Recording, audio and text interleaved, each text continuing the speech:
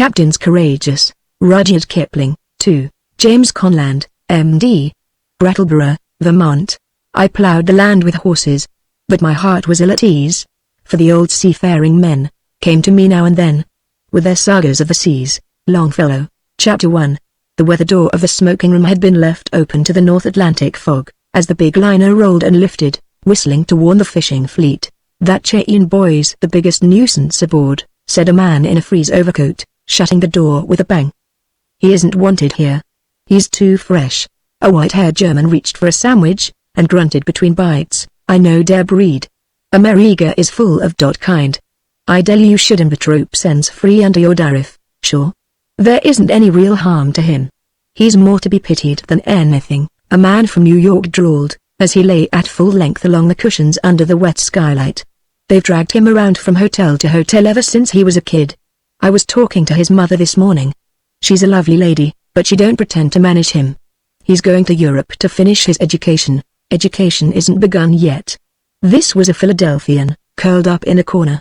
"That boy gets $200 a month pocket money," he told me. "He isn't 16 either." "Railroads, his father, ain't it?" said the German. "Yep. That and mines and lumber and shipping. Built one place at San Diego, the old man has, another at Los Angeles, owns half a dozen railroads, half the lumber on the Pacific slope, and lets his wife spend the money," the Philadelphian went on lazily. "The West don't suit her, she says. She just tracks around with the boy and her nerves, trying to find out what'll amuse him, I guess. Florida, Adirondacks, Lakewood, Hot Springs, New York, and round again. He isn't much more than a second-hand hotel clerk now. When he's finished in Europe he'll be a holy terror." "What's the matter with the old man attending to him personally?" said a voice from the frieze Ulster. "Old man's piling up the rocks. Don't want to be disturbed, I guess. He'll find out his error a few years from now. Pity, because there's a heap of good in the boy if you could get at it. MIT a rope's end, MIT a rope's end," growled the German. Once more the door banged, and a slight, slim-built boy perhaps 15 years old, a half-smoked cigarette hanging from one corner of his mouth, leaned in over the high footway. His pasty yellow complexion did not show well on a person of his years, and his look was a mixture of irresolution, bravado, and very cheap smartness. He was dressed in a cherry-colored blazer, knickerbockers, red stockings, and bicycle shoes, with a red flannel cap at the back of the head. After whistling between his teeth, as he eyed the company, he said in a loud, high voice, "Say, it's thick outside. You can hear the fish boats squawking all around us. Say, wouldn't it be great if we ran down one?" "Shut the door, Harvey," said the New Yorker. "Shut the door and stay outside. You're not wanted here." "Who'll stop me?" he answered, deliberately. "Did you pay for my passage, Mr. Martin? Guess I've as good right here as the next man." He picked up some dice from a checkerboard and began throwing, right hand against left. "Say, gentlemen, this is dead in mud. Can't we make a game of poker between us?" There was no answer, and he puffed his cigarette, swung his legs, and drummed on the table with rather dirty fingers. Then he pulled out a roll of bills as if to count them. "How's your mama this afternoon?" a man said. "I didn't see her at lunch. In her stateroom, I guess. She's most always sick on the ocean. I'm going to give the stewardess $15 for looking after her. I don't go down more than I can avoid. It makes me feel mysterious to pass that butler's pantry place. Say, this is the first time I've been on the ocean." "Oh, don't apologize, Harvey." "Who's apologizing?" "This is the first time I've crossed the ocean, gentlemen, and, except the first day, I haven't been sick one little bit. No, sir." He brought down his fist with a triumphant bang, wetted his finger, and went on counting the bills. "Oh, you're a high-grade machine, with the writing in plain sight," the Philadelphian yawned. "You'll blossom into a credit to your country if you don't take care. I know it. I'm an American, first, last, and all the time. I'll show 'em that when I strike Europe. Piff. My cig's out. I can't smoke the truck the steward sells. Any gentleman got a real Turkish cig on him?" The chief engineer entered for a moment, red, smiling, and wet. "Say, Mac," cried Harvey cheerfully, "how are we hitting it?" "Very much in the ordinary way," was the grave reply. "The young are as polite as ever to their elders, and their elders are e'en trying to appreciate it." A low chuckle came from a corner. The German opened his cigar case and handed a skinny black cigar to Harvey. "Is der proper apparatus to smoke, my young friend?" he said. You will dry it? Yes. Den you will be ever so happy. Harvey lit the unlovely thing with a flourish. He felt that he was getting on in grown-up society. It would take more than this to keel me over, he said, ignorant that he was lighting that terrible article, a wheeling stogie. We shall presently see, said the German. Where are we now, Mr. McDonnell? Just there or thereabouts, Mr. Schaefer, said the engineer. We'll be on the Grand Bank tonight, but in a general way of speaking, we're all among the fishing fleet now. We've shaved 3 dories and near scalped the boom off a Frenchman since noon, and that's close sailing, ye may say. You like my cigar, eh? The German asked, for Harvey's eyes were full of tears. Fine, full flavor, he answered through shut teeth. Guess we've slowed down a little, haven't we? I'll skip out and see what the log says. I might if I was you, said the German. Harvey staggered over the wet decks to the nearest rail.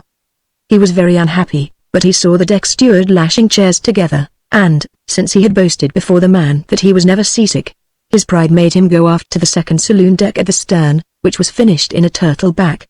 The deck was deserted, and he crawled to the extreme end of it, near the flagpole. There he doubled up in limp agony, for the wheeling stogie joined with the surge and jar of the screw to sieve out his soul. His head swelled, sparks of fire danced before his eyes, his body seemed to lose weight, while his heels wavered in the breeze. He was fainting from seasickness, and a roll of the ship tilted him over the rail onto the smooth lip of the turtle back.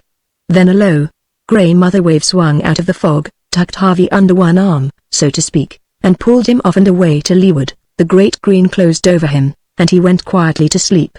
He was roused by the sound of a dinner horn such as they used to blow at a summer school he had once attended in the Adirondacks. Slowly he remembered that he was Harvey Cheyne, drowned and dead in mid-ocean, but was too weak to fit things together.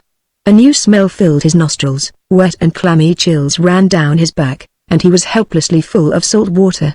When he opened his eyes, he perceived that he was still on the top of the sea, for it was running round him in silver-colored hills, and he was lying on a pile of half-dead fish, looking at a broad human back clothed in a blue jersey. It's no good, thought the boy.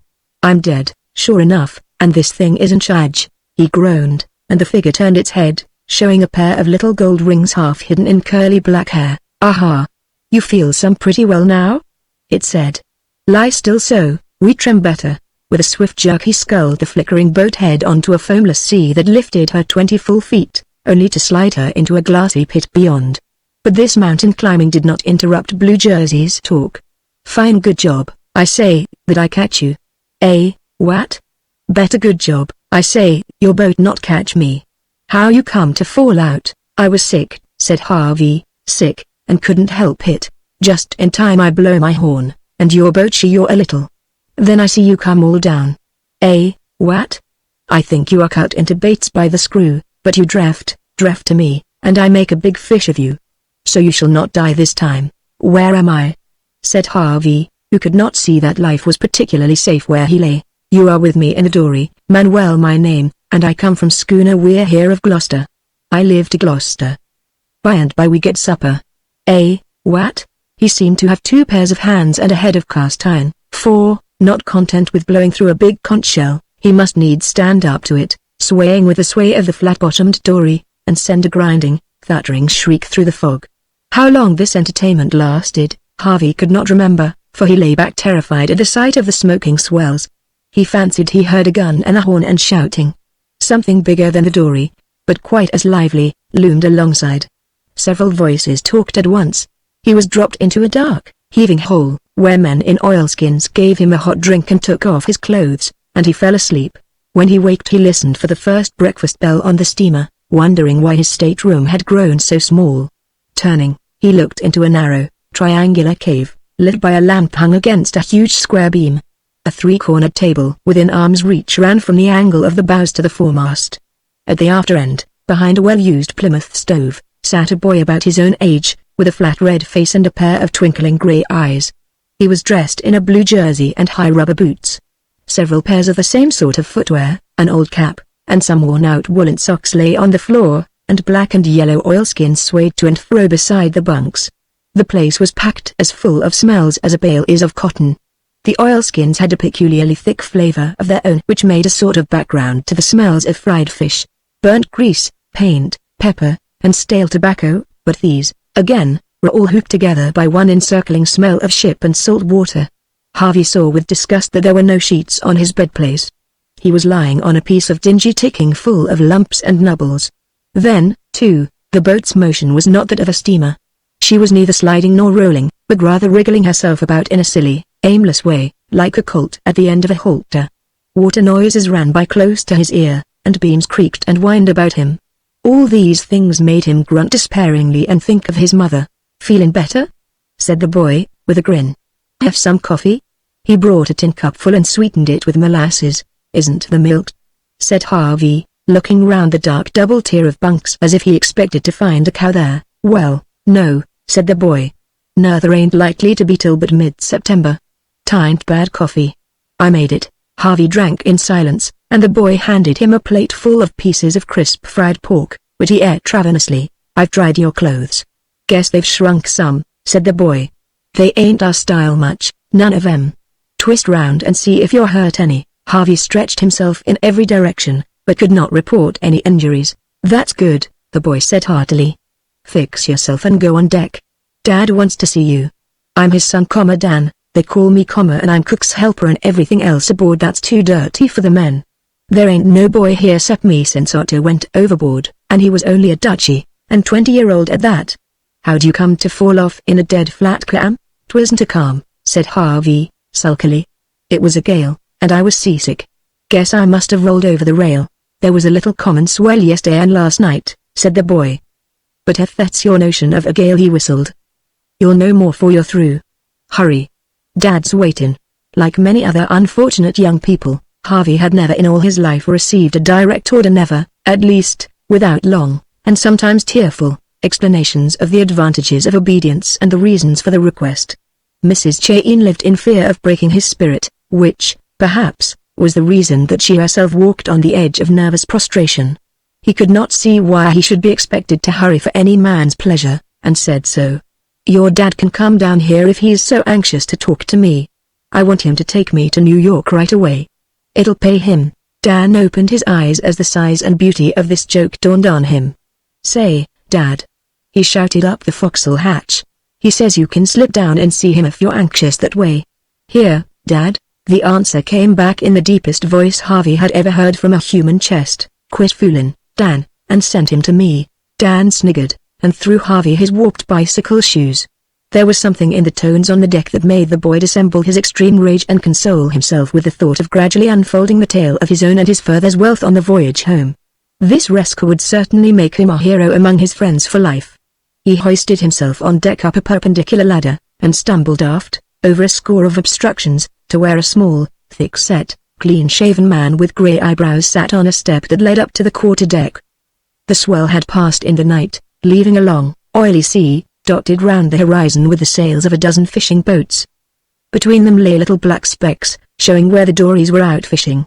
The schooner, with a triangular riding sail on the mainmast, played easily at anchor, and except for the man by the cabin roof, house they call it, she was deserted. "Mornin', good afternoon, I should say. You've nice lep the clock round, young fella," was the greeting. "Mornin'," said Harvey. He did not like being called young fella, and, as one rescued from drowning, expected sympathy. His mother suffered agonies whenever he got his feet wet, but this mariner did not seem excited. "Now let's hear all about it. It's quite providential, first and last, for all concerned. What might be your name? Where from?" "We mistrust it's New York, and where bound?" "We mistrust it's Europe." Harvey gave his name, the name of the steamer, and a short history of the accident, winding up with a demand to be taken back immediately to New York, where his father would pay anything anyone chose to name. "H.M.," said the shaven man, quite unmoved by the end of Harvey's speech. "I can't say we think special of any man, or boy even, that falls overboard from that kind o' packet in a flat calm. Least of all when his excuse is that he's seasick." "Excuse?" cried Harvey. "Do you suppose I'd fall overboard into your dirty little boat for fun? Not knowing what your notions o' fun may be, I can't rightly say, young fella. But if I was you, I wouldn't call the boat which, under Providence, was the means o' saving ye, names. In the first place, it's blame irreligious. In the second, it's annoying to my feelings, and I'm disco troop o' the Weir hero Gloucester, which you don't seem rightly to know." "I don't know and I don't care," said Harvey. I'm grateful enough for being saved and all that, of course. But I want you to understand that the sooner you take me back to New York the better it'll pay you. Meanin' how? Troop raised one shaggy eyebrow over a suspiciously mild blue eye. Dollars and cents, said Harvey, delighted to think that he was making an impression. Cold dollars and cents. He thrust a hand into a pocket, and threw out his stomach a little, which was his way of being grand. You've done the best day's work you ever did in your life when you pulled me in. I'm all the son Harvey Chain has. He's been favored, said Disco, dryly. And if you don't know who Harvey Chain is, you don't know much, that's all. Now turn her around and let's hurry. Harvey had notioned that the greater part of America was filled with people discussing and envying his father's dollars. Maybe I do, and maybe I don't. Take a reef in your stomach, young fella. It's full o' my victuals. Harvey heard a chuckle from Dan, who was pretending to be busy by the stump foremast, and blood rushed to his face. We'll pay for that too, he said. When do you suppose we shall get to New York? I don't use New York any. No, Boston. We may see Eastern Point about September, and your pa I'm real sorry I hain't heard tell of him may give me $10 after all your talk. Then o' course he mayn't. $10. Why, see here, Harvey dived into his pocket for the wad of bills. All he brought up was a soggy packet of cigarettes, not lawful currency, and bad for the lungs. Heave 'em overboard, young fella, and try again. It's been stolen, cried Harvey, hotly. You'll have to wait till you see your pa to reward me, then. $134 all stolen, said Harvey, hunting wildly through his pockets. Give them back. A curious change flitted across old Troop's hard face. What might you have been doing at your time o' life with $134, young fella? It was part of my pocket money for a month. This Harvey thought would be a knockdown blow, and it was indirectly. Oh. $134 is only part of his pocket money for 1 month only. You don't remember hitting anything when you fell over, do you? Crack again a stanchion, let's say. Old man Haskell know the east wind. Troop seemed to be talking to himself. He tripped on a hatch and butted the mainmast with his head hardish. But 3 weeks afterwards, old man Haskell he would have it that the east wind was a commerce destroyer in man-o'-war, and so he declared war on Sable Island because it was British, and the shoals run out too far. They sewed him up in a bed bag, his head and feet appearing, further rest o' the trip, and now he's to home in a six-plane with little rag dolls. Harvey choked with rage, but Troop went on consolingly, we're sorry for you. We're very sorry for you and so young. We won't say no more about the money, I guess. Course you won't. You stole it, suit yourself. We stole it if it's any comfort to you. Now, about going back. Alone we could do it, which we can't. You ain't in no fit state to go back to your home, and we've just come onto the banks, workin' for our bread. We don't see the half of $100 a month, let alone pocket money, and with good luck we'll be ashore again somewheres about the first week so September. But it's May now, and I can't stay here doing nothing just because you want to fish. I can't, I tell you. Right and jest and right. No one asks you to do nothing. There's a heap as you can do, for Otto he went overboard on Le Havre. I mistrust he lost his grip in a gale we found there. Anyways, he never come back to deny it. You've turned up, plain, plumb providential for all concerned. I mistrust, though, there's rather few things you can do. Ain't that so? I can make it lively for you and your crowd when we get ashore, said Harvey, with a vicious nod, murmuring vague threats about piracy, at which Troop almost not quite smiled, except talk. I'd forgot that. You ain't asked to talk more'n you've a mind to aboard the We're Here. Keep your eyes open, and help Dan to do as he's bid, and such like, and I'll give you ain't worth it, but I'll give 10.5 a month, say 35 at the end o' the trip. A little work will ease up your head, and you can tell us all about your dad and your ma and your money afterwards. She's on the steamer, said Harvey, his eyes filling with tears. Take me to New York at once, poor woman, poor woman. When she has you back she'll forget it all, though. There's 8 of us on the We're Here, and if we went back now it's more'n 1,000 mile we'd lose the season. The men they wouldn't have fit, and I was agreeable. But my father would make it all right, he'd try. I don't doubt he'd try, said Troop, but a whole season's catch is 8 men's bread, and you'll be better in your health when you see him in the fall. Go forward and help Dan. It's 10.5 a month, I said, and o' course, all fund, say me the rest o' us. Do you mean I'm to clean pots and pans and things? Said Harvey, and other things. You've no call to shout, young fella, I won't. My father will give you enough to buy this dirty little fish kettle. Harvey stamped on the deck 10 times over. If you take me to New York safe, and you're in 130 by me, anyhow. How? Said Troop, the iron face darkening. How? You know how, well enough. On top of all that, you want me to do menial work. Harvey was very proud of that adjective till the fall. I tell you I will not. You hear? Troop regarded the top of the mainmast with deep interest for a while, as Harvey harangued fiercely all around him. HSH. He said at last. I'm figuring out my responsibilities in my own mind. It's a matter of judgment. Dan stole up and plucked Harvey by the elbow. Don't go to tampering with Dad anymore, he pleaded. You've called him a thief 2 or 3 times over, and you don't take that from any living being. I won't. Harvey almost shrieked, disregarding the advice, and still Troop meditated. Seems kinda unneighborly, he said at last, his eye traveling down to Harvey. I don't blame you, not a mite, young feeler, nor you won't blame me when the bile's out o' your system. Be sure you sense what I say? 10.5 fur second boy on the schooner and all found fur to teach you and for the sake o' your health. Yes or no? No, said Harvey. Take me back to New York or I'll see you. He did not exactly remember what followed. He was lying in the scuppers, holding on to a nose that bled while Troop looked down on him serenely. Dan, he said to his son, I was sot agin this young feeler when I first saw him on account o' hasty judgments. Never you be led astray by hasty judgments, Dan. Now I'm sorry for him, because he's clear distracted in his upper works. He ain't responsible for the names he's give me, nor for his other statements nor for jumping overboard, which I'm about half convinced he did. You be gentle with him, Dan, or I'll give you twice what I've give him. Them hemorrhages clears the head. Let him sluice it off. Troop went down solemnly into the cabin, where he and the older men bunked, leaving Dan to comfort the luckless heir to 30 millions. Chapter 2. I warned ye, said Dan, as the drops fell thick and fast on the dark, oiled planking. Dad ain't now's hasty, but you fair earned it. Sure? There's no sense talking on so.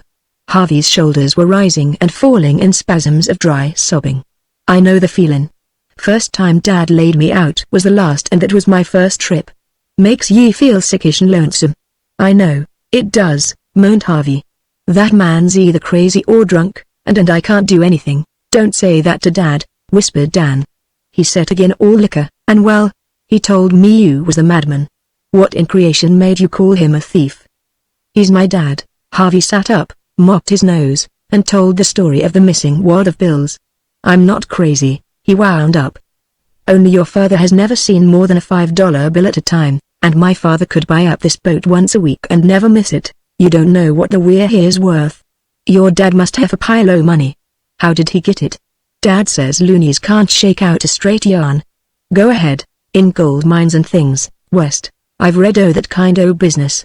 Out west, too? Does he go around with a pistol on a trick pony, same as the circus? They call that the Wild West, and I've heard that their spurs and bridles was solid silver. You are a chump, said Harvey, amused in spite of himself. My father hasn't any use for ponies. When he wants to ride he takes his car. How? Lobster car? No. His own private car, of course. You've seen a private car sometime in your life? Slate & Beeman he has one, said Dan, cautiously.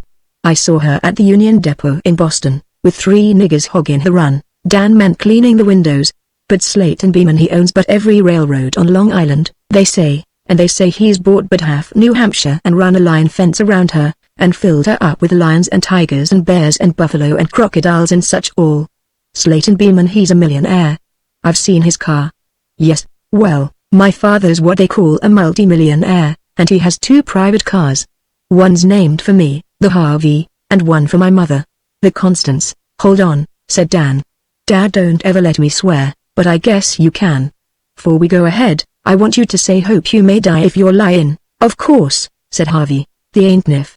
Say, hope I may die if I ain't speaking truth. Hope I may die right here, said Harvey, if every word I've spoken isn't the cold truth. $134 in all? Said Dan. I heard ye talking to Dad, and I half looked you'd be swallowed up, same's Jonah. Harvey protested himself red in the face.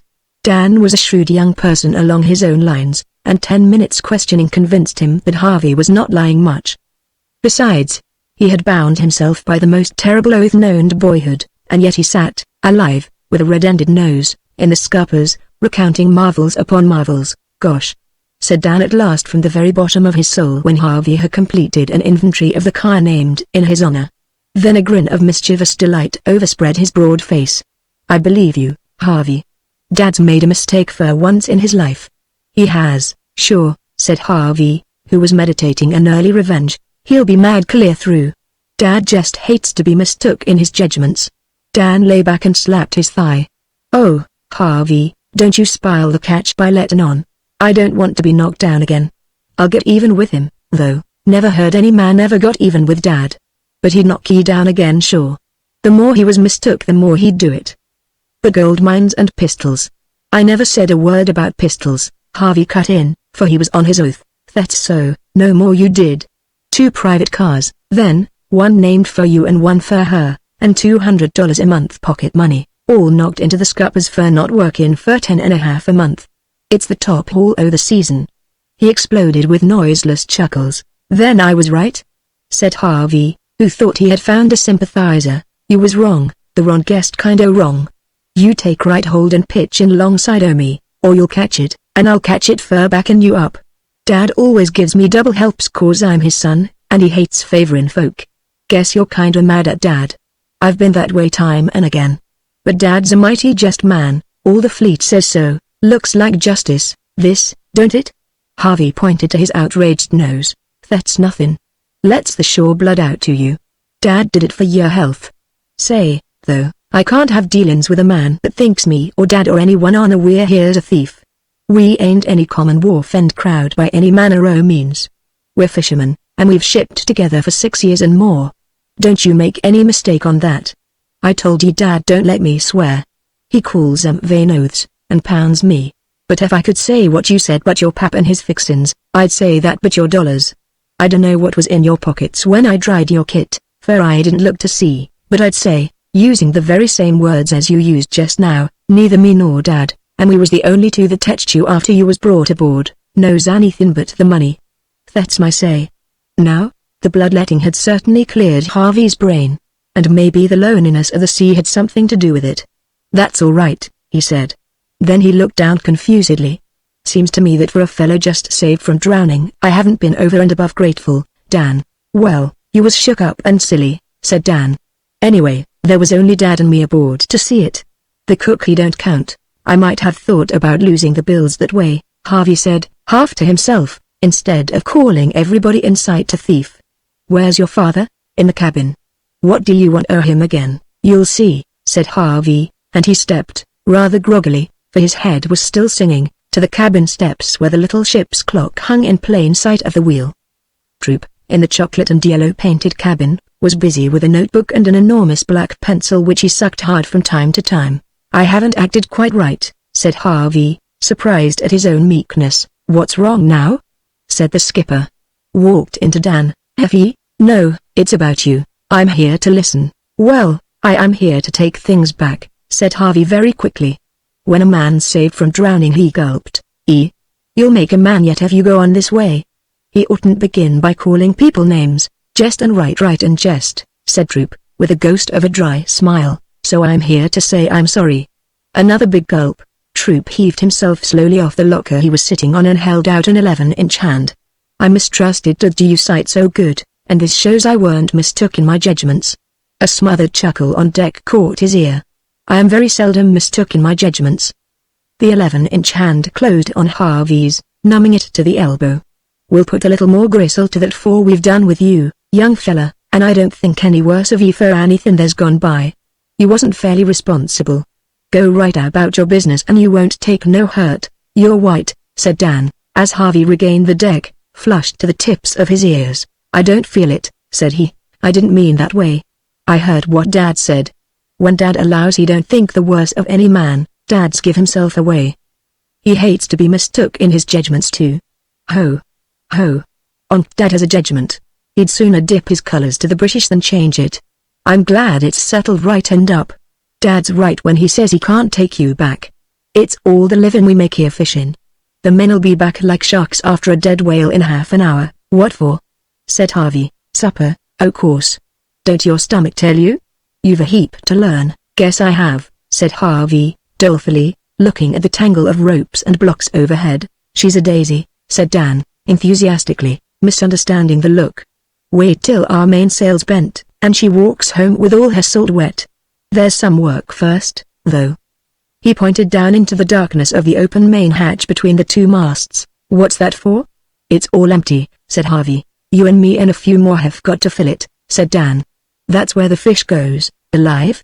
said Harvey. "Well, no. They're so's to be rather dead and flat and salt.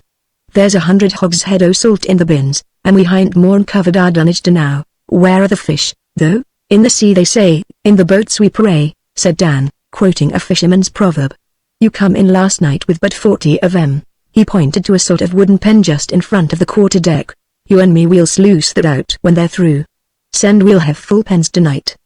I've seen her down half a foot with fish waiting to clean, and we stood to the tables till we was splin ourselves instead o' them, we was so sleepy." "Yes, they're comin' now." Dan looked over the low bulwarks at half a dozen dories rowing towards them over the shining, silky sea. "I've never seen the sea from so low down," said Harvey. "It's fine." The low sun made the water all purple and pinkish, with golden lights on the barrels of the long swells, and blue and green mackerel shades in the hollows. Each schooner in sight seemed to be pulling her dories towards her by invisible strings, and the little black figures in the tiny boats pulled like clockwork toys. "They've struck on good," said Dan, between his half-shut eyes. "Manuel hind room for another fish. Low as a lily pad in still water, and need he? Which is Manuel? I don't see how you can tell him way off, as you do. Last boat to the south'ard. He found you last night," said Dan, pointing. "Manuel Rose Portuguese, ye can't mistake him. East o' him he's a heap better'n he roses Pennsylvania. Loaded with sailoritis, by the looks of him. East o' him see how pretty they string out all along with the humpy shoulders, is Long Jack. He's a Galway man inhabit in South Boston, where they all live mostly, and mostly them Galway men are good in a boat. North, away yonder you'll hear him tune up in a minute is Tom Platt. Man o' war's man he was on the old Ohio first of our Navy, he says, to go around the Horn. He never talks of much else, 'cept when he sings, but he has fair fishin' luck. There. What did I tell you? A melodious bellow stole across the water from the northern dory.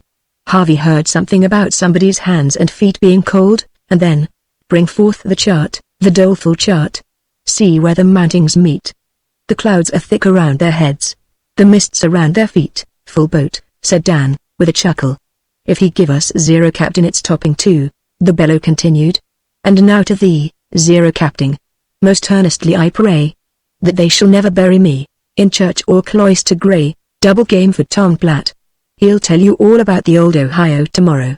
See that blue dory behind him? He's my uncle, Dad's own brother, and if there's any bad luck loose on the banks she'll fetch up agin Uncle Salters, sure. Look how tender he's rowing. I'll lay my wage and share he's the only man stung up today, and he's stung up good." "What'll sting him?" said Harvey, getting interested. "Strawberries, mostly. Pumpkins, sometimes, and sometimes lemons and cucumbers. Yes, he's stung up from his elbows down. That man's luck's perfectly paralyzing. Now we'll take a hold o' the tackles and hist him in. Is it true what you told me just now, that you never done a hand's turn o' work in all your born life? Must feel kinda awful, don't it?" "I'm going to try to work, anyway," Harvey replied stoutly. "Only it's all dead new. Lay a hold o' that tackle, then. Behind ye." Harvey grabbed at a rope and long iron hook dangling from one of the stays of the mainmast, while Dan pulled down another that ran from something he called a topping lift, as Manuel drew alongside in his loaded dory. The Portuguese smiled a brilliant smile that Harvey learned to know well later, and with a short-handled fork began to throw fish into the pen on deck. 231, he shouted. "Give him the hook," said Dan, and Harvey ran it into Manuel's hands. He slipped it through a loop of rope at the dory's bow, caught Dan's tackle, hooked it to the stern becket, and clambered into the schooner. "Pull!" shouted Dan, and Harvey pulled, astonished to find how easily the dory rose. "Hold on, she don't nest in the cross trees." Dan laughed, and Harvey held on, for the boat lay in the air above his head. "Lower away," Dan shouted, and as Harvey lowered, Dan swayed the light boat with one hand till it landed softly just behind the mainmast. "They don't weigh nothing empty. That was right smart for a passenger.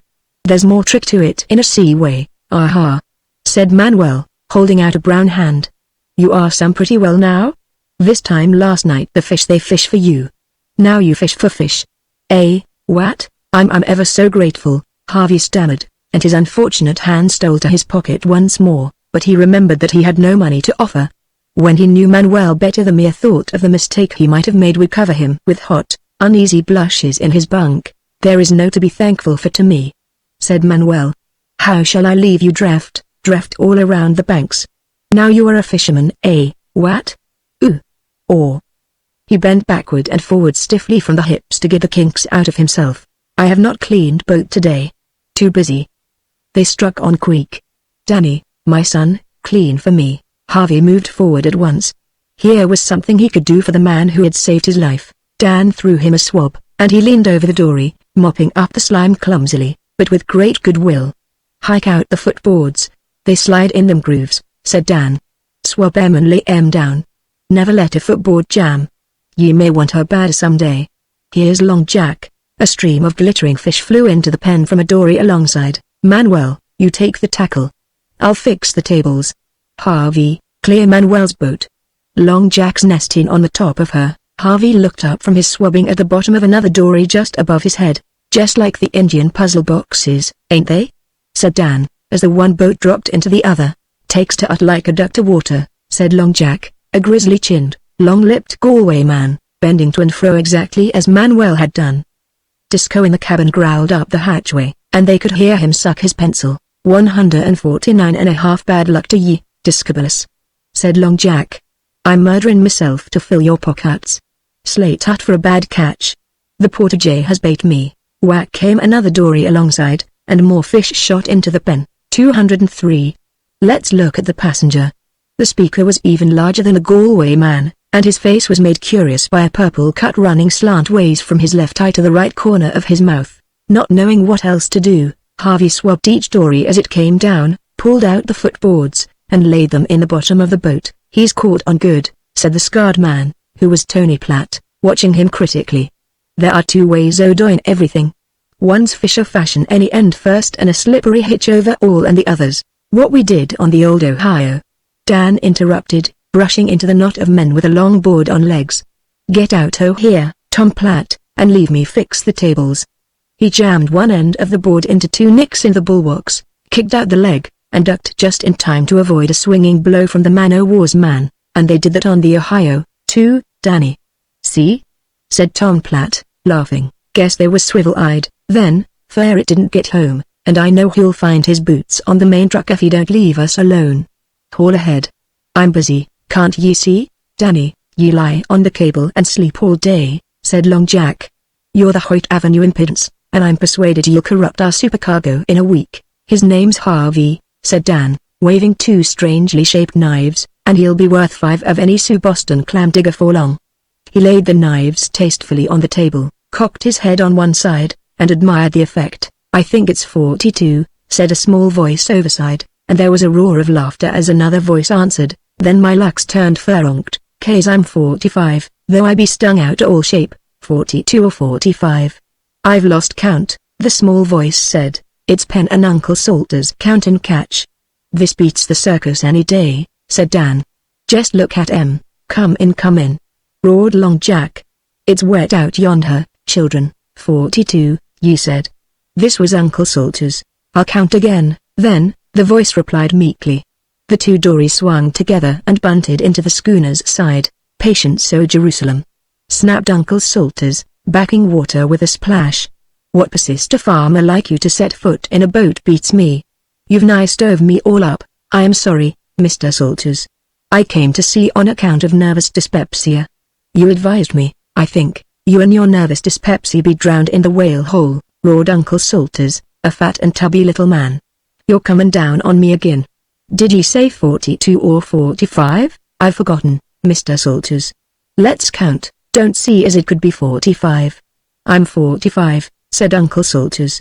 You count careful, Pennsylvania. Disco Troop came out of the cabin. Salters, you pitch your fish in now at once, he said in the tone of authority. Don't spile the catch, Dad, Dan murmured. Them two are only just beginning. Mother Avenue delight. He's forking them one by one, howled Long Jack, as Uncle Salters got to work laboriously, the little man in the other dory counting a line of notches on the gunwale. "That was last week's catch," he said, looking up plaintively. His forefinger where he had left off, Manuel nudged Dan, who darted to the after tackle, and, leaning far overside, slipped the hook into the stern rope as Manuel made her fast forward. The others pulled gallantly and swung the boat in man, fish, and all. 1, 2, 4, 9, said Tom Platt, counting with a practiced eye. 47. "Pen, you're it." Dan let the after tackle run, and slid him out of the stern onto the deck amid a torrent of his own fish. "Hold on," roared Uncle Salters, bobbing by the waist. "Hold on, I'm a bit mixed in my count." He had no time to protest, but was hove inboard and treated like Pennsylvania. 41, said Tom Platt. "Beat by a farmer, Salters. And you such a sailor, too." "'Twin't fair count," said he, stumbling out of the pen, "and I'm stung up all to pieces." His thick hands were puffy and mottled purpley white. "Some folks will find strawberry bottom," said Dan, addressing the newly risen moon, "if they have to dive for it, seems to me. And others," said Uncle Salters, "eats the fat o' the land in sloth, and mocks their own bloodkin. Seat ye. Seat ye." A voice Harvey had not heard called from the forecastle. Disco Troop, Tom Platt, Long Jack, and Salters went forward on the word. Little Ben bent above his square deep-sea reel and the tangled cod lines. Manuel lay down full length on the deck, and Dan dropped into the hold, where Harvey heard him banging casks with a hammer. "Salt," he said, returning. "Soon as we're through supper we get to dressing down. You'll pitch to Dad. Tom Platt and Dad they stow together, and you'll hear 'em arguing. We're second half, you and me and Manuel and Pen the youth and beauty o' the boat. What's the good of that?" said Harvey. "I'm hungry. They'll be through in a minute. Suff. She smells good tonight. Dad ships a good cook if he do suffer with his brother. It's a full catch today, a need it?" He pointed at the pens piled high with cod. "What water did ye have, Manuel?" 25 farther, said the Portuguese, sleepily. "They strike on good and quick. Some day I show you, Harvey." The moon was beginning to walk on the still sea before the elder men came aft. The cook had no need to cry second half. Dan and Manuel were down the hatch under table ere Tom Platt, last and the most deliberate of the elders, had finished wiping his mouth with the back of his hand. Harvey followed Pen, and sat down before a tin pan of cod's tongues and sounds, mixed with scraps of pork and fried potato, a loaf of hot bread, and some black and powerful coffee. Hungry as they were, they waited while Pennsylvania solemnly asked a blessing. Then they stoked in silence till Dan drew a breath over his tin cup and demanded of Harvey how he felt. "Most full, but there's just room for another piece." The cook was a huge, jet-black Negro, and, unlike all the Negroes Harvey had met, did not talk, contenting himself with smiles and dumb show invitations to eat more. "See, Harvey," said Dan, rapping with his fork on the table, "it's just as I said.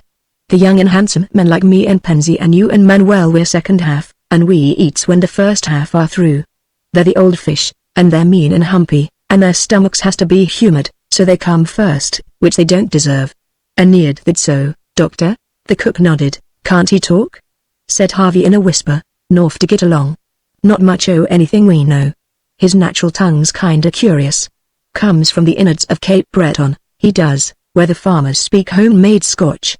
Cape Breton's full o' niggers whose folk run in that narrow, and they talk like farmers all huffy-chuffy." "That is not Scotch," said Pennsylvania.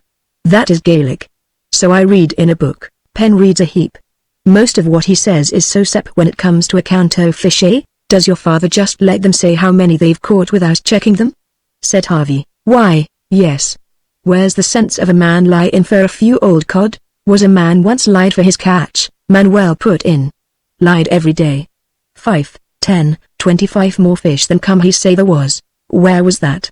said Dan. "None o' our folk, Frenchmen of Anquil, are. Them West Shore Frenchmen don't count anyway. Stands to reason they can't count if you run across any of their soft hooks." "Harvey, you'll know why," said Dan, with an awful contempt. "Always more and never less. Every time we come to dress." Long Jack roared down the hatch, and the second half scrambled up at once. The shadow of the masts and rigging, with the never-furled riding sail, rolled to and fro on the heaving deck in the moonlight, and the pile of fish by the stern shone like a dump of fluid silver. In the hold there were tramplings and rumblings where Disco Troop and Tom Platt moved among the salt bins. Dan passed Harvey a pitchfork, and led him to the inboard end of the rough table, where Uncle Salters was drumming impatiently with a knife haft. A tub of salt water lay at his feet. "You pitch to Dan and Tom Platt down the hatch, and take care Uncle Salters don't cut your eye out," said Dan, swinging himself into the hold. "I'll pass salt below." Penn and Manuel stood knee-deep among cod in a pen, flourishing drawn knives. Long Jack, a basket at his feet and mittens on his hands, faced Uncle Salters at the table, and Harvey stared at the pitchfork and the tub. "Hi!" shouted Manuel, stooping to the fish, and bringing one up with a finger under its gill and a finger in its eyes.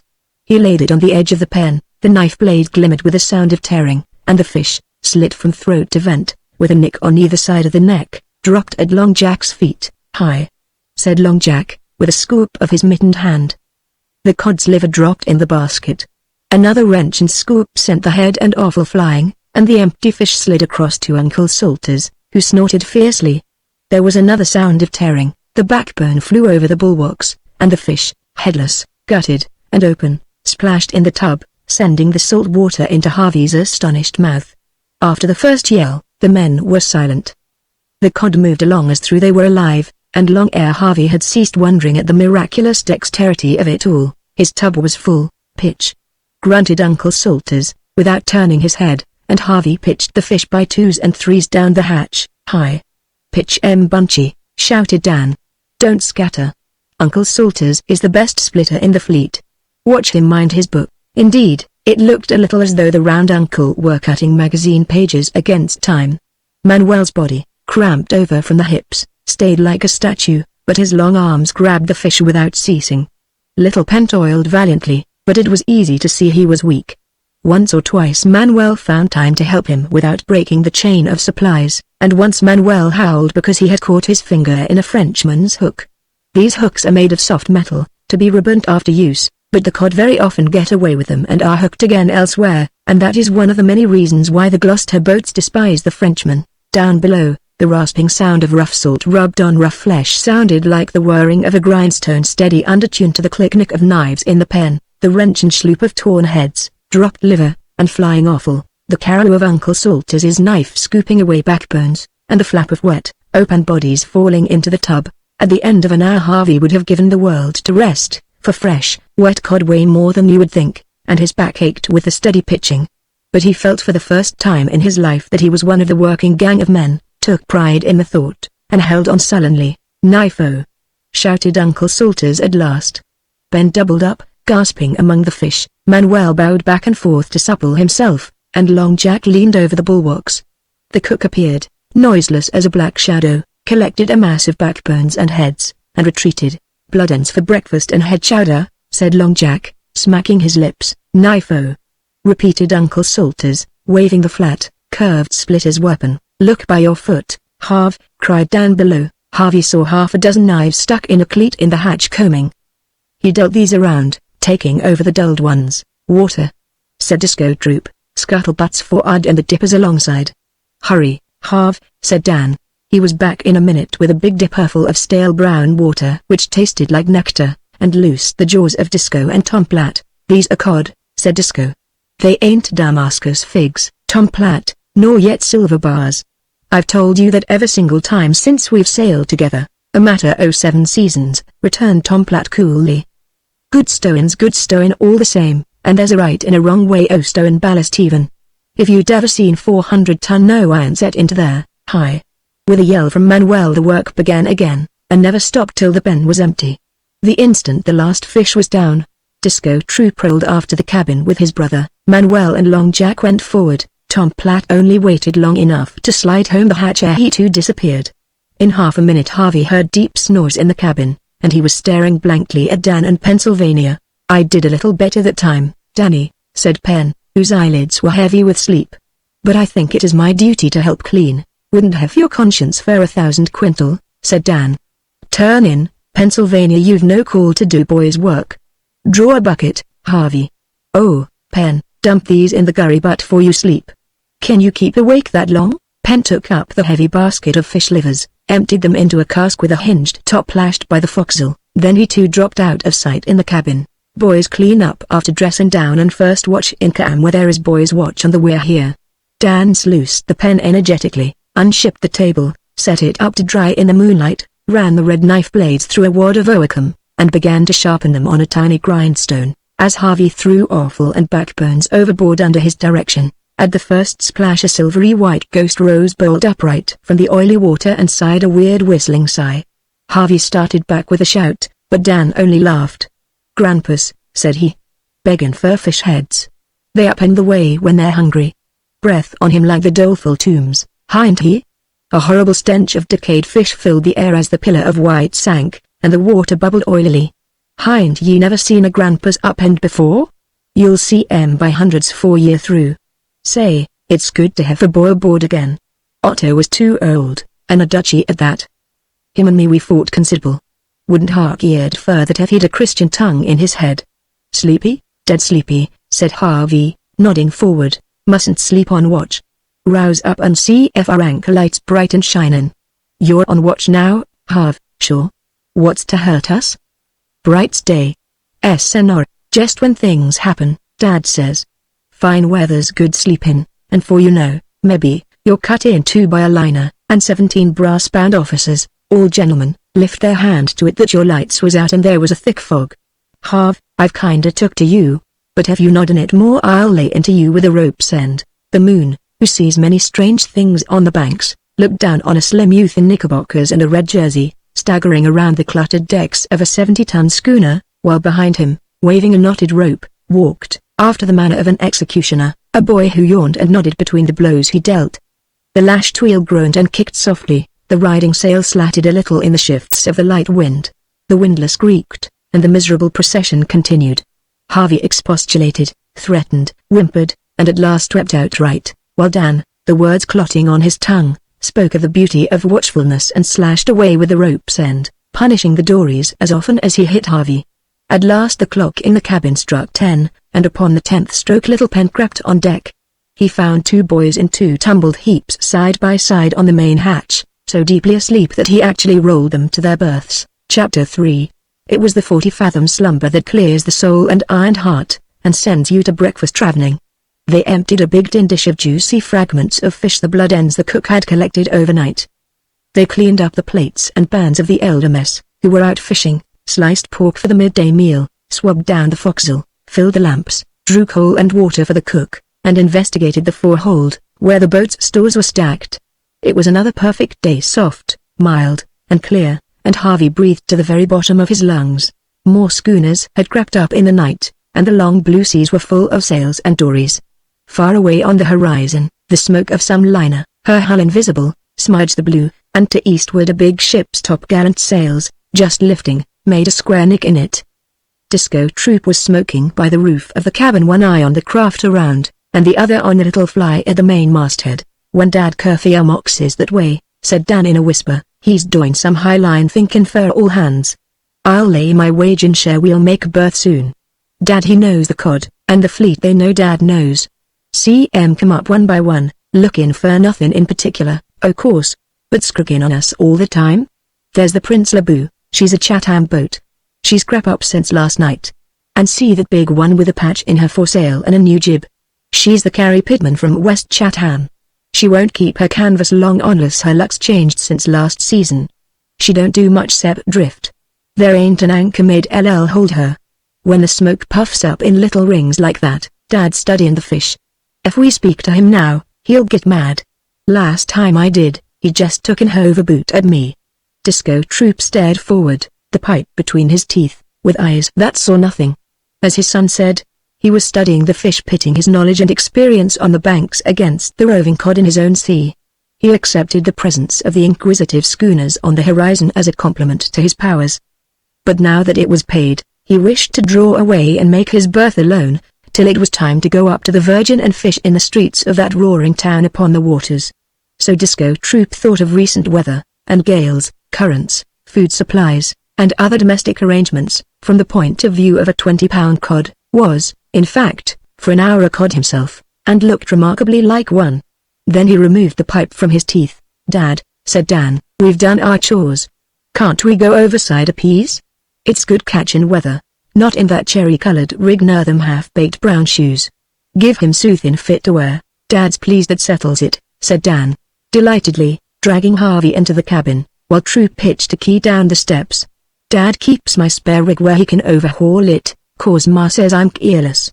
He rummaged through a locker, and in less than 3 minutes Harvey was adorned with fisherman's rubber boots that came half up his thigh, a heavy blue jersey well donned at the elbows, a pair of nippers, and a sou'wester. "Now you look something like," said Dan.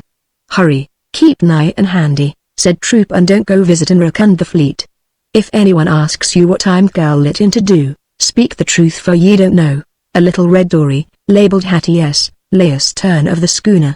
Dan hauled in the painter, and dropped lightly onto the bottom boards, while Harvey tumbled clumsily after. "That's no way o' getting into a boat," said Dan. "If there was any sea you'd go to the bottom, sure. You got to learn to meet her." Dan fitted the thole pins, took the forward thwart and watched Harvey's work. The boy had rowed, in a ladylike fashion, on the Adirondack bonds, but there is a difference between squeaking pins and well-balanced troughlocks, light sculls and stubby, 8-foot sea oars.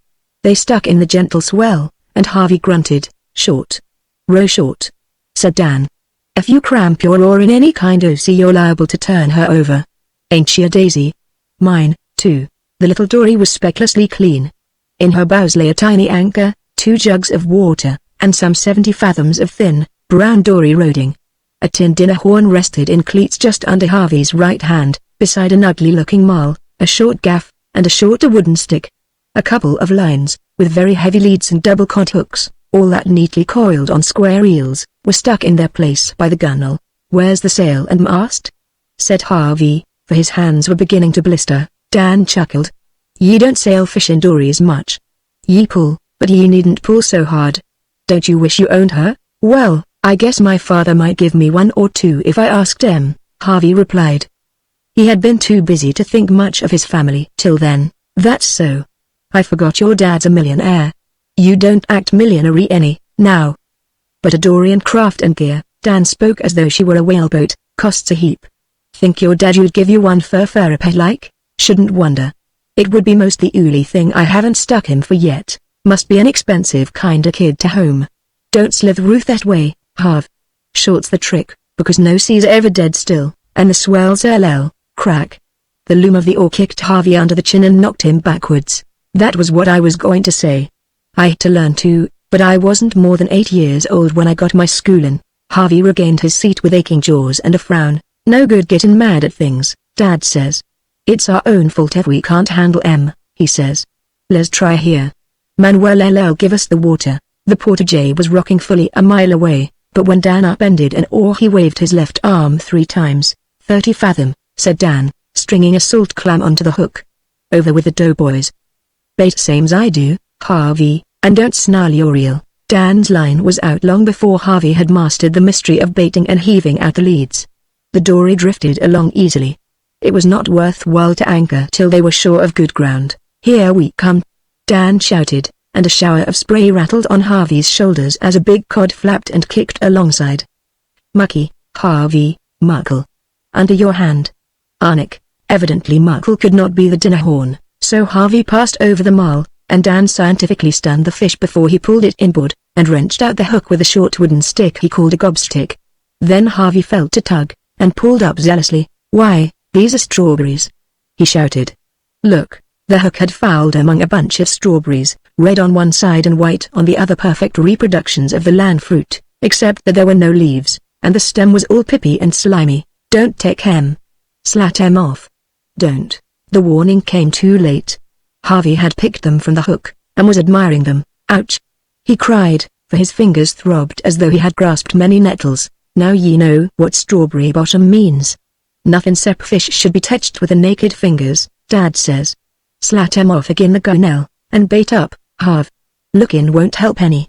It's all in the wages." Harvey smiled at the thought of his $10.50 a month, and wondered what his mother would say if she could see him hanging over the edge of a fishing dory in mid-ocean. She suffered agonies whenever he went out on Saranac Lake, and, by the way, Harvey remembered distinctly that he used to laugh at her anxieties. Suddenly the line flashed through his hand, stinging even through the nippers, the woolen circlets supposed to protect it. "He's a logie. Give him room according to his strength," cried Dan. "I'll help ye." "No, you won't," Harvey snapped, as he hung on to the line. "It's my first fish." "Is it a whale? Halibut, maybe?" Dan peered down into the water alongside, and flourished the big muckle, ready for all chances. Something white and oval flickered and fluttered through the green. "I'll lay my wage and share he's over 100. Are you so everlasting anxious to land him alone?" Harvey's knuckles were raw and bleeding where they had been hanged against the gunwale. His face was purple-blue between excitement and exertion. He dripped with sweat, and was half-blinded from staring at the circling sunlit ripples about the swiftly moving line.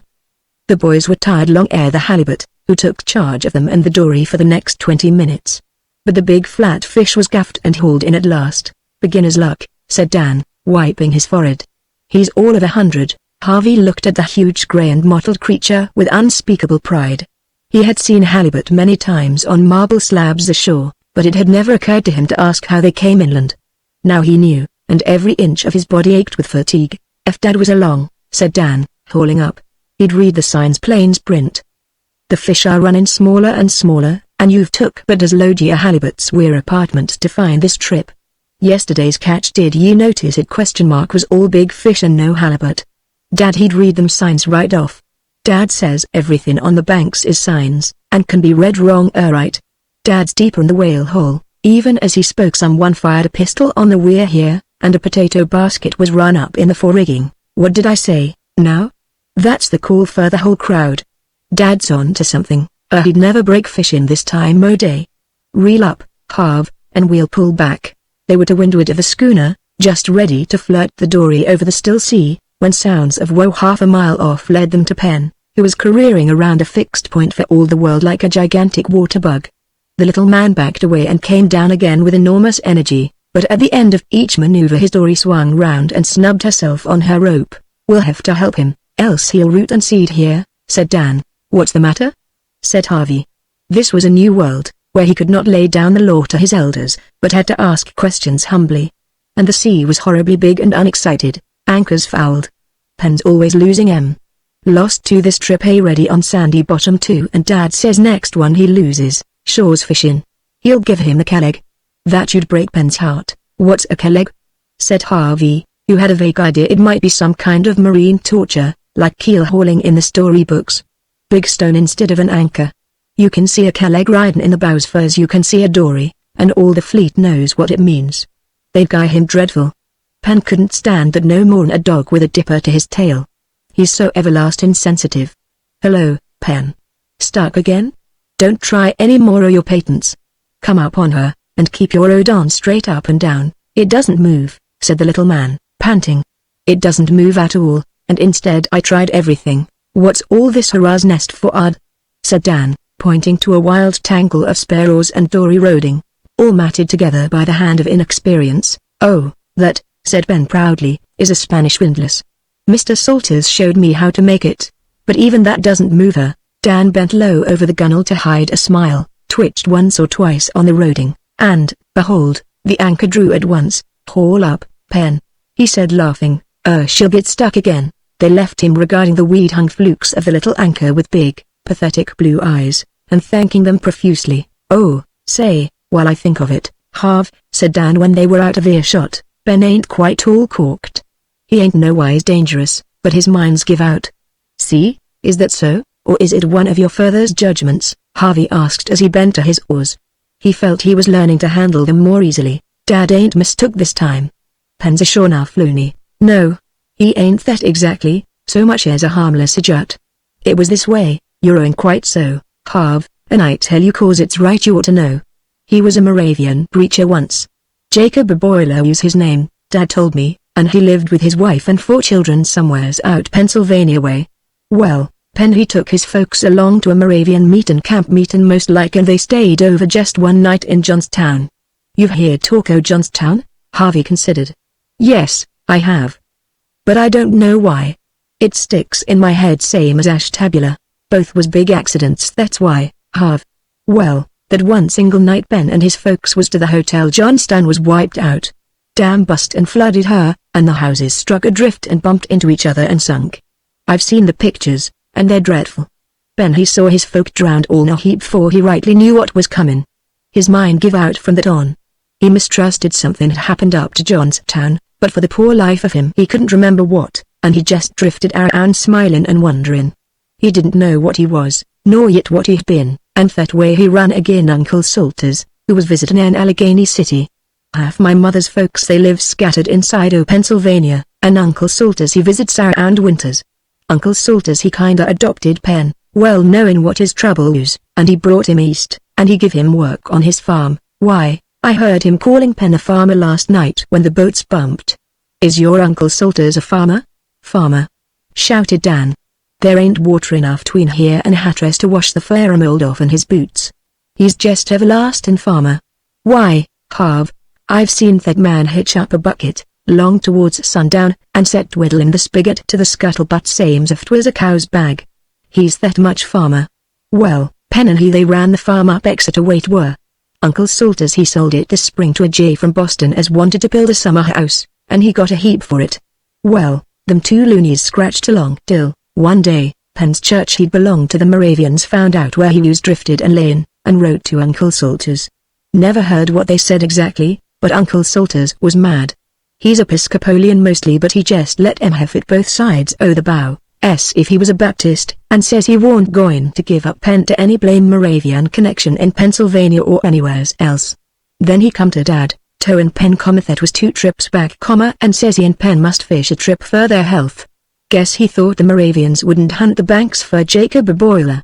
Dad was agreeable, for Uncle Salters he'd been fishin' off and on for 30 years, when he warn't inventin' patent manures, and he took quarter share in the weir here, and the trip done Penn so much good, Dad made a habit o' talkin' him. Someday, Dad says, he'll remember his wife and kids in Johnstown, and then, like as not, he'll die, Dad says.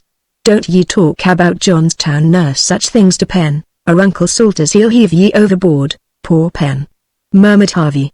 I shouldn't ever have thought Uncle Salters cared for him by the look of them together. I like Penn, though, we all do, said Dan. We ought to give him a tow. But I wanted to tell ye first. They were close to the schooner now, the other boat's a little behind them. You needn't heave in the dories till after dinner, said Troop from the deck. We'll dress down right off. Fix table, boys, deeper in the whale deep, said Dan, with a wink, as he set the gear for dressing down. Look at them boats that have fetched up since mornin'. They're all waitin' on Dad. See 'em, Harv, they are all alike to me. And indeed to a landsman, the nodding schooners around seemed run from the same mold. They ain't, though. That yaller, dirty packet with her bowsprit steved that way, she's the Hope of Prague. Nick Brady's her skipper. The meanest man on the banks. We'll tell him so when we strike the main ledge. Way off yonder's the Day's Eye. The 2 Geralds own her. She's from Harwich, fastish, too, and has good luck, but Dad he'd find fish in a graveyard. The mother 3, side along, they're the Margie Smith, Rose, and Edith S. Whalen, all from home. Guess we'll see the Abby M. Deering tomorrow, Dad, won't we? They're all slippin' over from the Shallow. You won't see many boats tomorrow, Danny. When Troop called his son Danny, it was a sign that the old man was pleased. Boys, we're too crowded, he went on, addressing the crew as they clambered inboard. We'll leave them to bait big and catch small. He looked at the catch in the pen, and it was curious to see how little and level the fish ran. Save for Harvey's halibut, there was nothing over 15 pounds on deck. I'm waiting on the weather, he added. Ye'll have to make it yourself, Disco, for there's no sign I can see, said Long Jack, sweeping the clear horizon. And yet, half an hour later, as they were dressing down, the bank fog dropped on them, between fish and fish, as they say. It drove steadily and in wreaths, curling and smoking along the colorless water. The men stopped dressing down without a word. Long Jack and Uncle Salters slipped the windlass brakes into their sockets, and began to heave up the anchor, the windlass jarring as the wet hempen cable strained on the barrel. Manuel and Tom Platt gave a hand at the last. The anchor came up with a sob, and the riding sail bellied as Troop steadied her at the wheel. Up jib and foresail, said he. Slip 'em in the smother, shouted Long Jack, making fast the jib sheet, while the others raised the clacking, rattling rings of the foresail, and the foreboom creaked as the weir here looked up into the wind and dived off into blank, whirling white. There's wind behind this fog, said Troop. It was wonderful beyond words to Harvey, and the most wonderful part was that he heard no orders except an occasional grunt from Troop, ending with, "That's good, my son. Never seen anchor weighed before?" said Tom Platt, to Harvey gaping at the damp canvas of the foresail. "No. Where are we going? Fish and make berth, as you'll find out for you've been a week aboard. It's all new to you, but we never know what may come to us. Now, take me Tom Platt. I'd never have thought. It's better than $14 a month and a bullet in your belly, said Troop, from the wheel. Ease your jumbo a grind. Dollars and cents better, returned the man-o'-war's man, doing something to a big jib with a wooden spar tied to it. But we didn't think that when we manned the windlass brakes on the Miss Jimba, one outside Beaufort Harbor, with Fort Macon heaven hot shot at our stern, and a living gale atop of all. Where was you then, Disco? Just here, or hereabouts, Disco replied, earning my bread on the deep waters, and dog and red privateers. Sorry I can't accommodate you with red hot shot, Tom Platt, but I guess we'll come out all right on wind 'fore we see Eastern Point. There was an incessant slapping and chatter at the bows now, varied by a solid thud and a little spout of spray that clattered down on the forecastle. The rigging dripped clammy drops, and the men lounged along the lee of the house, all save Uncle Salters, who sat stiffly on the main hatch nursing his stung hands. Guess she'd carry staysail, said Disco, rolling one eye at his brother. Guess she wouldn't do any sort of profit. What's the sense o' wastin' canvas? The farmer sailor replied. The wheel twitched almost imperceptibly in Disco's hands. A few seconds later a hissing wave top slashed diagonally across the boat, smote Uncle Salters between the shoulders, and drenched him from head to foot. He rose sputtering, and went forward only to catch another. See Dad chase him all around the deck, said Dan. Uncle Salters he thinks his quarter shares our canvas. Dad's put the stuck-in act up on him 2 trips running. Hi. That found him where he feeds. Uncle Salters had taken refuge by the foremast, but a wave slapped him over the knees. Disco's face was as blank as the circle of the wheel. Guess she'd lie easier under staysail, Salters, said Disco, as though he had seen nothing. Set your old kite, then, roared the victim through a cloud of spray, only don't lay it to me if anything happens. Pen, you go below right off and get your coffee. You ought to have more sense than to bum around on deck this weather. Now they'll swill coffee and play checkers till the cows come home, said Dan, as Uncle Salters hustled Ben into the fore cabin. Looks to me like's if we'd all be doin' so fair a spell. There's nothin' in creation dead a limpsy idle and a banker when she ain't on fish. I'm glad ye spoke, Danny, cried Long Jack, who had been casting around in search of amusement. I'd deem forgot we'd a passenger under that T-Wharf hat. There's no idleness for them that don't know their ropes. Pass him along, Tom Platt, and we'll learn him. Timed my trick this time, grinned Dan. You've got to go it alone. Dad learned me with a rope's end. For an hour Long Jack walked his prey up and down, teaching, as he said, things at the sea that every man must know, blind, drunk, or asleep. There is not much gear to a 70-ton schooner with a stump foremast, but Long Jack had a gift of expression. When he wished to draw Harvey's attention to the peak halyards, he dug his knuckles into the back of the boy's neck and kept him at gaze for half a minute. He emphasized the difference between fore and aft generally by rubbing Harvey's nose along a few feet of the boom, and the lead of each rope was fixed in Harvey's mind by the end of the rope itself. The lesson would have been easier had the deck been at all free, but there appeared to be a place on it for everything and anything except a man. Forward lay the windlass and its tackle, with the chain and hemp cables, all very unpleasant to trip over, the forecastle stovepipe, and the gurry butts by the forecastle hatch to hold the fish livers. Aft of these the foreboom and booby of the main hatch took all the space that it was not needed for the pumps and dressing pens. Then came the nests of dories lashed to ring bolts by the quarter-deck, the house, with tubs and oddments slashed all around it, and, last, the 60-foot main boom in its crutch, splitting things lengthwise, to duck and dodge under every time. Tom Platt, of course, could not keep his oar out of the business, but ranged alongside with enormous and unnecessary descriptions of sails and spars on the old Ohio. Never mind what he says, at into me, innocence. Tom Platt, this ballyhoo's not the Ohio, and you're mixing the boy bad. He'll be ruined for life, beginning on a fore and after this way, Tom Platt pleaded. Give him a chance to know a few leading principles. Sailin's an art, Harvey, as I'd show you if I had ye in the foretop other, I know what. Ye talk him dead and cowled. Silence, Tom Platt. Now, after all I've said, how'd you reef the foresail, Harv?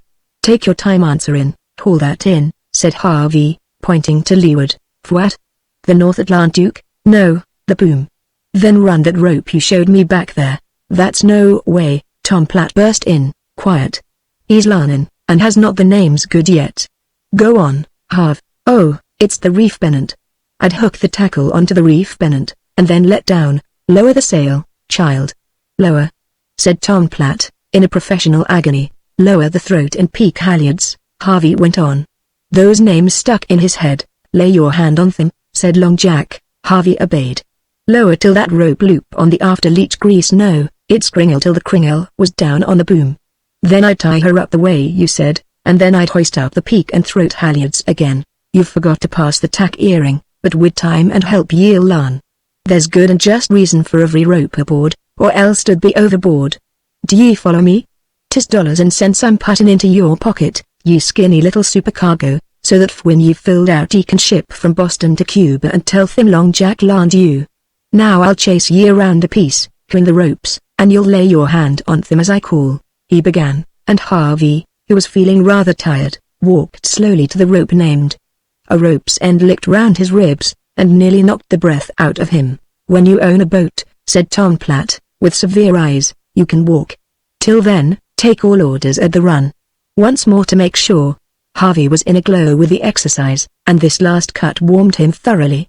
Now he was a singularly smart boy, the son of a very clever man and a very sensitive woman, with a fine resolute temper that systematic spoiling had nearly turned to mulish obstinacy.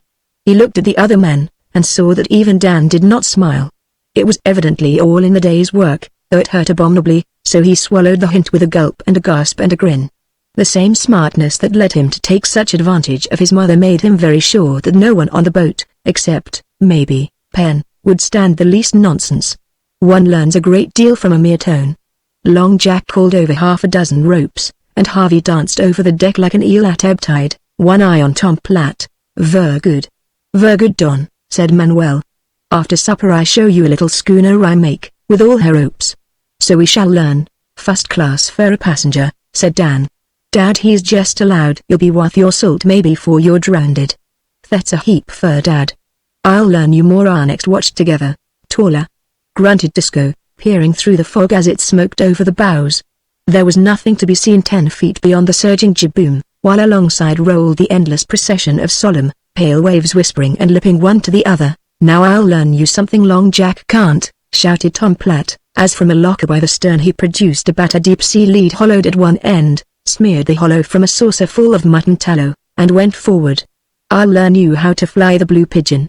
Shoo! Disco did something to the wheel that checked the schooner's way, while Manuel, with Harvey to help, and a proud boy was Harvey, let down the jib in a lump on the boom. The lead sung a deep droning song as Tom Platt whirled it round and round. Go ahead, man, said Long Jack, impatiently. We're not drawing 25 foot off Fire Island in a fog. There's no trick to it. Don't be jealous, Galway. The released lead plopped into the sea far ahead as the schooner surged slowly forward. Soundin' is a trick, though, said Dan, when your dipsy leads all the eye you're like to have for a week. What do you make it, Dad? Disco's face relaxed. His skill and honor were involved in the march he had stolen on the rest of the fleet, and he had his reputation as a master artist who knew the banks blindfold. 60, maybe if I'm any judge, he replied, with a glance at the tiny compass in the window of the house. 60, sang out Tom Platt, hauling in great wet coils. The schooner gathered way once more. Heave, said Disco, after a quarter of an hour. What do you make it? Dan whispered, and he looked at Harvey proudly. But Harvey was too proud of his own performances to be impressed just then. 50, said the father. I mistrust we're right over the Nico Green Bank on old 60-50, 50. Roared Tom Platt. They could scarcely see him through the fog. She's bust within a yard like the shells at Fort Macon. Bait up, Harv, said Dan, diving for a line on the reel. The schooner seemed to be straying promiscuously through the smother, her headsail banging wildly. The men waited and looked at the boys who began fishing. Hook. Dan's lines twitched on the scored and scarred rail. Now how in thunder did Dad know? Help us here, Harv. It's a big un. Boke hooked, too. They hauled together, and landed a goggle-eyed 20-pound cod. He had taken the bait right into his stomach. Why, he's all covered with little crabs, cried Harvey, turning him over. By the great hook block, they're lousy already, said Long Jack.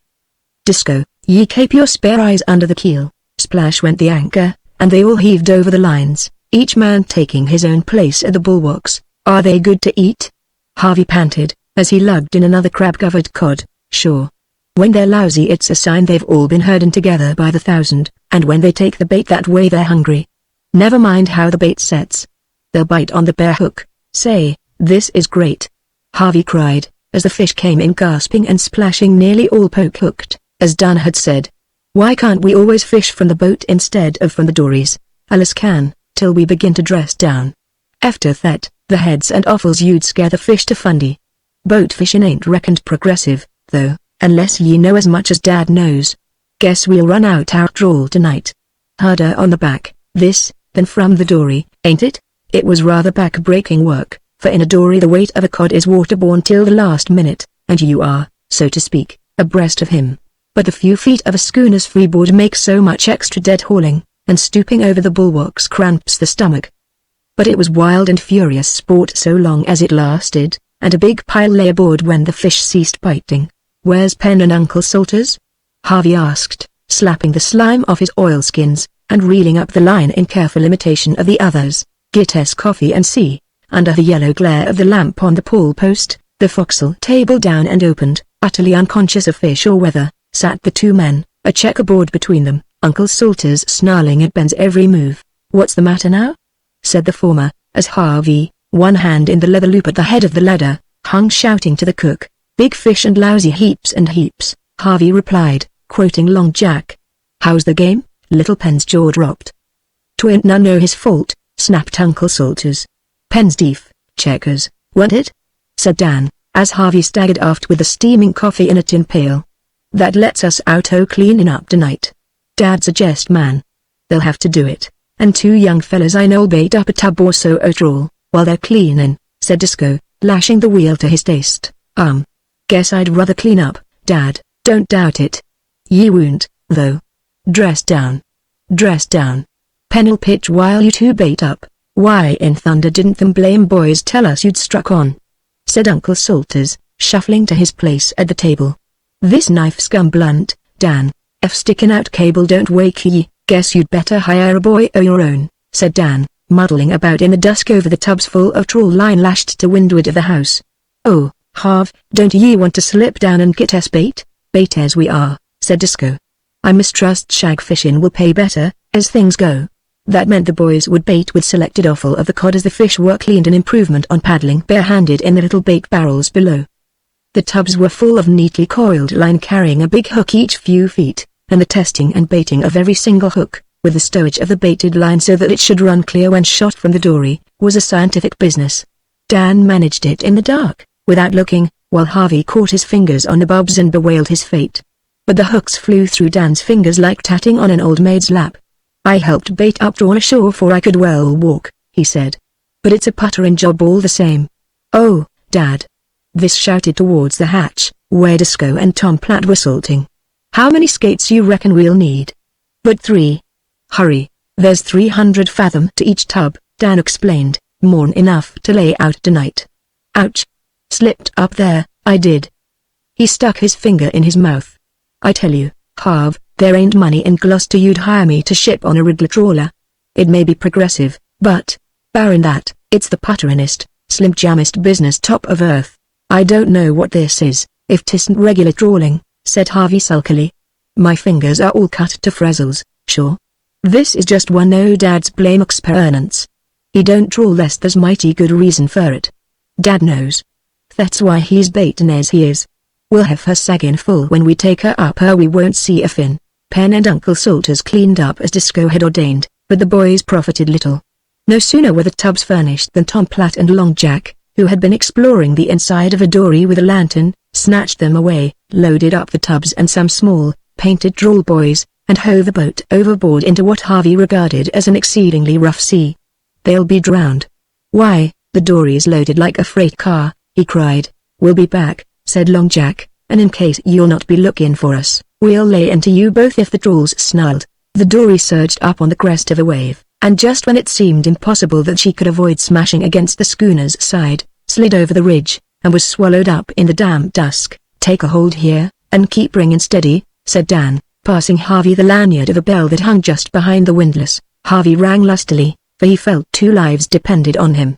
But Disco in the cabin, scrawling in the logbook, did not look like a murderer, and when he went to supper he even smiled dryly at the anxious Harvey. This ain't no weather, said Dan. Why, you and me could set that trawl. They've only gone out just far north so's not to foul our cable. They don't need no bell really. Clang. Clang. Clang. Harvey kept it up, varied with occasional rub-a-dubs, for another half hour. There was a bellow and a bump alongside.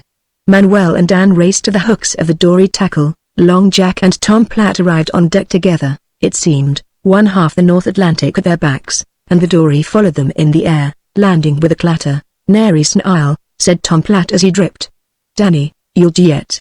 The Pleasure Avenue you're company to the banquet," said Long Jack, squelching the water from his boots as he capered like an elephant and stuck an oilskinned arm into Harvey's face.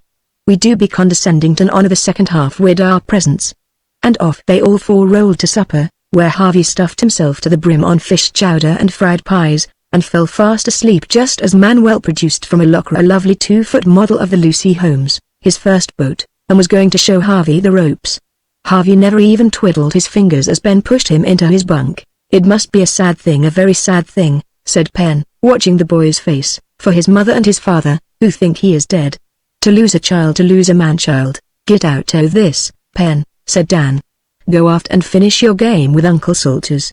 Tell Dad I'll stand halves watch if he don't gear." "He's played out, ver good boy," said Manuel, slipping out of his boots and disappearing into the black shadows of the lower bunk. "Expect he make good man, Danny. I no see he is any so mad as your papa he says." "Eh, what?" Dan chuckled, but the chuckle ended in a snore. It was thick weather outside, with a rising wind, and the elder men stretched their watches. The hour struck clear in the cabin, the nosing bows slapped and scuffed with the seas, the forecastle stovepipe hissed and sputtered as the spray caught it, and the boys slept on, while Disco, Long Jack, Tom Platt, and Uncle Salters, each in turn, stumped aft to look at the wheel, forward to see that the anchor held, or to veer out a little more cable against chafing, with a glance at the dim anchor light between each round. Chapter 4. Harvey waked to find the first half at breakfast, the forecastle door drawn to a crack, and every square inch of the schooner singing its own tune. The black bulk of the cook balanced behind the tiny galley over the glare of the stove, and the pots and pans in the pierced wooden board before it jarred and racketed to each plunge. Up and up the forecastle climbed, yearning and surging and quivering, and then, with a clear, sickle-like swoop, came down into the seas. He could hear the flaring bows cut and squelch, and there was a pause ere the divided waters came down on the deck above, like a volley of buckshot.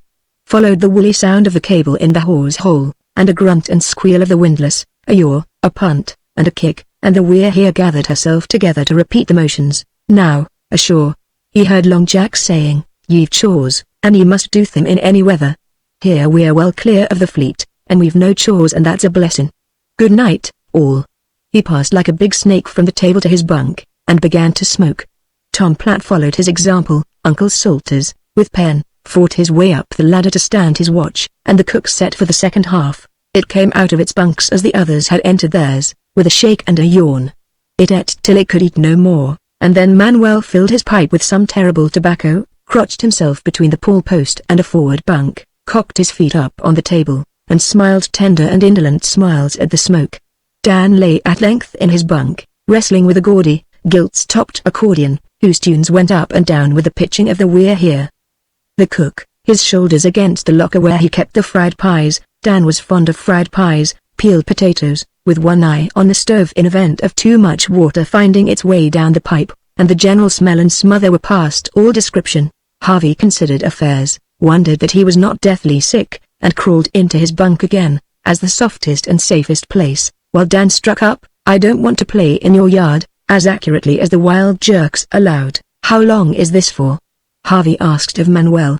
"Till she get a little quiet, and we can row to trawl." "Perhaps tonight. Perhaps 2 days more. You do not like?" "Eh, what? I should have been crazy sick a week ago, but it doesn't seem to upset me now much. That is because we make you fishermen, these days. If I was you, when I come to Gloucester I would give 2, 3 big candles for my good luck." "Give who?" "To be sure, the Virgin of our church on the hill. She is very good to fishermen all the time. That is why so few of us Portage men ever are drowned." "You're a Roman Catholic, then?" "I am a Madeira man. I'm not a Porto Pico boy." "Shall I be Baptist, then?" "Eh, what?" "I always give candles 2, 3 more when I come to Gloucester. The good Virgin, she never forgets me, Manuel." "I don't sense it that way," Tom Platt put in from his bunk, his scarred face lit up by the glare of a match as he sucked at his pipe. "It stands to reason the sea's the sea, and you'll get just about what's going, candles or kerosene, for that matter. 'Tis a mighty good thing, said Long Jack, to have a friend at court, though. I'm o' Manuel's way o' thinking about 10 years back I was crew to a Sioux Boston market boat. We was off Minutes Ledge with Northeaster, but first, atop of us, Thickenburg. The old man was drunk, his chin wagging on the tiller, and I says to myself, if ever I stick my boat hook into T-Wharf again, I'll show the saints what manner o' craft they saved me out Avenue. Now, I'm here, as ye can well see, and the model of the dirty old Kathleen, that took me a month to make, I gave her to the priest, and he hung it up forninst the altar. There's more sense in giving a model that's by way o' a work Avenue art than any candle. Ye can buy candles at store, but a model shows the good saints you've took trouble and are grateful. Do you believe that, Irish? Said Tom Platt, turning on his elbow. Would I do what if I did not, Ohio? Well, Enoch Fuller he made a model o' the old Ohio, and she's to Callum Museum now. Mighty pretty model, too, but I guess Enoch he never done it for no sacrifice, and the way I take it is, there were the makings of an hour-long discussion of the kind that fishermen love, where the talk runs in shouting circles and no one proves anything at the end. Had not Dad struck up this cheerful rhyme? Up jumped the mackerel with his striped back. Reef in the mainsail, and haul on the tack, for it's windy weather. Here Long Jack joined in. And it's blowy weather. When the winds begin to blow, pipe all hands together. Dan went on, with a cautious look at Tom Platt, holding the accordion low in the bunk. Up jumped the cod with his chucklehead. Went to the main chains to heave at the lead. For it's windy weather, etc. Tom Platt seemed to be hunting for something. Dan crouched lower, but sang louder. Up jumped the flounder that swims to the ground. Chucklehead. Chucklehead. Mind where ye sound. Tom Platt's huge rubber boot whirled across the forecastle and caught Dan's uplifted arm. There was a war between the man and the boy ever since Dan had discovered that the mere whistling of that tune would make him angry as he heaved the lead. Thought I'd fetch you, said Dan, returning the gift with precision. If you don't like my music, get out your fiddle. I ain't going to lie here all day and listen to you and Long Jack arguing but candles. Fiddle, Tom Platt, or I'll learn half hear the tune. Tom Platt leaned down to a locker and brought up an old white fiddle.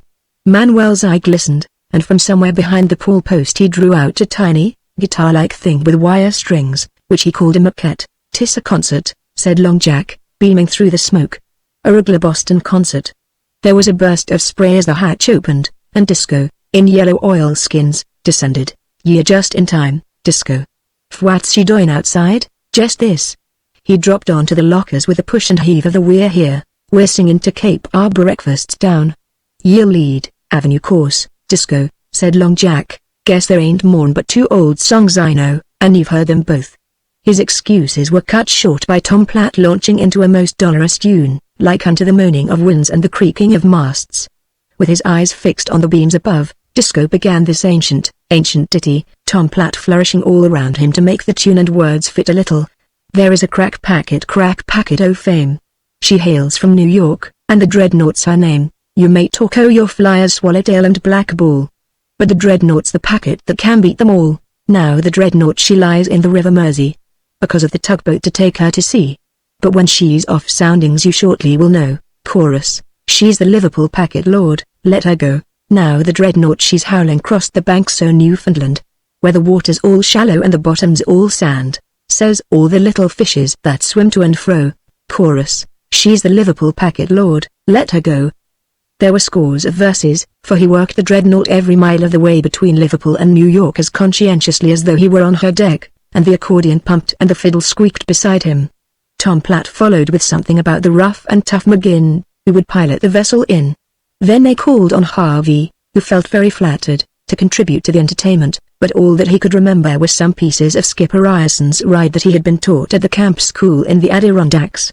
It seemed that they might be appropriate to the time and place, but he had no more than mentioned the title when Disco brought down one foot with a bang, and cried, "Don't go on, young fella. That's a mistaken judgment, one o' the worst kind, too, because it's catchin' to the ear. I oughter ha' warned you," said Dan. "Thetalos fetches, Dad, what's wrong?"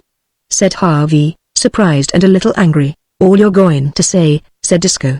"All dead wrong from start to finish, and Whittier he's to blame. I have no special call to write any Marblehead man, but 'twint no fault o' Ryerson's. My father he told me the tale time and again, and this is the way it was. For the 100th time, put in Long Jack under his breath. Ben Ireson, he was skipper o' the Betty, young fella, comin' home from the Banks. That was before the War of 1812, but justice is justice at all times. They fund the Active o' Portland, and Gibbons o' the town, he was her skipper. They fund her leakin' off Cape Cod Light.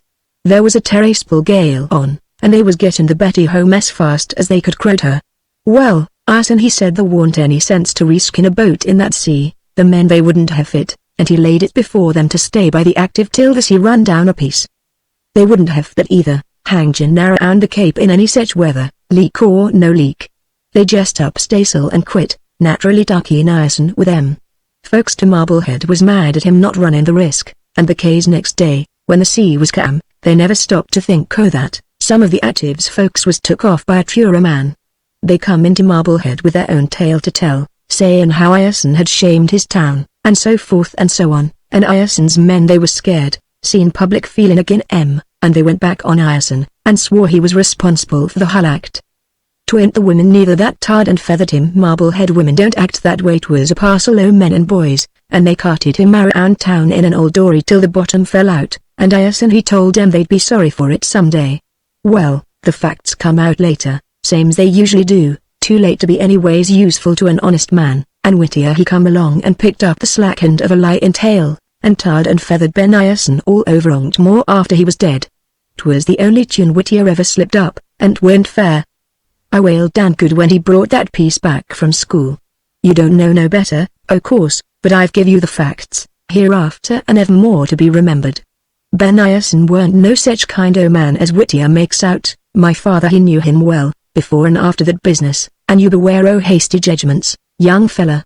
Next, Harvey had never heard Disco talk so long, and collapsed with burning cheeks, but, as Dan said promptly, a boy could only learn what he was taught at school, and life was too short to keep track of every lie along the coast. Then Manuel touched the jangling, jarring little maquette to a queer tune, and sang something in Portuguese about Nina, Innocente, ending with a full-handed sweep that brought the song up with a jerk. Then Disco obliged with his second song, to an old-fashioned creaky tune, and all joined in the chorus. This is one stanza. Now April is over and the melted the snow, and out to New Bedford we shortly must hoe. Yes, out o' New Bedford we shortly must clear. We're the whalers that never see wheat in the ear. Here the fiddle went very softly for a while by itself, and then, wheat in the ear, my true love's posy blowin'. Wheat in the ear, we're going off to sea. Wheat in the ear, I left you fit for sewin'. When I come back a loaf o' bread you'll be. That made Harvey almost weep, though he could not tell why. But it was much worse when the cook dropped the potatoes and held out his hands for the fiddle. Still leaning against the locker door, he struck into a tune that was like something very bad but sure to happen whatever you did. After a little he sang, in an unknown tongue, his big chin down on the fiddle tail, his white eyeballs glaring in the lamplight. Harvey swung out of his bunk to hear better, and amid the straining of the timbers and the wash of the waters the tune crooned and moaned on, like lee surf in a blind fog, till it ended with a wail, Jimmy Christmas. That gives me the blue creevils, said Dan. What in thunder is it? The song of Finn McCool, said the cook, when he was going to Norway. His English was not thick, but all clear-cut, as though it came from a phonograph. Faith, I've been to Norway, but I didn't make that unwholesome noise. 'Tis like some of the old songs, though, said Long Jack, sighing. Don't let's have another without something between, said Dan, and the accordion struck up a rattling, catchy tune that ended. It's 26 Sundays since last we saw the land. With 1500 quintal, and 1500 quintal, 1800 tropping quintal. Twix old queer and grand, hold on, roared Tom Platt. Do ye want to nail the trip, Dan? That's Jonah Shaw, less you sing it after all our salt's wet. No, t'ain't, is it, Dad? Not unless you sing the very last verse. You can't learn me anything on Jonahs. What's that? Said Harvey. What's a Jonah? A Jonah's anything that spoils the luck. Sometimes it's a man, sometimes it's a boy or a bucket. I've known a splin knife Jonah 2 trips till we was on to her, said Tom Platt. There's all sorts o' Jonahs. Jimk was one till he was drowned on George's. I'd never ship with Jimk, not if I was starvin'. There was a green dory on the Ezra flood. That was a Jonah, too. The worst sort o' Jonah. Drowned 4 men, she did, and used to shine fiery nights in the nest. And you believe that? Said Harvey, remembering what Tom Platt had said about candles and models. Haven't we all got to take what's served? A mutter of dissent ran round the bunks. Outboard, yes, inboard, things can happen, said Disco. Don't you go making a mock of Jonah's, young fella. Well, Harv ain't no Jonah. Day after we catched him, Dan cut in, we had a toppin' good catch. The cook threw up his head and laughed suddenly, a queer, thin laugh. He was a most disconcerting nigger. Murder, said Long Jack. Don't do that again, Doctor. We ain't used to it. What's wrong? Said Dan. Ain't he our mascot, and didn't they strike on good after we'd struck him? Oh. Yes, said the cook. I know that, but the catch is not finished yet. He ain't going to do us any harm, said Dan, hotly. Where are ye hinting an egg into? He's all right, no harm. No. But one day he will be your master, Danny, that all? Said Dan, placidly. He won't not by a jugful, master, said the cook, pointing to Harvey. Man. And he pointed to Dan. That's news. How soon? Said Dan, with a laugh. In some years, and I shall see it. Master and man, man and master. How in thunder do you work that out? Said Tom Platt. In my head, where I can see. How? This from all the others at once. I do not know, but so it will be. He dropped his head, and went on peeling the potatoes, and not another word could they get out of him. Well, said Dan, a heap o' things'll have to come about 4 halves any master o' mine. But I'm glad the doctor ain't choosing to mark him for a Jonah. Now, I mistrust Uncle Salter's further Jonah in the fleet regarding his own special luck. Dunno if it's spreading same as smallpox. He ought to be on the Carrie Pitman. That boat's her own Jonah, sure cruise and gear made no differ to her drifting. Jiminy Christmas. She let loose in a flat cam. We're well clear o' the fleet, anyway, said Disco. Carrie Pitman and all. There was a rapping on the deck. Uncle Salters has catched his luck, said Dan as his father departed. It's blown clear, Disco cried, and all the forecastle tumbled up for a bit of fresh air. The fog had gone, but a sullen sea ran in great rollers behind it. The weir here slid, as it were, into long, sunk avenues and ditches which felt quite sheltered and homelike if they would only stay still, but they changed without rest or mercy, and flung up the schooner to crown one peak of 1,000 grey hills, while the wind hooted through the rigging as she zigzagged down the slopes. Far away a sea would burst into a sheet of foam, and the others would follow suit as at a signal, till Harvey's eyes swam with a vision of interlacing whites and greys. 4 or 5 Mother Carey's chickens stormed round in circles, shrieking as they swept past the bows. A rain squall or two strayed aimlessly over the hopeless waste, ran downwind and back again, and melted away. Seems to me I saw something flicker just now over yonder, said Uncle Salters, pointing to the northeast. Can't be any of the fleet, said Disco, peering under his eyebrows, a hand on the forecastle gangway as the solid bows hatcheted into the troughs. Sea's oiling over dreadful fast. Danny, don't you want to skip up a piece and see how our trawl boy lays? Danny, in his big boots, trotted rather than climbed up the main rigging. This consumed Harvey with envy, hitched himself around the reeling cross trees, and let his eye rove till it caught the tiny black buoy flag on the shoulder of a mile-away swell. She's all right, he hailed. Say low. Dead to the north'ard, come down like smoke. Schooner she be, too. They waited yet another half hour, the sky clearing in patches, with a flicker of sickly sun from time to time that made patches of olive-green water. Then a stump foremast lifted, ducked, and disappeared, to be followed on the next wave by a high stern with old-fashioned wooden snails' horn davits. The snails were red and Frenchmen. Shouted Dan. No, t'ain't, neither. Dod, that's no French, said Disco. Salters, your blame luck holds tight on a screw in a keg head. I've eyes.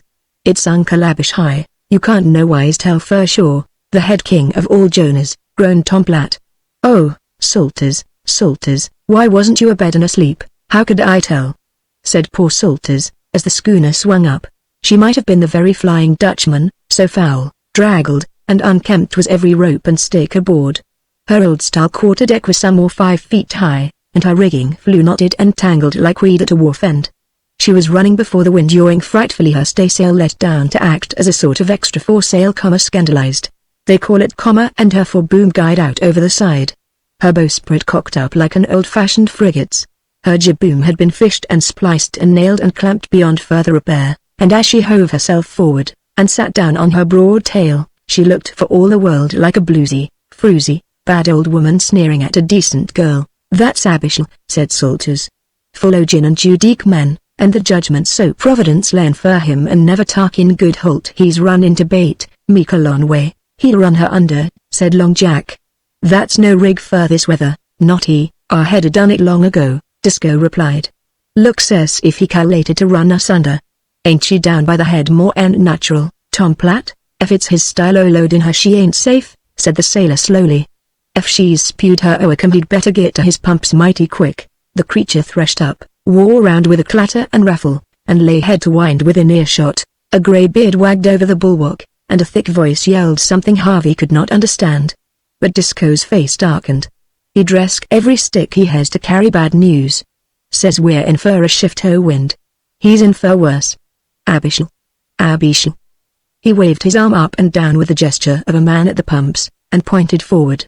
The crew mocked him and laughed. Jance ye, and strip ye and drip ye, yelled Uncle Abishal. A living gale. Yab. Cast up for your last trip, all you Gloucester haddocks. You won't see Gloucester no more, crazy full as usual, said Tom Platt. Wish he hadn't spied us, though. She drifted out of hearing while the grey-head yelled something about a dance at the Bay of Bulls and a dead man in the forecastle. Harvey shuddered. He had seen the sloven-tilled decks and the savage-eyed crew, and that's a fine little float in hell for her draft, said Long Jack. I wonder what mischief he's been at ashore. He's a trawler, Dan explained to Harvey, and he runs in fur bait all along the coast. Oh, no, not home, he don't go. He deals along the south and east shore up yonder. He nodded in the direction of the pitiless Newfoundland beaches. Dad won't never take me ashore there. They're a mighty tough crowd and Abishal's the toughest. You saw his boat? Well, she's nigh 70-year-old, they say, the last o' the old Marblehead heel tappers. They don't make them quarter-decks anymore. Abishal don't use Marblehead, though. He ain't wanted there. He just drifts around, in debt, drawlin' and cussin' like you've heard. Been a Jonah for years and years. He has. Gets liquor from the fee camp boats for making spells and selling wines and such drug. Crazy, I guess. Tune be any use underrunning the trawl tonight, said Tom Platt, with quiet despair. He come alongside special to cuss us. I'd give my wage in share to see him at the gangway o' the old Ohio 'fore we quit floatin'. Just about 6 dozen, and Sam McCat to lay an M on crisscross. The dishevelled heel tapper danced drunkenly downwind, and all eyes followed her. Suddenly the cook cried in his phonograph voice, it was his own death made him speak so. He iss Fay, I tell you. Look. She sailed into a patch of watery sunshine 3 or 4 miles distant. The patch dulled and faded out, and even as the light passed so did the schooner. She dropped into a hollow and was not run under by the great hook block, shouted Disco, jumping aft. Drunk or sober, we've got to help him. Heave short and break her out. Smart. Harvey was thrown on the deck by the shock that followed the setting of the jib and foresail, for they hove short on the cable, and to save time, jerked the anchor bodily from the bottom, heaving in as they moved away. This is a bit of brute force seldom resorted to except in matters of life and death, and the little weir here complained like a human. They ran down to where Abishal's craft had vanished, found 2 or 3 trawl tubs, a gin bottle, and a stove and dory, but nothing more. Let him go, said Disco, though no one had hinted at picking them up. I wouldn't have a match that belonged to Abishal aboard. Guess she run clear under. Must ha' been spewin' her oakum for a week, and they never thought to pump her. That's one more boat gone along o' leavin' port all hands drunk, glory be, said Long Jack. We'd ha' been obliged to help 'em if they was top o' water, thinkin' o' that myself, said Tom Platt. Fay, said the cook, rolling his eyes. He has taken his own luck with him, ver good thing, I think, to tell the fleet when we see. What? Said Manuel. If you run her that way before the wind, and she work open her seams. He threw out his hands with an indescribable gesture, while Pent sat down on the house and sobbed at the sheer horror and pity of it all. Harvey could not realize that he had seen death on the open waters, but he felt very sick. Then Dan went up the cross trees, and Disco steered them back to within sight of their own trawl buoys just before the fog blanketed the sea once again. We go mighty quick hereabouts when we do go, was all he said to Harvey. You think on that for a spell, young fella. That was liquor. After dinner it was calm enough to fish from the decks. Penn and Uncle Salters were very zealous this time, and the catch was large fish. Abishal has surely took his luck with him, said Salters. The wind hind back ne'er is ne'er nothing. How about the trawl? I despise superstition, Anyway, Tom Platt insisted that they had much better haul the thing and make a new berth. But the cook said, "The Luck ISS in 2 pieces. You will find it so when you look." "I know." This so tickled Long Jack that he overbore Tom Platt and the two went out together. Underrunning it all means pulling it in on one side of the dory, picking off the fish, riveting the hooks, and passing them back to the sea again, something like pinning and unpinning linen on a wash line.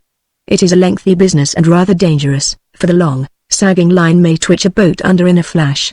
But when they heard, "And now to thee, Zero Captain," booming out of the fog, the crew of the We're Here took heart. The dory swirled alongside well loaded, Tom Platt yelling for Manuel to act as relief boat.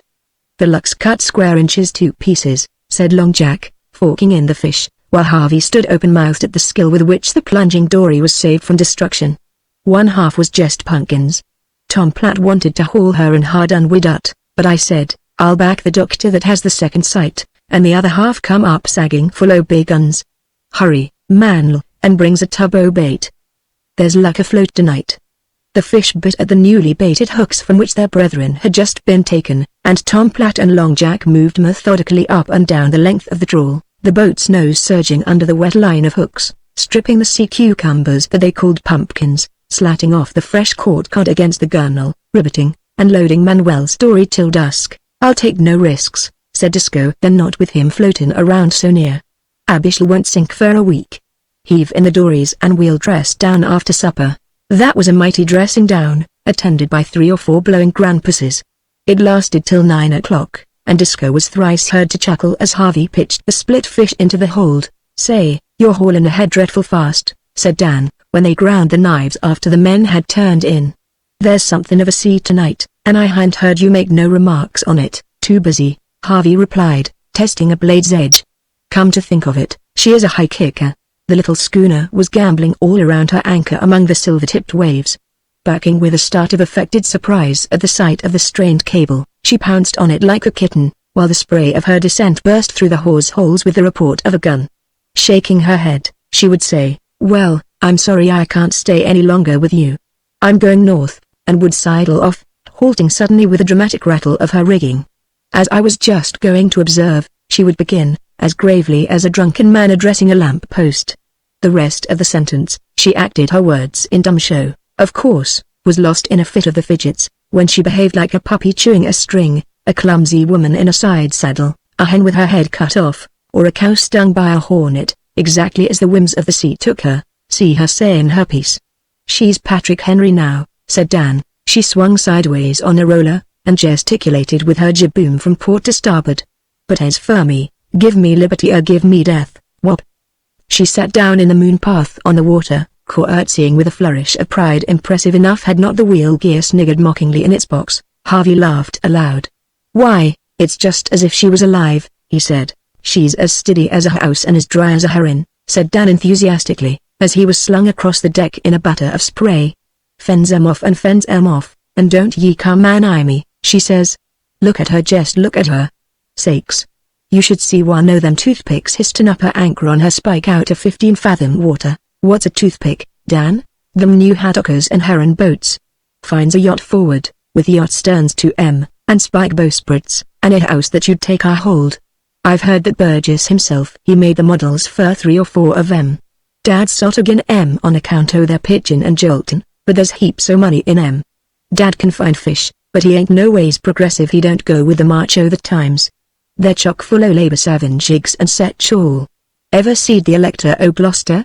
She's a daisy. If she is a toothpick, what do they cost, Dan?" "Hills o' dollars. 15,000, perhaps, more, maybe. There's gold leaf and everything you can think of." Then to himself, half under his breath, "Guess I'd call her Hattie S, too." Chapter 5. That was the first of many talks with Dan, who told Harvey why he would transfer his dory's name to the imaginary Burgess-modelled haddocker. Harvey heard a good deal about the real Hattie at Gloucester, saw a lock of her hair which Dan, finding fair words of no avail, had hooked as she sat in front of him at school that winter, and a photograph. Hattie was about 14 years old, with an awful contempt for boys, and had been trampling on Dan's heart through the winter. All this was revealed under oath of solemn secrecy on moonlit decks, in the dead dark, or in choking fog, the whining wheel behind them, the climbing deck before, and without, the unresting, clamorous sea. Once, Of course, as the boys came to know each other, there was a fight, which raged from bow to stern till Pen came up and separated them, but promised not to tell Disco, who thought fighting on watch rather worse than sleeping. Harvey was no match for Dan physically, but it says a great deal for his new training that he took his defeat and did not try to get even with his conqueror by underhand methods. That was after he had been cured of a string of boils between his elbows and wrists, where the wet jersey and oilskins cut into the flesh. The salt water stung them unpleasantly, but when they were ripe Dan treated them with Disco's razor, and assured Harvey that now he was a blooded banker, the affliction of gurry sores being the mark of the caste that claimed him.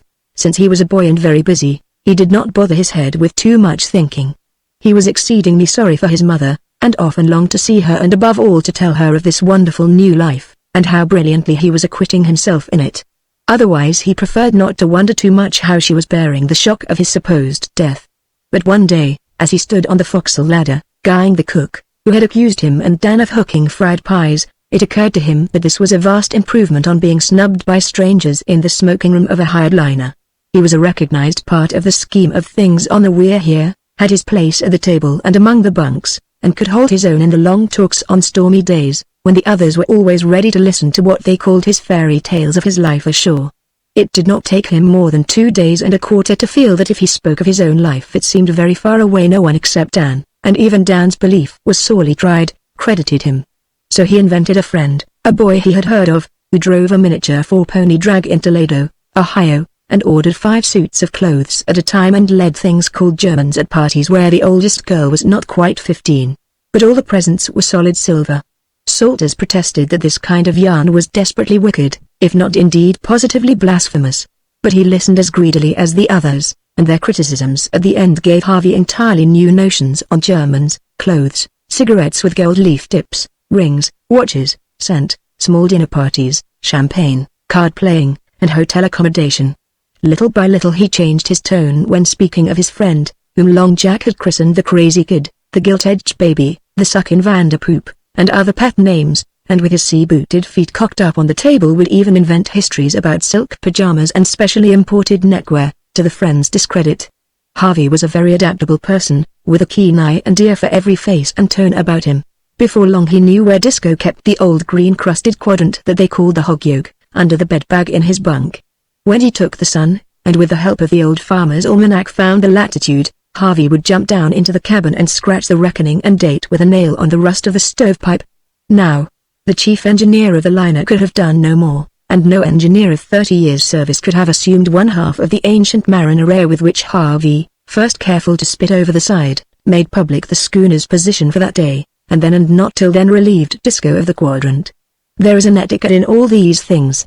The said hog yoke, an Eldridge chart, the farming almanac, Blunt's coast pilot, and Bowditch's navigator were all the weapons Disco needed to guide him, except the deep-sea lead that was his spare eye. Harvey nearly slew Pen with it when Tom Platt taught him first how to fly the Blue Pigeon, and, though his strength was not equal to continuous sounding in any sort of a sea, for calm weather with a 7-pound lead on shoal water Disco used him freely. As Dan said, "'Tain't soundin's Dad wants. It's samples. Grease her up good, Harv." Harvey would tallow the cup at the end, and carefully bring the sand, shell, sludge, or whatever it might be, to Disco, who fingered and smelt it and gave judgment as has been said. When Disco thought of cod he thought as a cod, and by some long-tested mixture of instinct and experience, moved the weir here from berth to berth, always with a fish, as a blindfolded chess player moves on the unseen board. But Disco's board was the Grand Bank, a triangle 250 miles on each side, a waste of wallowing sea, cloaked with dank fog, vexed with gales, harried with drifting ice, scored by the tracks of the reckless liners, and dotted with the sails of the fishing fleet. For days they worked in fog. Harvey at the belt-till, grown familiar with the thick airs, he went out with Tom Platt, his heart rather in his mouth. But the fog would not lift, and the fish were biting, and no one can stay helplessly afraid for 6 hours at a time. Harvey devoted himself to his lines and the gaff or gobstick as Tom Platt called for them, and they rowed back to the schooner guided by the bell and Tom's instinct, Manuel's conch sounding thin and faint beside them. But it was an unearthly experience, and, for the first time in a month, Harvey dreamed of the shifting, smoking floors of water round the dory, the lines that strayed away into nothing, and the air above that melted on the sea below 10 feet from his straining eyes. A few days later he was out with Manuel on what should have been 40-fathom bottom, but the whole length of the roding ran out, and still the anchor found nothing, and Harvey grew mortally afraid, for that his last touch with earth was lost. "Whale hole," said Manuel, hauling in. "That is good joke on Disco. Come." And he rowed to the schooner to find Tom Platt and the others jeering at the skipper because, for once, he had led them to the edge of the barren whale deep, the blank hole of the Grand Bank. They made another berth through the fog, and that time the hair of Harvey's head stood up when he went out in Manuel's dory. A whiteness moved in the whiteness of the fog with a breath like the breath of the grave, and there was a roaring, a plunging, and spouting. It was his first introduction to the dread summer berg of the banks, and he cowered in the bottom of the boat while Manuel laughed. There were days, though, clear and soft and warm, when it seemed a sin to do anything but loaf over the handlines and spank the drifting sun-squalls with an oar, and there were days of light airs, when Harvey was taught how to steer the schooner from one berth to another. It thrilled through him when he first felt the keel answer to his band on the spokes and slide over the long hollows as the foresail scythed back and forth against the blue sky. That was magnificent, in spite of Disco saying that it would break a snake's back to follow his wake. But, as usual, pride ran before a fall. They were sailing on the wind with a staysail, an old one, luckily set, and Harvey jammed her right into it to show Dan how completely he had mastered the art. The foresail went over with a bang, and the foregaff stabbed and ripped through the staysail, which was, of course, prevented from going over by the mainstay. They lowered the wreck in awful silence, and Harvey spent his leisure hours for the next few days under Tom Platt's lee, learning to use a needle and palm. Dan hooted with joy, for, as he said, he had made the very same blunder himself in his early days. Boy-like, Harvey imitated all the men by turns, till he had combined Disco's peculiar stoop at the wheel, Long Jack's swinging overhand when the lines were hauled, Manuel's round-shouldered but effective stroke in a dory, and Tom Platt's generous Ohio stride along the deck. "'Tis beautiful to see how he takes to it," said Long Jack, when Harvey was looking out by the windlass one thick noon. "I'll lay my wage and share 'tis more'n half-play actin' to him, and he concerts himself he's a bold mariner. Watch his little bit havin' you aback now." "That's the way we all begin," said Tom Platt. "The boys they make believe all the time till they've cheated themselves into bein' men, and so till they die pretendin' and pretendin'. I done it on the old Ohio, I know. Stood my first harbor watch feelin' fine and Farragut. Dan's full o' the same kind o' notions. See 'em now, actin' to be genuine mossbacks very hair a rope yarn and bloodstock tar." He spoke down the cabin stairs. "Guess you're mistooken your judgments for once, Disco. What in Rome made ye tell us all here the kid was crazy?" "He was," Disco replied. "Crazy as a loon when he come aboard, but I'll say he's sobered up considerable since. I cured him, he yarns good," said Tom Platt. "T'other night he told us about a kid of his own size steerin' a cunnin' little rig and 4 ponies up and down Toledo, Ohio, I think 'twas, and givin' suppers to a crowd o' similar kids. Is kind o' fairy tale, but blame interest in. He knows scores of 'em, guess he strikes 'em out in his own head," Disco called from the cabin, where he was busy with the logbook. "Stands to reason that sort is all made up. It don't take in no one but Dan, and he laughs at it. I've heard him, behind my back. Y'ever hear what Simon Peter Cahown said when they whacked up a match twixt his sister Hitty and Lauren Gerald, and the boys put up the joke on him down to George's?"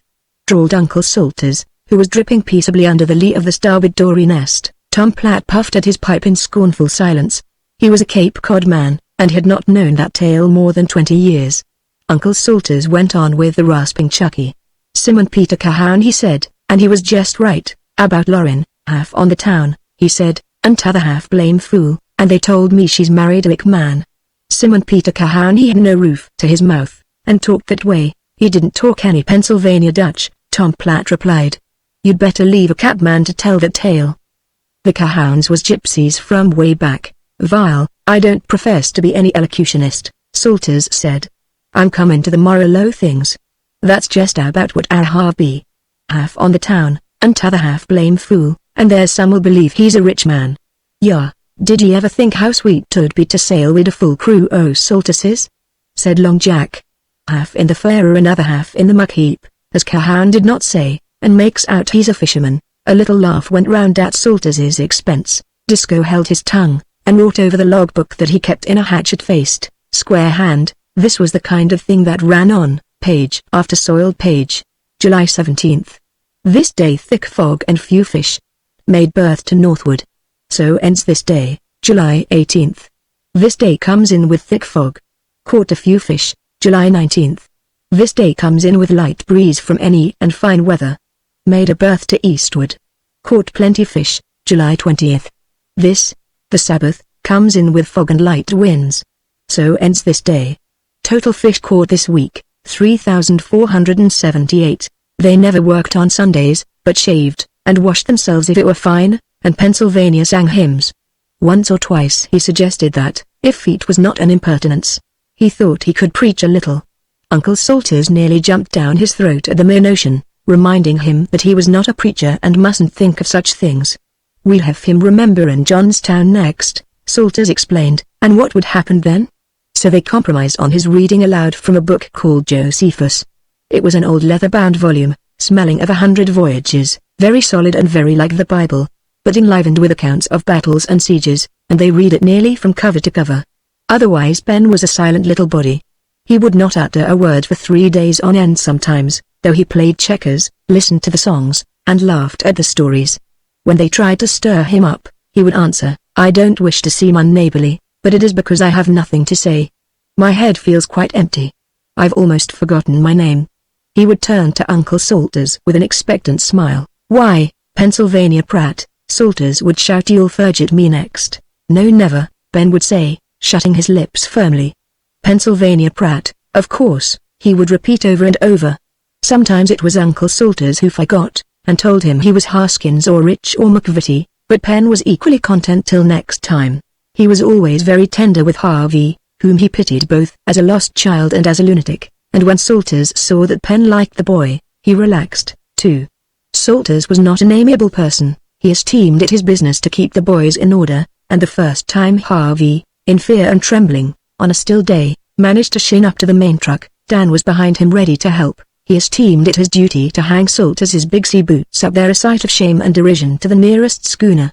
With Disco, Harvey took no liberties, not even when the old man dropped direct orders, and treated him, like the rest of the crew, to "don't you want to do so and so? And guess you'd better," and so forth. There was something about the clean-shaven lips and the puckered corners of the eyes that was mightily sobering to young blood. Disco showed him the meaning of the thumbed and pricked chart, which, he said, laid over any government publication whatsoever, led him, pencil in hand, from berth to berth over the whole string of banks: Le Havre, Weston, Bankier, Street Pierre, Green, and Grand Talking Cod. Meantime, taught him, too, the principle on which the hog yoke was worked. In this Harvey excelled Dan, for he had inherited a head for figures, and the notion of stealing information from one glimpse of the sullen bank's sun appealed to all his keen wits. For other sea matters his age handicapped him. As Disco said, he should have begun when he was 10. Dan could bait up, draw, or lay his hand on any rope in the dark, and at a pinch, when Uncle Salters had a gurry score on his palm, could dress down by sense of touch. He could steer in anything short of half a gale from the feel of the wind on his face, humoring the "we're here" just when she needed it. These things he did as automatically as he skipped about the rigging, or made his dory a part of his own will and body. But he could not communicate his knowledge to Harvey.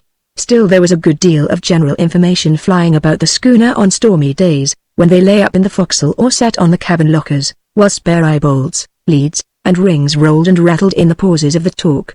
Disco spoke of whaling voyages in the 50s, of great she-whales slain beside their young, of death agonies on the black tossing seas, and blood that spurted 40 feet in the air, of boats smashed to splinters, of patent rockets that went off wrong end first and bombarded the trembling crews, of cutting in and boiling down, and that terrible nip of 71, when 1,200 men were made homeless on the ice in 3 days. Wonderful tales, all true.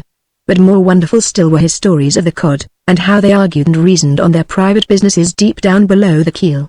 Long Jack's tastes ran more to the supernatural.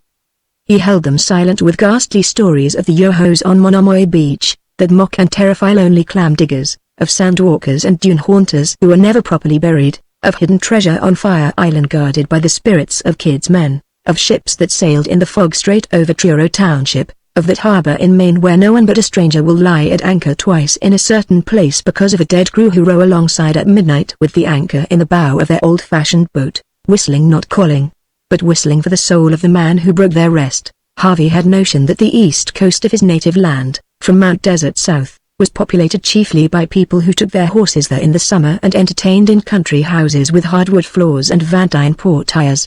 He laughed at the ghost tales, not as much as he would have done a month before, but ended by sitting still and shuddering.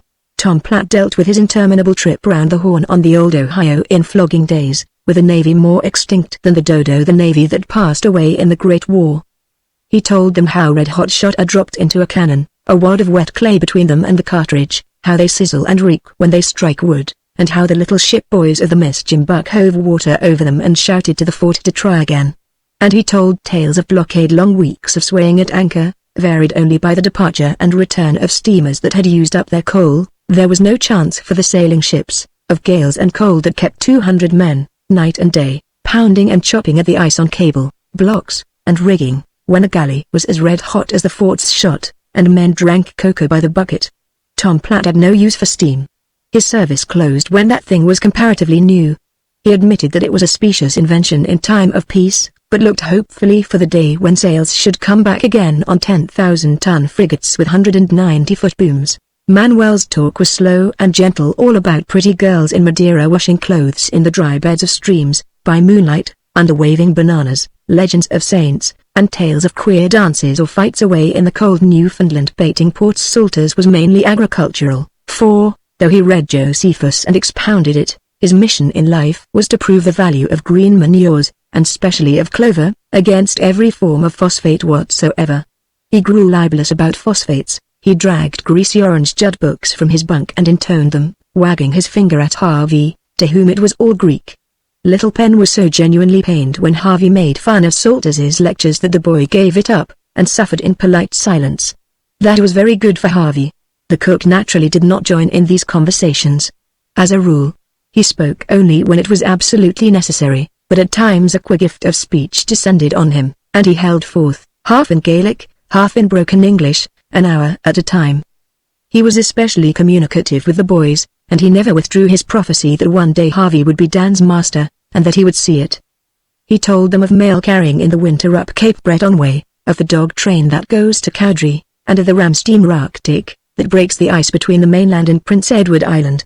Then he told them stories that his mother had told him, of life far to the southward, where water never froze, and he said that when he died his soul would go to lie down on a warm white beach of sand with palm trees waving above. That seemed to the boys a very odd idea for a man who had never seen a palm in his life. Then, too, regularly at each meal, he would ask Harvey, and Harvey alone, whether the cooking was to his taste, and this always made the second half laugh. Yet they had a great respect for the cook's judgment, and in their hearts considered Harvey something of a mascot by consequence. And while Harvey was taking in knowledge of new things at each pour and hard health with every gulp of the good air, the Weir here went her ways and did her business on the bank, and the silvery grey kenches of well-pressed fish mounted higher and higher in the hold. No one day's work was out of common, but the average days were many and close together. Naturally, a man of Disco's reputation was closely watched, scrouged upon. Dan called it by his neighbors, but he had a very pretty knack of giving them the slip through the curdling, goldy fog banks.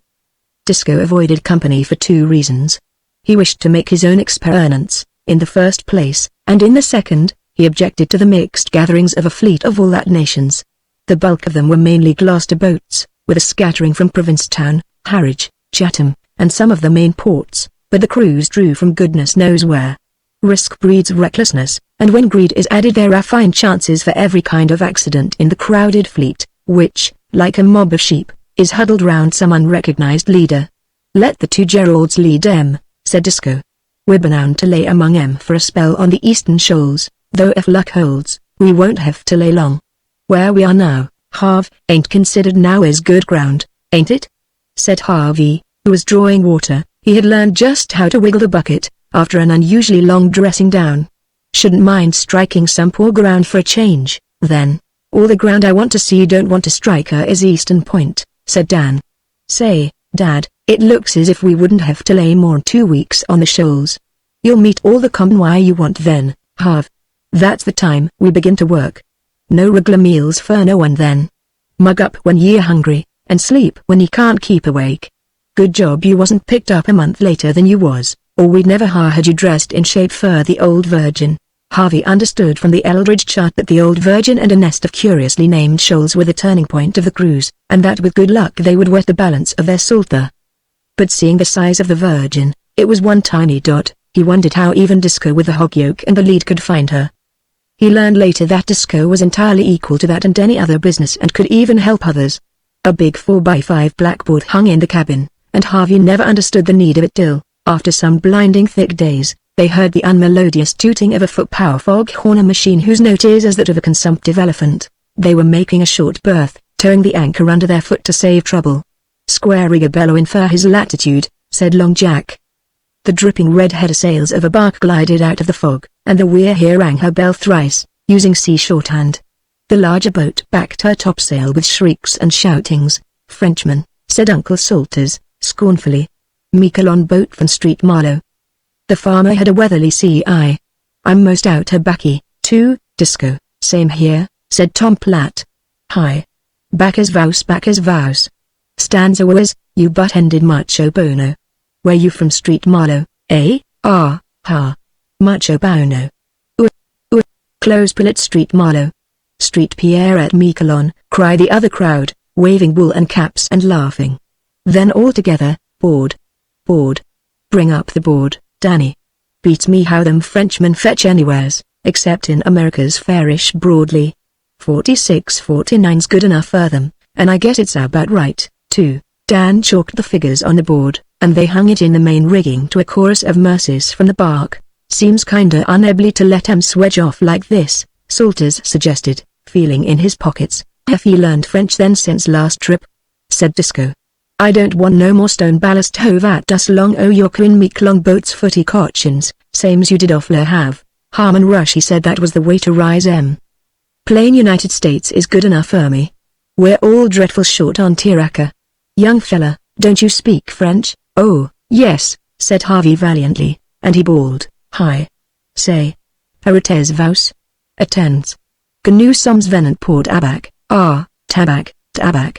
They cried, and laughed again. That hit 'em. "Let's heave a dory over, anyway," said Tom Platt. "I don't exactly hold no certificates on French, but I know another lingo that goes, I guess. Come on, Harv, and interpret." The raffle and confusion when he and Harvey were hauled up the bark's black side was indescribable. Her cabin was all stuck round with glaring colored prints of the Virgin of Newfoundland, they called her. Harvey found his French of no recognized bank brand, and his conversation was limited to nods and grins. But Tom Platt waved his arms and got along swimmingly. The captain gave him a drink of unspeakable gin, and the opera comique crew, with their hairy throats, red caps, and long knives, greeted him as a brother. Then the trade began. They had tobacco, plenty of it American, that had never paid duty to France. They wanted chocolate and crackers. Harvey rode back to arrange with the cook and Disco, who owned the stores, and on his return the cocoa tins and cracker bags were counted out by the Frenchman's wheel. It looked like a piratical division of loot, but Tom Platt came out of it roped with black pigtail and stuffed with cakes of chewing and smoking tobacco. Then those jovial mariners swung off into the mist, and the last Harvey heard was a gay chorus. "Pas derrière chez Marc Dante, il y a un bois joli, et la rosigne y chanty, et la jurette la nuit, que donneries vous, belle, qui la ninerate ici, je donnerai Quebec.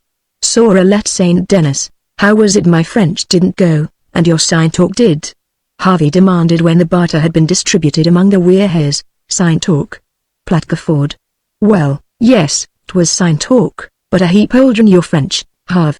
Them French boats are chock full o' Freemasons, and that's why." "Are you a Freemason, then?" "Looks that way, don't it?" said the man-o'-war's man, stuffing his pipe, and Harvey had another mystery of the deep sea to brood upon. Chapter 6. The thing that struck him most was the exceedingly casual way in which some craft loafed about the broad Atlantic. Fishing boats, as Dan said, were naturally dependent on the courtesy and wisdom of their neighbors, but one expected better things of steamers. That was after another interesting interview, when they had been chased for 3 miles by a big lumbering old cattle boat, all boarded over on the upper deck, that smelled like 1,000 cattle pens. A very excited officer yelled at them through a speaking trumpet, and she lay and lolloped helplessly on the water while Disco ran the We're Here under her lee and gave the skipper a piece of his mind. "Where might ye be, eh? Ye don't deserve to be anywheres. You barnyard tramps go hogging the road on the high seas with no blame consideration for your neighbors, and your eyes in your coffee cups instead o' in your silly heads. At this the skipper danced on the bridge and said something about Disco's own eyes. We haven't had an observation for 3 days. Do you suppose we can run her blind? He shouted. Well, I can, Disco retorted. What's come to your lead? Et it? Can't ye smell bottom, or are them cattle too rank? What do ye feed 'em? Said Uncle Salters with intense seriousness, for the smell of the pens woke all the farmer in him. They say they fall off dreadful on a vige. Dunno as it's any o' my business, but I've a kind o' notion that oil cake broke small and sprinkled. Thunder, said a cattleman in a red jersey as he looked over the side. What asylum did they let his whiskers out of, young fella? Salters began, standing up in the fore-rigging. Let me tell you 'fore we go any further that I've... The officer on the bridge took off his cap with immense politeness. Excuse me, he said, but I've asked for my reckoning. If the agricultural person with the hair will kindly shut his head, the sea green barnacle with the walleye may perhaps condescend to enlighten us. Now you've made a show o' me, Salters, said Disco, angrily. He could not stand up to that particular sort of talk, and snapped out the latitude and longitude without more lectures. Well, that's a boatload of lunatics, sure, said the skipper, as he rang up the engine room and tossed a bundle of newspapers into the schooner. Of all the blamed fools, next to you, Salters, him and his crowd are about the likeliest I've ever seen, said Disco as the weir here slid away. I was just giving him my judgment on lull sickin' round these waters like a lost child, and you must cut in with your fool farmin'.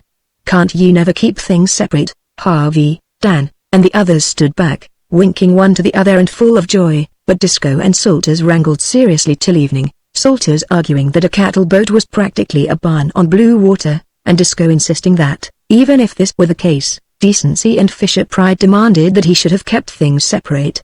Long Jack stood it in silence for a time, an angry skipper makes an unhappy crew, and then he spoke across the table after supper. Fwat's the good o' bodgerin' fwat they'll say? Said he. They'll tell that tale agin us for years, that's all, said Disco. Oil cake sprinkled, with salt, o' course, said Salters, impenitent, reading the farming reports from a week-old New York paper. It's plumb mortifying to all my feelin's, the skipper went on. Can't see it that way, said Long Jack, the peacemaker. Look at here, Disco.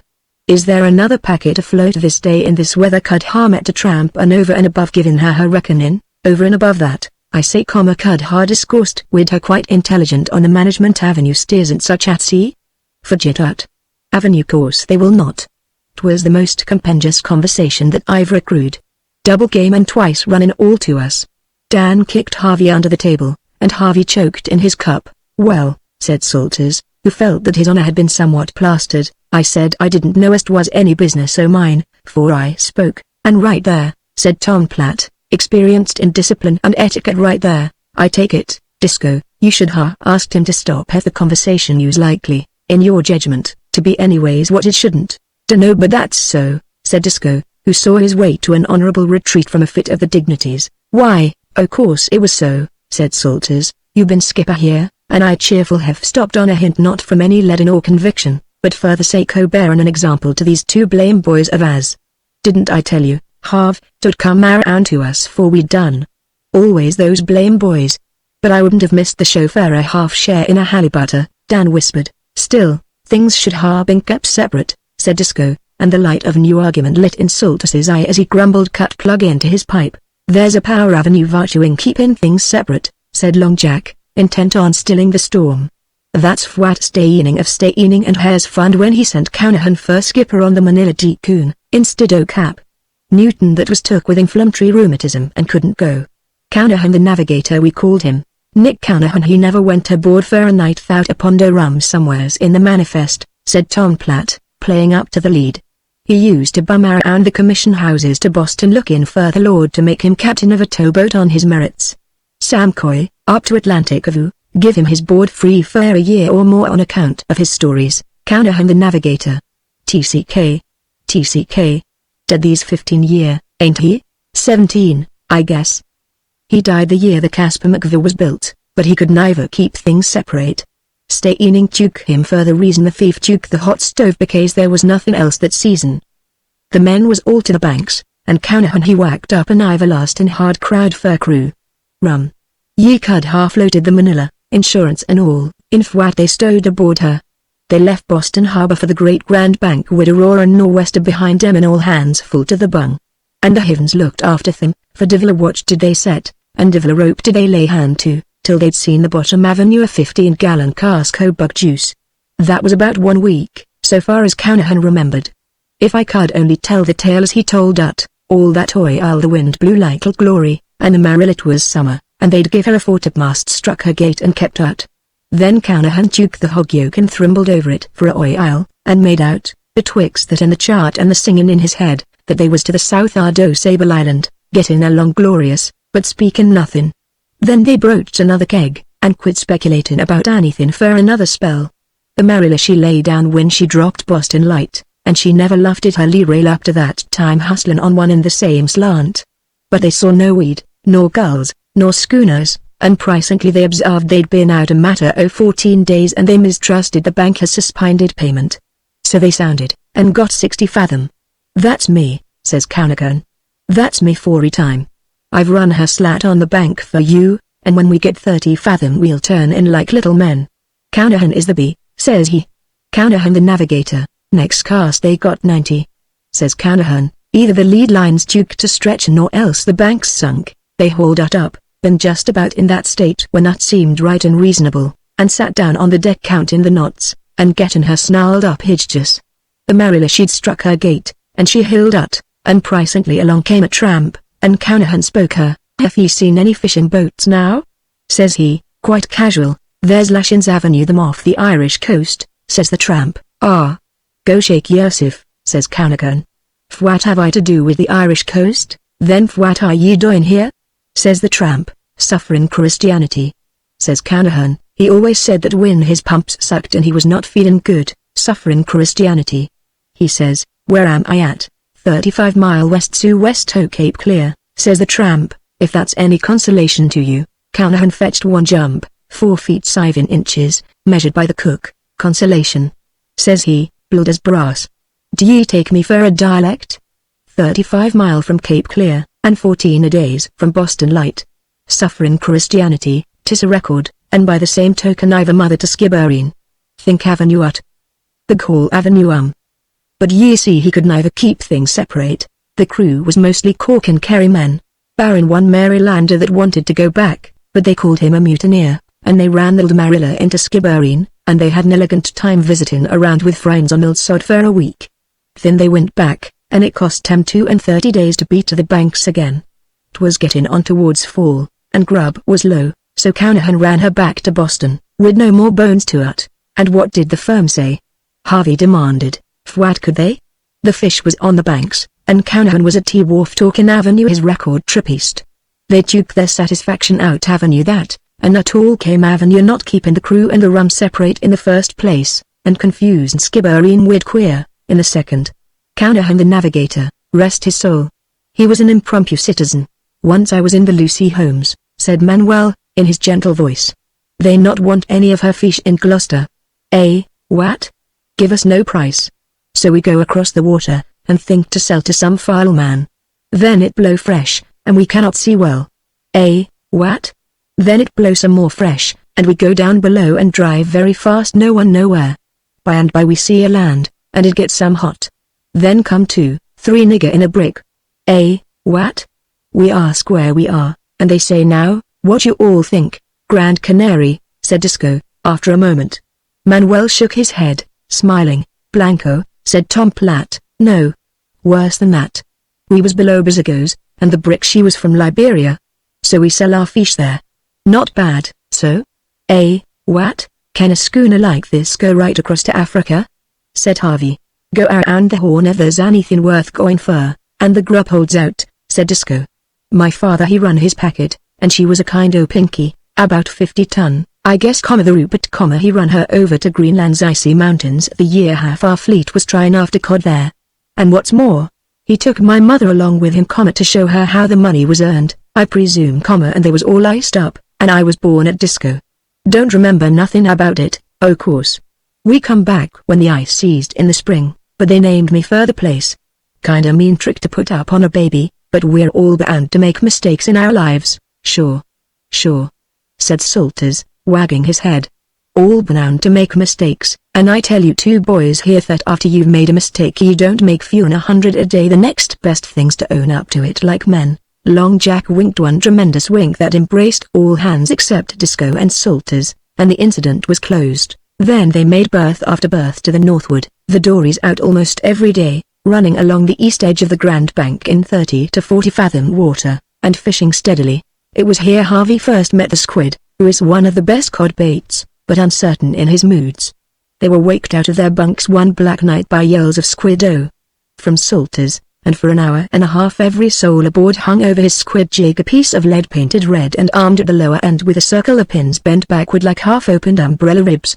The squid for some unknown reason likes, and wraps himself round, this thing, and is hauled up ere he can escape from the pins. But as he leaves his home he squirts first water and next ink into his captor's face, and it was curious to see the men weaving their heads from side to dodge the shot.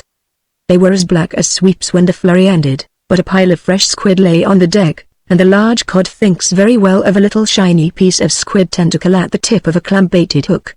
Next day they caught many fish, and met the Carrie Pitman, to whom they shouted their luck, and she wanted to trade 7 cod for 1 fair-sized squid, but Disco would not agree at the price, and the Carrie dropped sullenly to leeward and anchored half a mile away, in the hope of striking on to some for herself.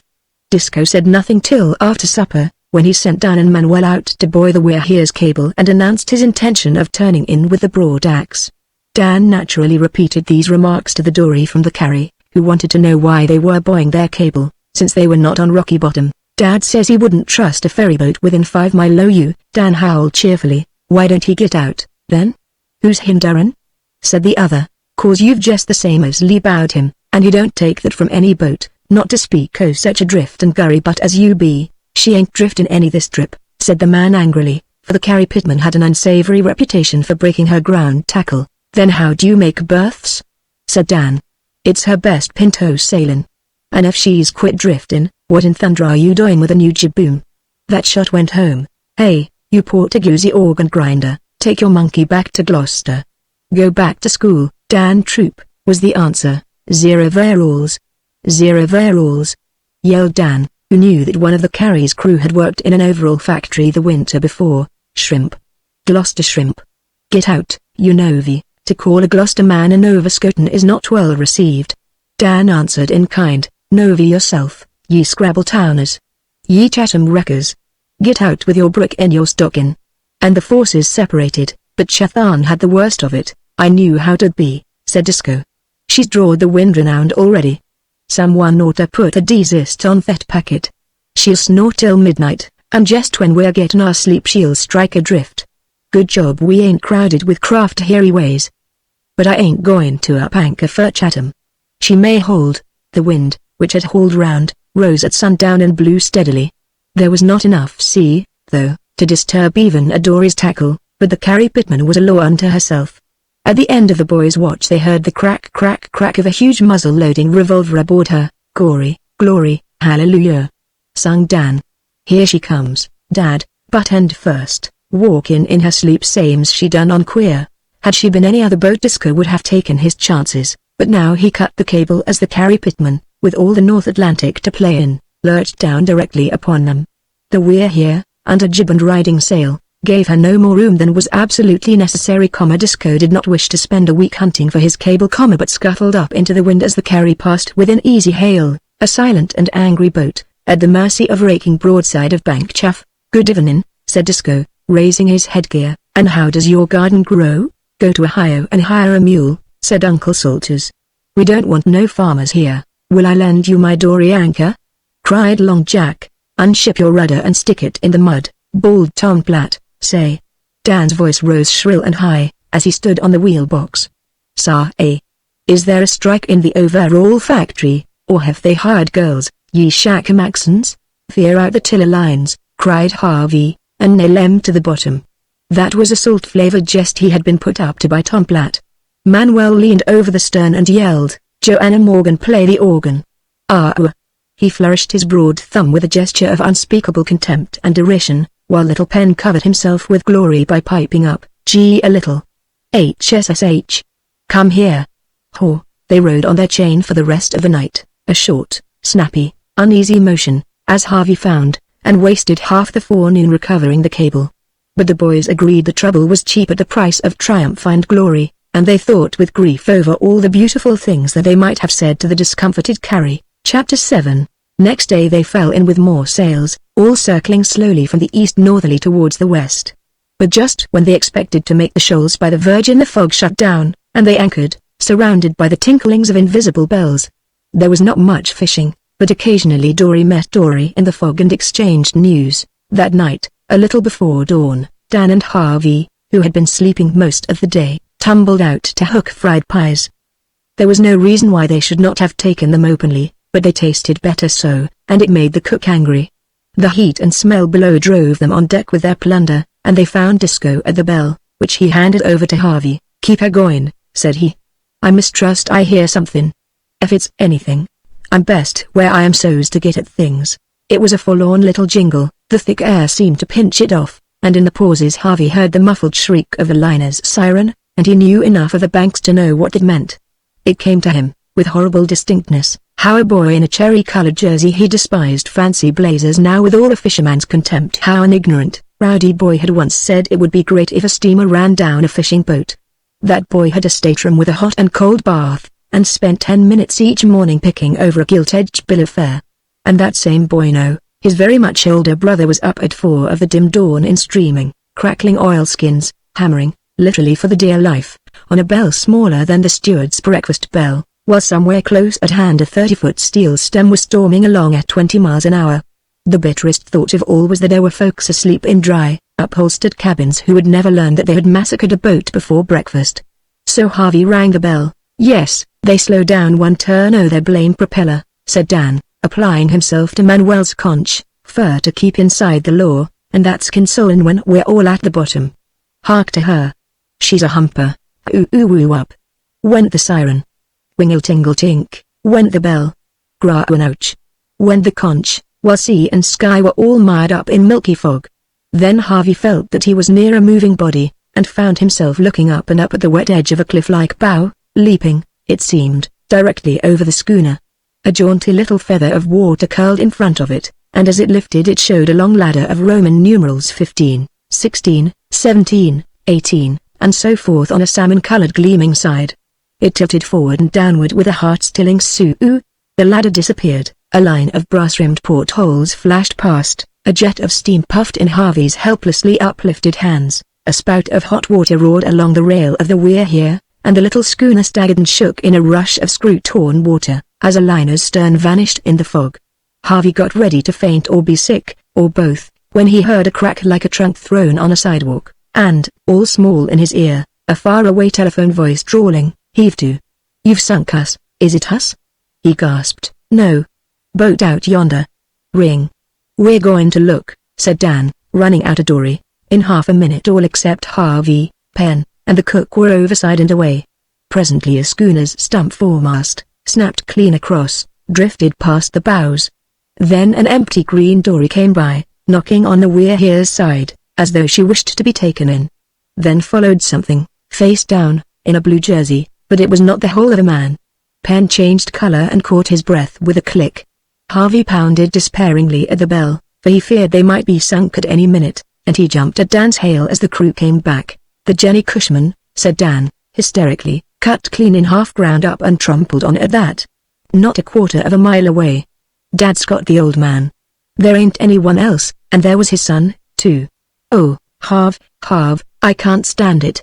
I've seen he dropped his head on his arms and sobbed while the others dragged a grey-headed man aboard. "What did you pick me up for?" the stranger groaned. "Disco, what did you pick me up for?" Disco dropped a heavy hand on his shoulder, for the man's eyes were wild and his lips trembled as he stared at the silent crew. Then up and spoke Pennsylvania Pratt, who was also Haskins or Rich or McVitie when Uncle Salters forgot, and his face was changed on him from the face of a fool to the countenance of an old, wise man, and he said in a strong voice, "The Lord gave, and the Lord hath taken away, blessed be the name of the Lord. I am a minister of the gospel. Leave him to me." "Oh, you be you?" said the man. "Then pray my son back to me. Pray back a $9,000 boat and 1,000 quintal of fish. If you'd left me alone my widow could ha' gone on to the Provident and worked for her board, and never known and never known. Now I'll have to tell her. There ain't nothing to say, said Disco. Better lie down a piece, Jason Ollie. When a man has lost his only son, his summer's work, and his means of livelihood, in 30 counted seconds, it is hard to give consolation. All Gloucester men, wasn't they? Said Tom Platt, fiddling helplessly with a dory bucket. Oh, that don't make no odds, said Jason, wringing the wet from his beard. I'll be rowing summer boarders around East Gloucester this fall. He rolled heavily to the rail, singing, Happy birds that sing and fly, round thine altars, zero most high, come with me. Come below, said Penn, as though he had a right to give orders. Their eyes met and fought for a quarter of a minute. I dunno who you be, but I'll come, said Jason submissively. Maybe I'll get back some o' the $9,000. Penn led him into the cabin and slid the door behind. That ain't Penn, cried Uncle Salters. It's Jacob a boiler, and he's remembered Johnstown. I never see'd stitch eyes in any living man's head. What's to do now? What'll I do now? They could hear Penn's voice and Jason's together. Then Penn's went on alone, and Salters slipped off his hat, for Penn was praying. Presently the little man came up the steps, huge drops of sweat on his face, and looked at the crew. Dan was still sobbing by the wheel. He don't know us, Salters groaned. It's all to do over again, checkers and everything, and what'll he say to me? Penn spoke. They could hear that it was to strangers. I have prayed, said he. Our people believe in prayer. I have prayed for the life of this man's son. Mine were drowned before my eyes, she and my eldest and the others. Shall a man be more wise than his maker? I prayed never for their lives, but I have prayed for this man's son, and he will surely be sent him. Salters looked pleadingly at Ben to see if he remembered. How long have I been mad? Penn asked suddenly. His mouth was twitching. Sure, Penn. You weren't never mad, Salters began, only a little distracted like. I saw the houses strike the bridge before the fires broke out. I do not remember any more. How long ago is that? I can't stand it. I can't stand it, cried Dan, and Harvey whimpered in sympathy. About 5 years, said Disco, in a shaking voice. Then I have been a charge on someone for every day of that time. Who was the man? Disco pointed to Salters. Ye hint, cried the sea farmer, twisting his hands together.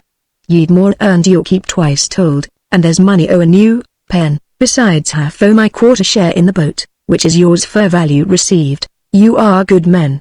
I can see that in your faces. But, Mother Avenue mercy, whispered Long Jack, and he's been with us all these trips. He's clean bewitched. A schooner's bell struck up alongside, and a voice hailed through the fog. Zero Disco.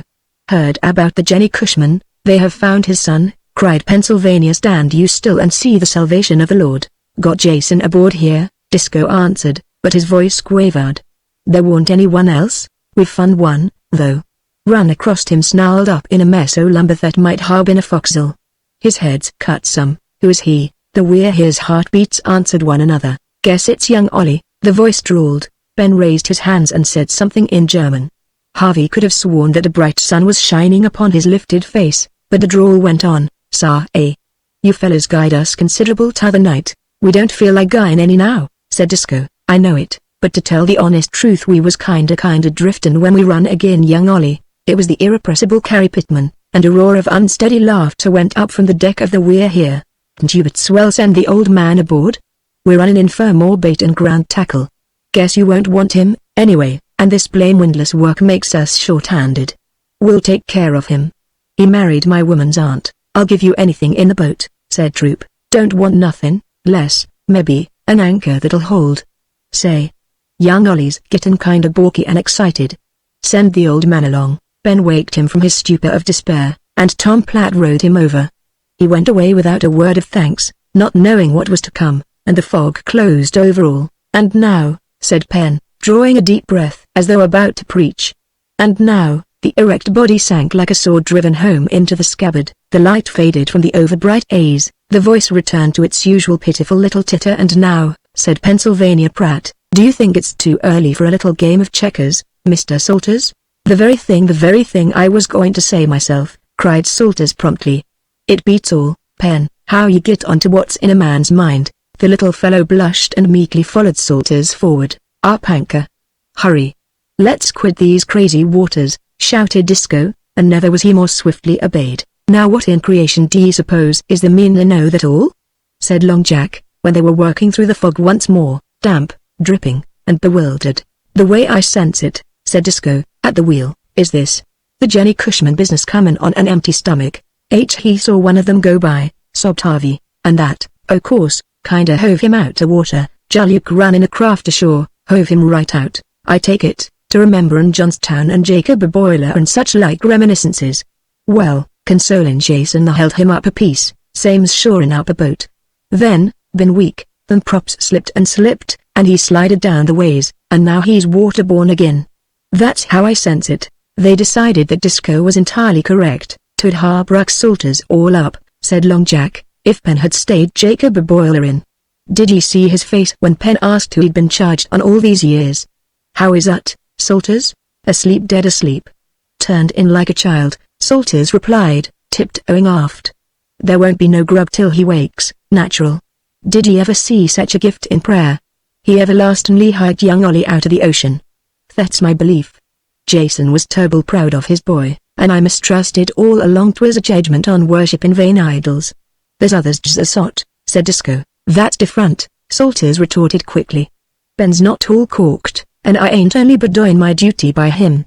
They waited, those hungry men, 3 hours, till Penn reappeared with a smooth face and a blank mind. He said he believed that he had been dreaming. Then he wanted to know why they were so silent, and they could not tell him. Disco worked all hands mercilessly for the next 3 or 4 days, and when they could not go out, turned them into the hold to stack the ship's stores into smaller compass, to make more room for the fish. The packed mast ran from the cabin partition to the sliding door behind the forecastle stove, and Disco showed how there is great art in stowing cargo so as to bring a schooner to her best draught. The crew were thus kept lively till they recovered their spirits, and Harvey was tickled with a rope sent by Long Jack for being, as the Galway man said, sorrowful as a sick cat over what couldn't be helped. He did a great deal of thinking in those weary days, and told Dan what he thought, and Dan agreed with him even to the extent of asking for fried pies instead of hooking them, but a week later the two nearly upset the Hatties in a wild attempt to stab a shark with an old bayonet tied to a stick. The grim brute rubbed alongside the dory begging for small fish, and between the 3 of them it was a mercy they all got off alive. At last, after playing blind man's buff in the fog, there came a morning when Disco shouted down the forecastle, "Hurry, boys. We're in town." Chapter 8. To the end of his days, Harvey will never forget that sight. The sun was just clear of the horizon they had not seen for nearly a week, and his low red light struck into the riding sails of 3 fleets of anchored schooners, one to the north, one to the westward, and one to the south. There must have been nearly 100 of them, of every possible make and build, with, far away, a square-rigged Frenchman, all bowing and courtesying one to the other. From every boat dories were dropping away like bees from a crowded hive, and the clamor of voices, the rattling of ropes and blocks, and the splash of the oars carried for miles across the heaving water. The sails turned all colors, black, pearly gray, and white, as the sun mounted, and more boats swung up through the mists to the southward. The dories gathered in clusters, separated, reformed, and broke again, all heading one way, while men hailed and whistled and cat-called and sang, and the water was speckled with rubbish thrown overboard. "It's a town," said Harvey. Disco was right. "It is a town. I've seen smaller," said Disco. "There's about 1,000 men here, and yonder's the Virgin." He pointed to a vacant space of greenish sea, where there were no dories. The Weir here skirted round the northern squadron, Disco waving his hand to friend after friend, and anchored as nearly as a racing yacht at the end of the season. The Bank fleet passed good seamanship in silence, but a bungalow is jeered all along the line. "Just in time for the Captain," cried the Mary Chilton. "Salt most wet?" asked the King Philip. "Hey, Tom Platt. Come tea supper tonight?" said the Henry Clay, and so questions and answers flew back and forth. Men had met one another before, dory fishing in the fog, and there is no place for gossip like the Bank fleet. They all seemed to know about Harvey's rescue, and asked if we were worth his salt yet. The young bloods jested with Dan, who had a lively tongue of his own, and inquired after their health by the town nicknames they least liked. Manuel's countrymen jabbered at him in their own language, and even the silent cook was seen riding the jib-boom and shouting Gaelic to a friend as black as himself. After they had buoyed the cable all around the Virgin is rocky bottom, and carelessness means chafed ground tackle and danger from drifting. After they had buoyed the cable, their dories went forth to join the mob of boats anchored about a mile away. The schooners rocked and dipped at a safe distance, like mother ducks watching their brood, while the dories behaved like mannerless ducklings. As they drove into the confusion, Boat banging boat. Harvey's ears tingled at the comments on his rowing. Every dialect from Labrador to Long Island, with Portuguese, Neapolitan, lingua franca, French, and Gaelic, with songs and shoutings and new oaths, rattled round him, and he seemed to be the butt of it all. For the first time in his life he felt shy. Perhaps that came from living so long with only the weirs among the scores of wild faces that rose and fell with the reeling small craft. A gentle, breathing swell, 3 furlongs from trough to barrel, would quietly shoulder up a string of variously painted dories. They hung for an instant, a wonderful frieze against the skyline, and their men pointed and hailed. Next moment the open mouths, waving arms, and bare chests disappeared, while on another swell came up an entirely new line of characters like paper figures in a toy theater. So Harvey stared. "Watch out," said Dan, flourishing a dip net. "When I tell you dip, you dip. The Kaplan'll school any time from now on." Well, we lay, Tom Platt, pushing, shoving, and hauling, greeting old friends here and warning old enemies there. Commodore Tom Platt led his little fleet well to leeward of the general crowd, and immediately 3 or 4 men began to haul on their anchors with intent to lee by the weirs. But a yell of laughter went up as a dory shot from her station with exceeding speed, its occupant pulling madly on the roding. "Give her slack!" roared 20 voices. "Let him shake it out." "What's the matter?" said Harvey, as the boat flashed away to the southward. "He's anchored, isn't he?" "Anchored, sure enough, but his ground tackle's kinda shifty," said Dan, laughing. "Whales fouled it. Dip half. Here they come."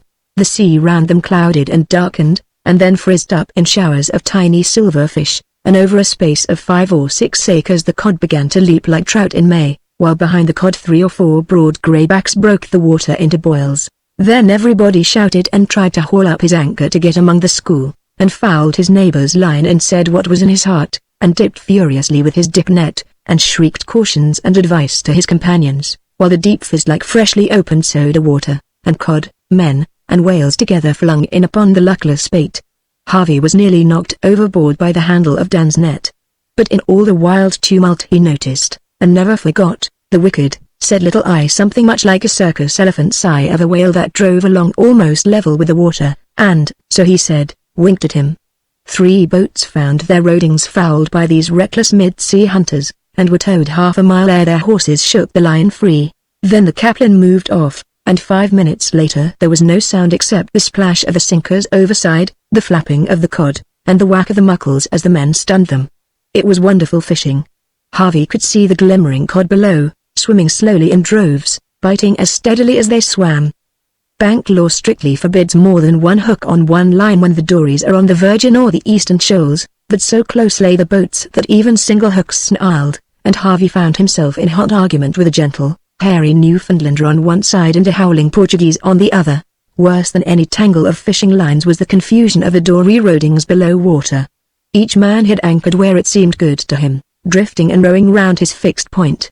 As the fish struck on less quickly, each man wanted to haul up and get to better ground, but every third man found himself intimately connected with some 4 or 5 neighbors. To cut another's roding is crime unspeakable on the banks, yet it was done, and done without detection, 3 or 4 times that day. Tom Platt caught a Maine man in the black act and knocked him over the gunwale with an oar, and Manuel served a fellow countryman in the same way. But Harvey's anchor line was cut, and so was Penn's, and they were turned into relief boats to carry fish to the weir here as the dories filled. The Kaplan schooled once more at twilight, when the mad clamor was repeated, and at dusk they rowed back to dress down by the light of kerosene lamps on the edge of the pen. It was a huge pile, and they went to sleep while they were dressing. Next day several boats fished right above the cap of the Virgin, and Harvey, with them, looked down on the very weed of that lonely rock, which rises to within 20 feet of the surface. The cod were there in legions, marching solemnly over the leathery kelp. When they bit all together, and so when they stopped, there was a slack time at noon, and the dories began to search for amusement. It was Dan who sighted the Hope of Prague just coming up, and as her boats joined the company they were greeted with the question, "Who's the meanest man in the fleet?" 300 voices answered cheerily, "Nick Brady." It sounded like an organ chant, "Who stole the lampics?" That was Dan's contribution. "Nick Brady," sang the boats, "Who biled the salt bait for soup?" This was an unknown backbiter a quarter of a mile away. Again the joyful chorus. Now, Brady was not especially mean, but he had that reputation, and the fleet made the most of it. Then they discovered a man from a Truro boat who, 6 years before, had been convicted of using a tackle with 5 or 6 hooks, a scrugger. They call it in the shoals. Naturally, he had been christened Scrugger Jim, and though he had hidden himself on the Georges ever since, he found his honours waiting for him full-blown. They took it up in a sort of firecracker chorus: Jim. 0 Jim. Jim. 0 Jim. Scrugger Jim. That pleased everybody. And when a poetical Beverley man he had been making it up all day, and talked about it for weeks, sang, "The Carrie Pitman's anchor doesn't hold her for a cent," the Dories felt that they were indeed fortunate. Then they had to ask that Beverley man how he was off for beans, because even poets must not have things all their own way. Every schooner and nearly every man got it in turn. Was there a careless or dirty cook anywhere? The Dories sang about him and his food. Was a schooner badly found? The fleet was told at full length. Had a man hooked tobacco from a messmate? He was named in meeting, the name tossed from roller to roller. Disco's infallible judgments, Long Jack's market boat that he had sold years ago, Dan's sweetheart, oh, but Dan was an angry boy, Penn's bad luck with dory anchors, Salter's views on manure, Manuel's little slips from virtue ashore, and Harvey's ladylike handling of the oar, all were laid before the public, and as the fog fell around them in silvery sheets beneath the sun, the voices sounded like a bench of invisible judges pronouncing sentence. The Dories roved and fished and squabbled till a swell under in the sea. Then they drew more apart to save their sides, and someone called that if the swell continued the Virgin would break. A reckless Galway man with his nephew denied this, hauled up anchor, and rowed over the very rock itself. Many voices called them to come away, while others dared them to hold on. As the smooth-backed trollers passed to the southward, they hove the dory hand high into the mist, and dropped her in ugly, sucking, dimpled water, where she spun round her anchor, within a foot or two of the hidden rock. It was playing with death for mere bravado, and the boats looked on in uneasy silence till Long Jack rode up behind his countrymen and quietly cut their roding. "Can't ye hear us knockin'?" he cried. "Pull for you miserable lives. Pull." The men swore and tried to argue as the boat drifted, but the next swell checked a little, like a man tripping on a carpet. There was a deep sob and a gathering roar, and the Virgin flung up a couple of acres of foaming water, white, furious, and ghastly over the shoal sea. Then all the boats greatly applauded Long Jack, and the Galway men held their tongue. "Ain't it elegant?" said Dan, bobbing like a young seal at home. "She'll break about once every half hour now, lay the swell piles up good. What's her regular time when she's at work, Tom Platt? Once every 15 minutes, to the tick? Harv, you've seen the greatest thing on the banks, and but for Long Jack you'd seen some dead men too." There came a sound of merriment where the fog lay thicker and the schooners were ringing their bells. A big bark nosed cautiously out of the mist, and was received with shouts and cries of, "Come along, darlin'," from the Irishry. "Another Frenchman?"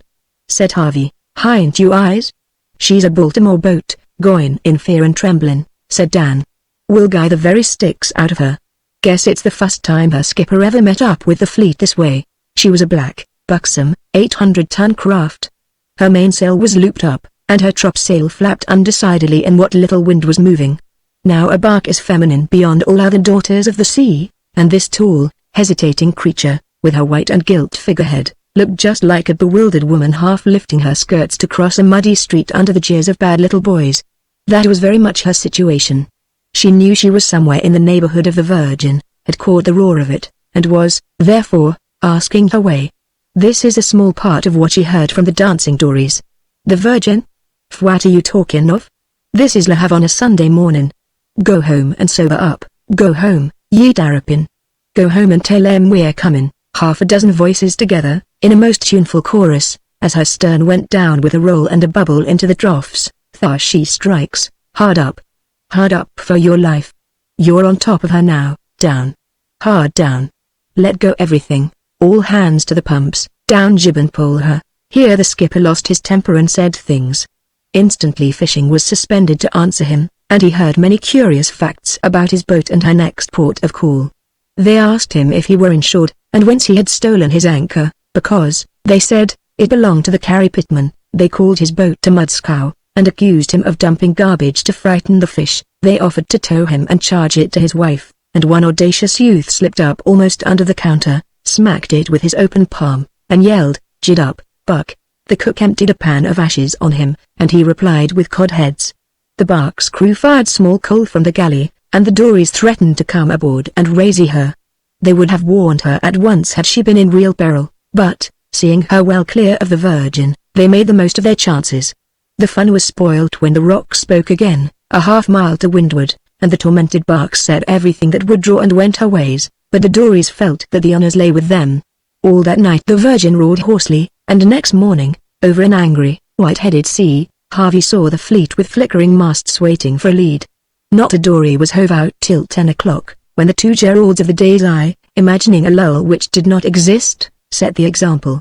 In a minute half the boats were out and bobbing in the cockly swells, but Troop kept the weir hayers at work dressing down. He saw no sense in dares, and as the storm grew that evening they had the pleasure of receiving wet strangers only too glad to make any refuge in the gale. The boys stood by the dory tackles with lanterns, the men ready to haul, one eye cocked for the sweeping wave that would make them drop everything and hold on for dear life. Out of the dark would come a yell of "Dory, dory!" They would hook up and haul in a drenched man and a half-sunk boat, till their decks were littered down with nests of dories and the bunks were full. 5 times in their watch did Harvey, with Dan, jump at the foregaff where it lay lashed on the boom, and cling with arms, legs, and teeth to rope and spar and sodden canvas as a big wave filled the decks.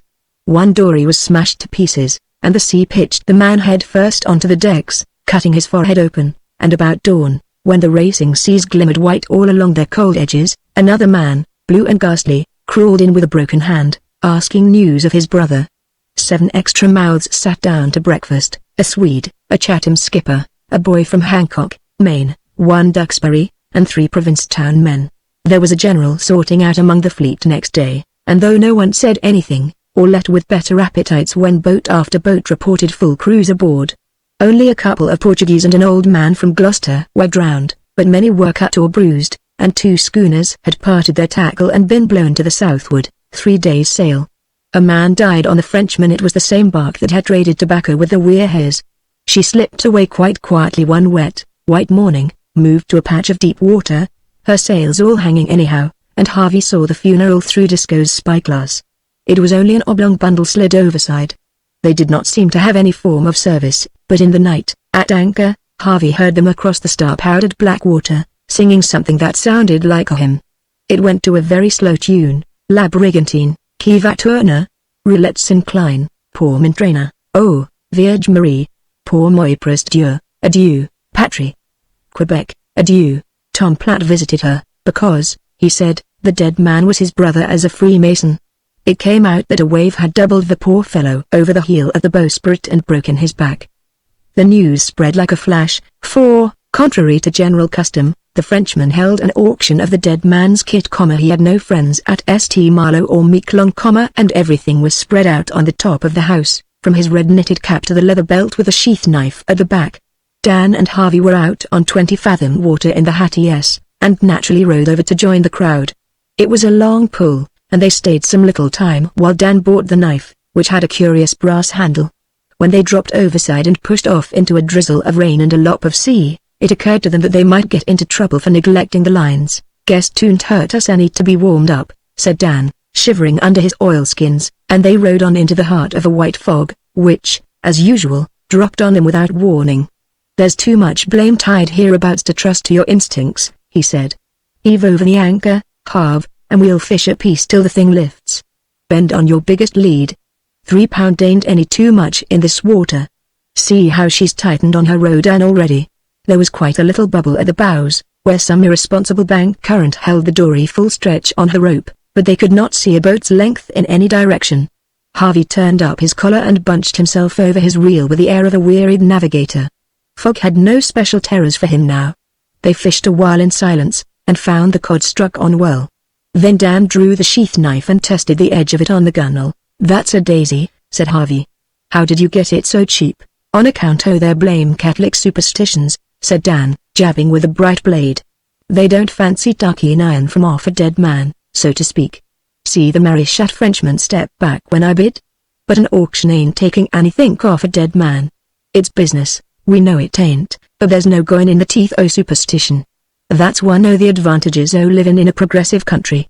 And Dan began whistling. "Oh, Double Thatcher, how are you? Now Eastern Point comes interview, the girls and boys we soon shall see, at anchor off Cape Ann. Why didn't that Eastport man bid, then? He bought his boots. Ain't Maine progressive, Maine? Sure. They don't know enough, or they hain't got money enough, to paint their houses in Maine. I've seen the Eastport man. He told me that the knife had been used, so the French captain told him used up on the French coast last year. Cut a man? Heave the muckle. Harvey hauled in his fish, ribbited, and threw over, killed him. Course, when I heard that I was keen ever to get it, Christmas.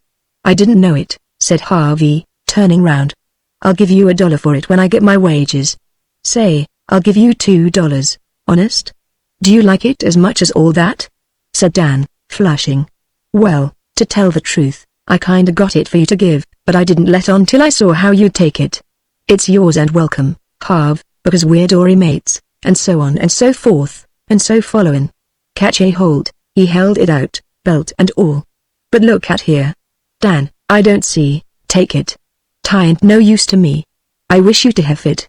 The temptation was irresistible. Dan, you're a white man, said Harvey. I'll keep it as long as I live. That's good hearin', said Dan, with a pleasant laugh, and then, anxious to change the subject, looks if your line was fast to something. Fouled, I guess, said Harv, tugging. Before he pulled up he fastened the belt round him, and with deep delight heard the tip of the sheath click on the thwart. Concerned a thing, he cried. She acts as though she were on Strawberry Bottom. It's all sound here, ain't it? Dan reached over and gave a judgmatic tweak. Holbut'll act that way if he's sulky. That's no Strawberry Bottom. Yank her once or twice. She gives, sure. Guess we'd better haul up and make certain. They pulled together, making fast at each turn on the cleats, and the hidden weight rose sluggishly. Prize, oh! Haul! Shouted Dan, but the shout ended in a shrill, double shriek of horror, for out of the sea came the body of the dead Frenchman buried 2 days before. The hook had caught him under the right armpit, and he swayed, erect and horrible, head and shoulders above water. His arms were tied to his side, and he had no face. The boys fell over each other in a heap at the bottom of the dory, and there they lay while the thing bobbed alongside, held on the shortened line. The tide brought him, said Harvey with quivering lips, as he fumbled at the clasp of the belt. Oh, Lord! Oh, Harv! Groaned Dan, be quick. He's come for it. Let him have it. Take it off. I don't want it. I don't want it. Cried Harvey. I can't find the buckle. Quick, Harv. He's on your line. Harvey sat up to unfasten the belt, facing the head that had no face under its streaming hair. He's fast still, he whispered to Dan, who slipped out his knife and cut the line, as Harvey flung the belt far overside. The body shot down with a plop, and Dan cautiously rose to his knees, whiter than the fog. He come for it. He come for it. I've seen a stale one hauled up on a trawl and I didn't much care, but he come to us special. I wish I hadn't taken the knife.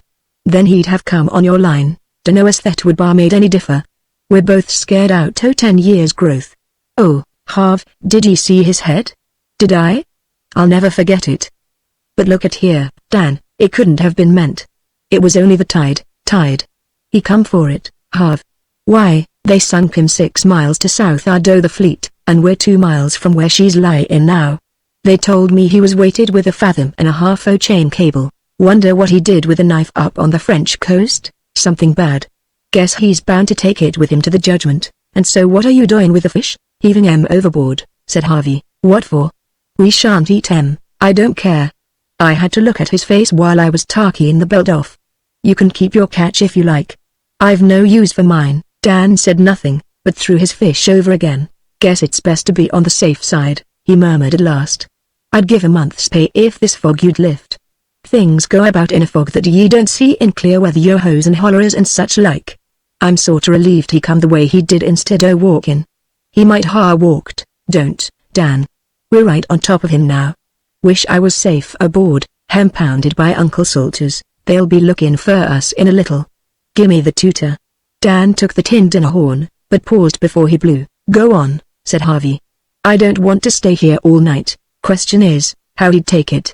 There was a man from down the coast told me once he was in a schooner where they darsn't ever blow a horn to the dories, because the skipper not the man he was with, but a captain that had run her 5 years before he drowned a boy alongside in a drunk fit, and ever after, that boy he'd row alongside to and shout, Dory, Dory. With the rest, Dory, Dory. A muffled voice cried through the fog. They cowered again, and the horn dropped from Dan's hand. "Hold on!" cried Harvey. "It's the cook." "Dunno what made me think o' that fool tale, either," said Dan. "It's the doctor, sure enough, Dan." "Danny." "Oh, Dan." Harvey. "Oh, Harvey, we're here," sang both boys together. They heard oars, but could see nothing till the cook, shining and dripping, rode into them. "What iss happened?" said he. "You will be beaten at home, that's what we want." "That's what we're sufferin' for," said Dan. "Anything home is good enough for us. We've had kinda depressing company." As the cook passed them a line, Dan told him the tale. "Yes. He come for his knife," was all he said at the end. Never had the little rocking weir here looked so deliciously home-like as when the cook, born and bred in fogs, rode them back to her.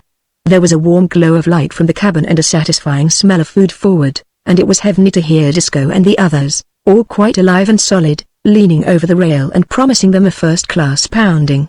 But the cook was a black master of strategy. He did not get the dories aboard till he had given the more striking points of the tale, explaining as he backed and bumped round the counter how Harvey was the mascot to destroy any possible bad luck.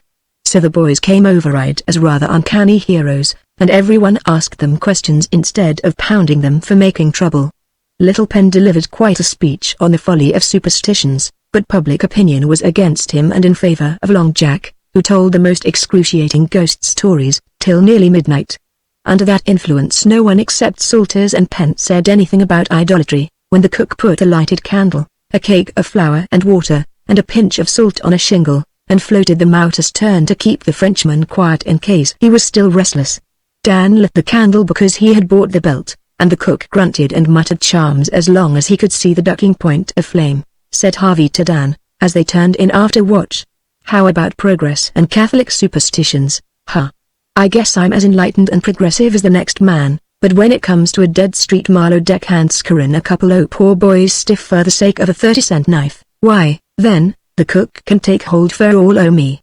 I mistrust foreigners, living or dead." Next morning all, except the cook, were rather ashamed of the ceremonies, and went to work double tides, speaking gruffly to one another. The Weir here was racing neck and neck for her last few loads against the Parry Norman, and so close was the struggle that the fleet took side and betted tobacco. All hands worked at the lines or dressing down till they fell asleep where they stood, beginning before dawn and ending when it was too dark to see.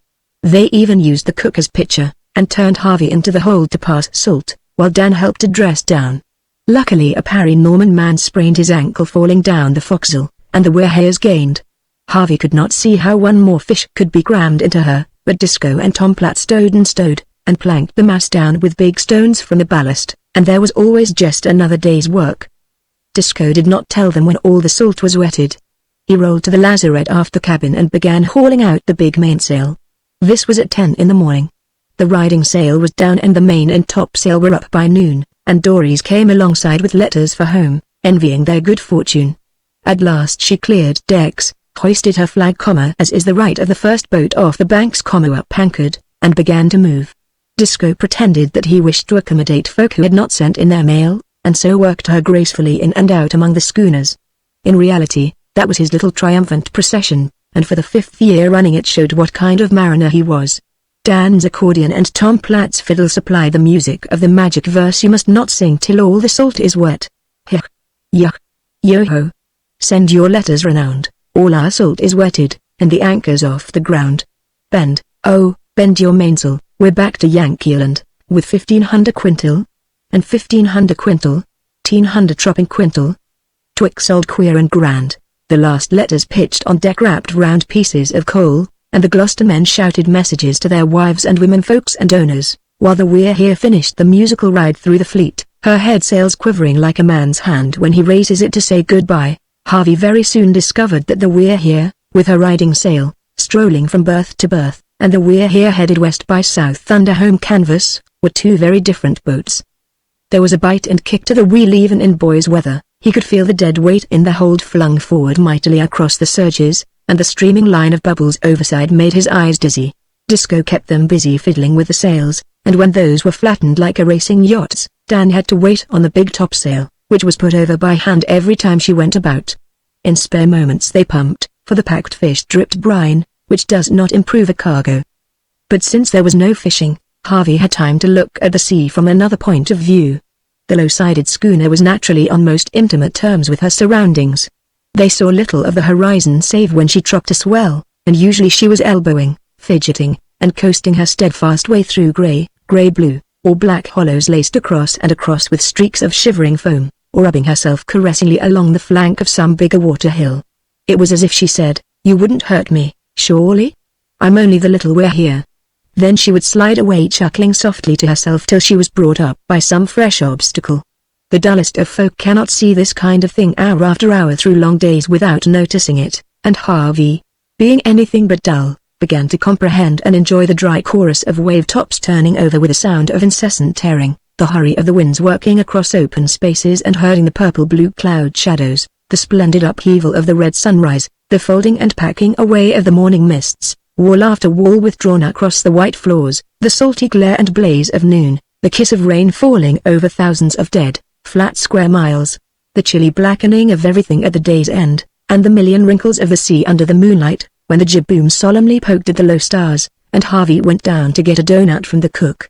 But the best fun was when the boys were put on the wheel together, Tom Platt within hail, and she cuddled her lee rail down to the crashing blue, and kept a little homemade rainbow arching unbroken over her windlass.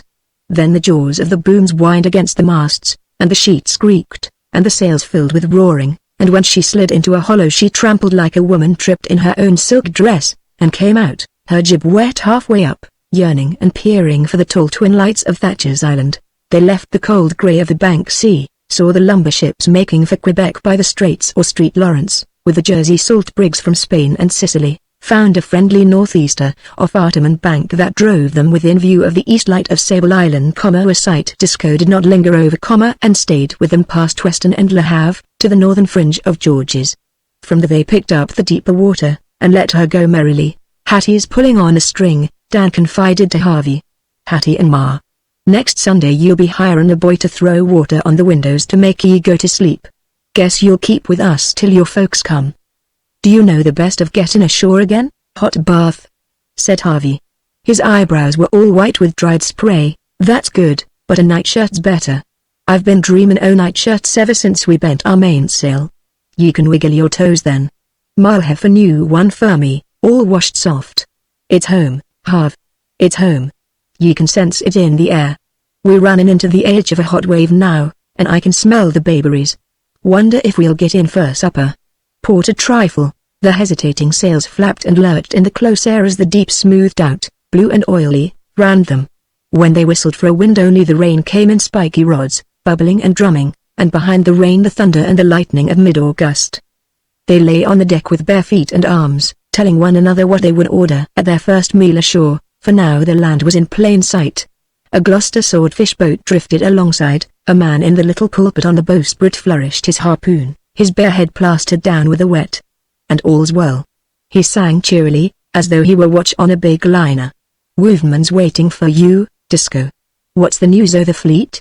Disco shouted it and passed on, while the wild summer storm pounded overhead and the lightning flickered along the capes from 4 different quarters at once.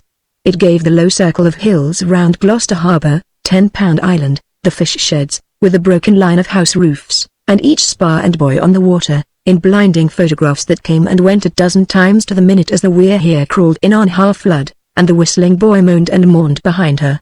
Then the storm died out in long, separated, vicious tags of blue-white flame, followed by a single roar like the roar of a mortar battery, and the shaken air tingled under the stars as it got back to silence. "The flag, said Disco, suddenly, pointing upward. "What is ut?" said Long Jack. "Otto. Half-mast. They can see us from shore now. I'd clean forgot he's no folk to Gloucester, has he? Girl, he was going to be married to this fall, Mary pity her," said Long Jack, and lowered the little flag half-mast for the sake of Otto, swept overboard in a gale off Le Havre 3 months before. Disco wiped the wet from his eyes and led the Weir here to Woofman's Wharf, giving his orders in whispers, while she swung round moored tugs and night watchmen hailed her from the ends of inky black piers. Over and above the darkness and the mystery of the procession, Harvey could feel the land close round him once more, with all its thousands of people asleep, and the smell of earth after rain, and the familiar noise of a switching engine coughing to herself in a freight yard, and all those things made his heart beat and his throat dry up as he stood by the foresheet. They heard the anchor watch snoring on a lighthouse tug, nosed into a pocket of darkness where a lantern glimmered on either side. Somebody waked with a grunt, threw them a rope, and they made fast to a silent wharf flanked with great iron-roofed sheds full of warm emptiness, and lay there without a sound. Then Harvey sat down by the wheel, and sobbed as though his heart would break, and a tall woman who had been sitting on a weigh scale dropped down into the schooner and kissed Dan once on the cheek, for she was his mother, and she had seen the weir here by the lightning flashes. She took no notice of Harvey till he had recovered himself a little and Disco had told her his story. Then they went to Disco's house together as the dawn was breaking, and until the telegraph office was open and he could wire his folk, Harvey Chain was perhaps the loneliest boy in all America. But the curious thing was that Disco and Dan seemed to think none the worse of him for crying.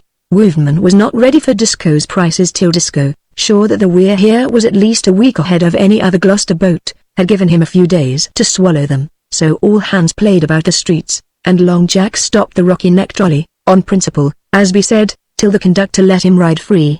But Dan went about with his freckled nose in the air, bung full of mystery and most haughty to his family. "Dan, I'll have to lay into you if you act this way," said Troop, pensively. "Since we've come ashore this time you've been a heap too fresh. I'd lay into him now if he was mine," said Uncle Salters, sourly. "He ain't been boarded with the troops." "Oh," said Dan, shuffling with the accordion round the backyard, ready to leap the fence if the enemy advanced. "Dan, you're welcome to your own judgment, but remember I've warned ye. Your own flesh and blood ha' warned ye.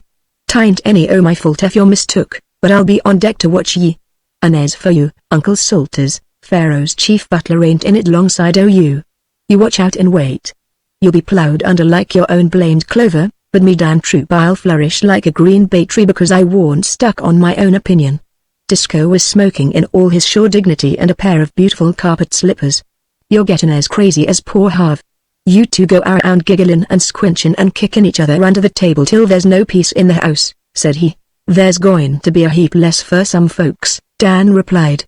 "You wait and see." He and Harvey went out on the trolley to East Gloucester, where they tramped through the bayberry bushes to the lighthouse, and lay down on the big red boulders and laughed themselves hungry. Harvey had shown Dan a telegram, and the two swore to keep silence till the shell burst. "Harv's folk?" said Dan, with an unruffled face after supper. "Well, I guess they don't amount to much of anything, or we'd ha' heard from 'em by now. His pop keeps a kind o' store out west. Maybe he'll give you as much as $5, Dad. What did I tell ye?" said Salters. "Don't sputter over your victuals, Dan." Chapter 9. Whatever his private sorrows may be, a multimillionaire, like any other workingman, should keep abreast of his business. Harvey Chain, Sr., had gone east late in June to meet a woman broken down, half mad, who dreamed day and night of her son drowning in the grey seas. He had surrounded her with doctors, trained nurses, massage women, and even faith cure companions, but they were useless. Mrs. Chain lay still and moaned, or talked of her boy by the hour together to anyone who would listen. Hope she had none, and who could offer it. All she needed was assurance that drowning did not hurt, and her husband watched to guard lest she should make the experiment. Of his own sorrow he spoke little, hardly realized the depth of it till he caught himself asking the calendar on his writing desk, "What's the use of going on?" There had always lain a pleasant notion at the back of his head that, some day, when he had rounded off everything and the boy had left college, he would take his son to his heart and lead him into his possessions. Then that boy, he argued, as busy furthers do, would instantly become his companion, partner, and ally, and there would follow splendid years of great works carried out together, the old head backing the young fire. Now his boy was dead lost at sea, as it might have been a Swede sailor from one of Chain's big tea-ships, the wife dying, or worse. He himself was trodden down by platoons of women and doctors and maids and attendants, worried almost beyond endurance by the shift and change of her poor restless whims, hopeless, with no heart to meet his many enemies. He had taken the wife to his raw new palace in San Diego, where she and her people occupied a wing of great price, and Chain, in a veranda room, between a secretary and a typewriter, who was also a telegraphist, toiled along wearily from day to day.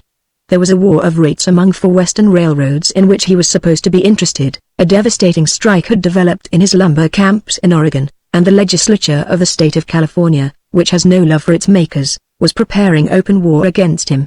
Ordinarily he would have accepted battle ere it was offered, and have waged a pleasant and unscrupulous campaign. But now he sat limply, his soft black hat pushed forward onto his nose, His big body shrunk inside his loose clothes, staring at his boots saw the Chinese junks in the bay, and assenting absently to the secretary's questions as he opened the Saturday mail. Chain was wondering how much it would cost to drop everything and pull out. He carried huge insurances, could buy himself royal annuities, and between one of his places in Colorado and a little society that would do the wife good, say in Washington in the South Carolina Islands, a man might forget plans that had come to nothing. On the other hand, the click of the typewriter stopped. The girl was looking at the secretary, who had turned white. He passed Chain a telegram repeated from San Francisco.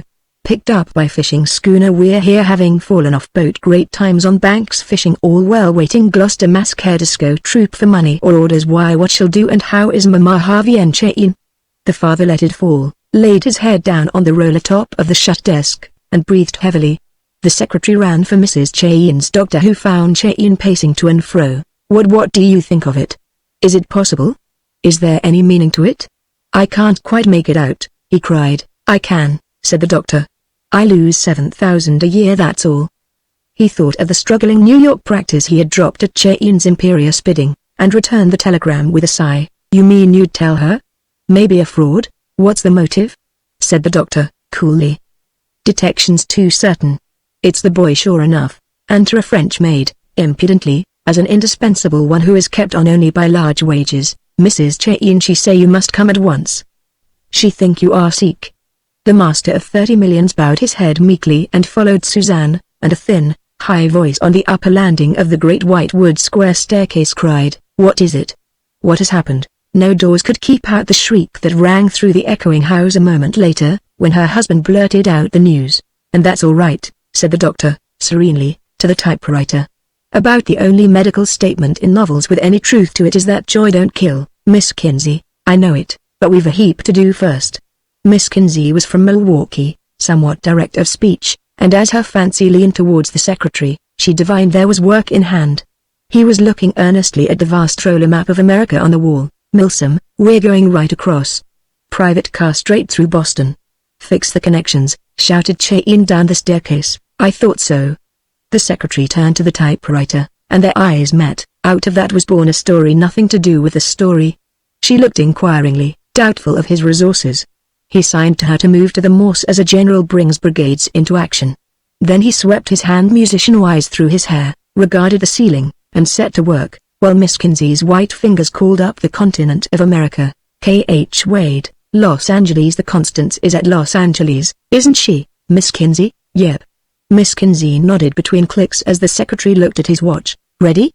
Send Constance, private car, here, and arrange for special to leave here Sunday in time to connect with New York Limited at 16th Street, Chicago, Tuesday next. Click click click. Couldn't you better that? Not on those grades. That gives them 60 hours from here to Chicago. They won't gain anything by taking a special east of that. Ready? Also arrange with Lakeshore and Michigan Southern to take Constance on New York Central and Hudson River Buffalo to Albany, and B. and A. The same Albany to Boston. Indispensable I should reach Boston Wednesday evening. Be sure nothing prevents. Have also wired Caniff, Toucey, and Barnes. Sign, Chain. Miss Kinsey nodded, and the secretary went on. Now then. Caniff, Toucey, and Barnes, of course. Ready? Caniff, Chicago. Please take my private car Constance from Santa Fe at 16th Street next Tuesday p.m. on NY Limited through to Buffalo and deliver N.Y. C. for Albany. Ever been to New York, Miss Kinsey? Will go someday. Ready? Take car Buffalo to Albany on Limited Tuesday p.m. That's for Toucey. Haven't been to New York, but I know that. With a toss of the head. Beg pardon. Now, Boston and Albany. Barnes, same instructions from Albany through to Boston. Leave 3:05 p.m. You needn't wire that. Arrive 9:05 p.m. Wednesday. That covers everything Wade will do, but it pays to shake up the managers. It's great, said Miss Kinsey, with a look of admiration. This was the kind of man she understood and appreciated. "'Tisn't bad," said Milsom, modestly. "Now, anyone but me would have lost 30 hours and spent a week working out the run, instead of handing him over to the Santa Fe straight through to Chicago. But see here, about that New York Limited. Chauncey Depew himself couldn't hitch his car to her," Miss Kinsey suggested, recovering herself. "Yes, but this isn't Chauncey. It's chain lightning. It goes. Even so. Guess we'd better wire the boy. You've forgotten that, anyhow, I'll ask. When he returned with the father's message bidding Harvey meet them in Boston at an appointed hour, he found Miss Kinsey laughing over the keys. Then Milsom laughed too, for the frantic clicks from Los Angeles ran, "We want to know why?" General uneasiness developed and spreading. 10 minutes later Chicago appealed to Miss Kinsey in these words, "If crime of century is maturing, please warn friends in time. We are all getting to cover here." This was capped by a message from Topeka, and wherein Topeka was concerned even Milsom could not guess. "Don't shoot, Colonel. We'll come down." Chain smiled grimly at the consternation of his enemies when the telegrams were laid before him. "They think we're on the warpath. Tell them we don't feel like fighting just now, Milsom. Tell them what we're going for. I guess you and Miss Kinsey had better come along, though it isn't likely I shall do any business on the road. Tell them the truth for once." So the truth was told. Miss Kinsey clicked in the sentiment while the secretary added the memorable quotation, "Let us have peace," and in boardrooms 2,000 miles away the representatives of $63 million worth of variously manipulated railroad interests breathed more freely. Chain was flying to meet the only son, so miraculously restored to him. The bear was seeking his cub, not the bulls. Hard men who had their knives drawn to fight for their financial lives put away the weapons and wished him Godspeed, while half a dozen panic-smitten tin pot toads perked up their heads and spoke of the wonderful things they would have done had not Chain buried the hatchet. It was a busy weekend among the wires, for now that their anxiety was removed, men and cities hastened to accommodate. Los Angeles called to San Diego and Barstow that the Southern California engineers might know and be ready in their lonely roundhouses. Barstow passed the word to the Atlantic and Pacific, and Albuquerque flung it the whole length of the Atchison, Topeka, and Santa Fe management, even into Chicago. An engine, combination car with crew, and the great and gilded Constance private car were to be expedited over those 2,350 miles. The train would take precedence of 177 others meeting and passing. Dispatchers and crews of every one of those said trains must be notified. 16 locomotives, 16 engineers, and 16 firemen would be needed, each and every one the best available. 2.5 minutes would be allowed for changing engines, 3 for watering, and 2 for coaling. Warn the men, and arrange tanks and chutes accordingly, for Harvey Chain is in a hurry, a hurry, a hurry, sang the wires. 40 miles an hour will be expected, and division superintendents will accompany this special over their respective divisions. From San Diego to 16th Street, Chicago, let the magic carpet be laid down. Hurry. Oh, hurry, it will be hot, said Chain, as they rolled out of San Diego in the dawn of Sunday. We're going to hurry, Mama, just as fast as ever we can, but I really don't think there's any good of your putting on your bonnet and gloves yet. You'd much better lie down and take your medicine. I'd play you a game of dominoes, but it's Sunday. I'll be good. Oh, I will be good. Only taking off my bonnet makes me feel as if we'd never get there. Try to sleep a little, Mama, and we'll be in Chicago before you know, but it's Boston, Father. Tell them to hurry. The 6-foot drivers were hammering their way to San Bernardino and the Mojave Wastes, but this was no grade for speed. That would come later. The heat of the desert followed the heat of the hills as they turned east to the Needles and the Colorado River. The car cracked in the uttered thin glare, and they put crushed ice to Mrs. Chain's neck, and toiled up the long grades, past Ash Fork, towards Flagstaff, where the forests and quarries are, under the dry, remote skies. The needle of the speed indicator flicked and wagged to and fro, the cinders rattled on the roof, and a whirl of dust sucked after the whirling wheels. The crew of the combination sat on their bunks, panting in their shirt sleeves, and Chain found himself among them shouting old stories of the railroad that every trainman knows, above the roar of the car. He told them about his son, and how the sea had given up its dead, and they nodded and spat and rejoiced with him, asked after her, back there, and whether she could stand it if the engineer let her out a piece, and Chain thought she could. Accordingly, the great fire horse was let out from Flagstaff to Winslow, till a division superintendent protested, but Mrs. Chain, in the boudoir stateroom, where the French maid, sallow white with fear, clung to the silver door handle, only moaned a little and begged her husband to bid them hurry. And so they dropped the dry sands and moonstruck rocks of Arizona behind them, and grilled on till the crash of the couplings and the wheeze of the brake hose told them they were at Coolidge by the Continental Divide. 3 bold and experienced men, cool, confident, and dry when they began, white, quivering, and wet when they finished their trick at those terrible wheels swung her over the great lift from Albuquerque to Glorieta and beyond Springer, up and up to the Rattan Tunnel on the state line, whence they dropped rocking into La Junta, at sight of the Arkansas, and tore down the long slope to Dodge City, where Cheyenne took comfort once again from setting his watch an hour ahead. There was very little talk in the car. The secretary and typewriter sat together on the stamped Spanish leather cushions by the plate glass observation window at the rear end, watching the surge and ripple of the ties crowded back behind them, and, it is believed, making notes of the scenery.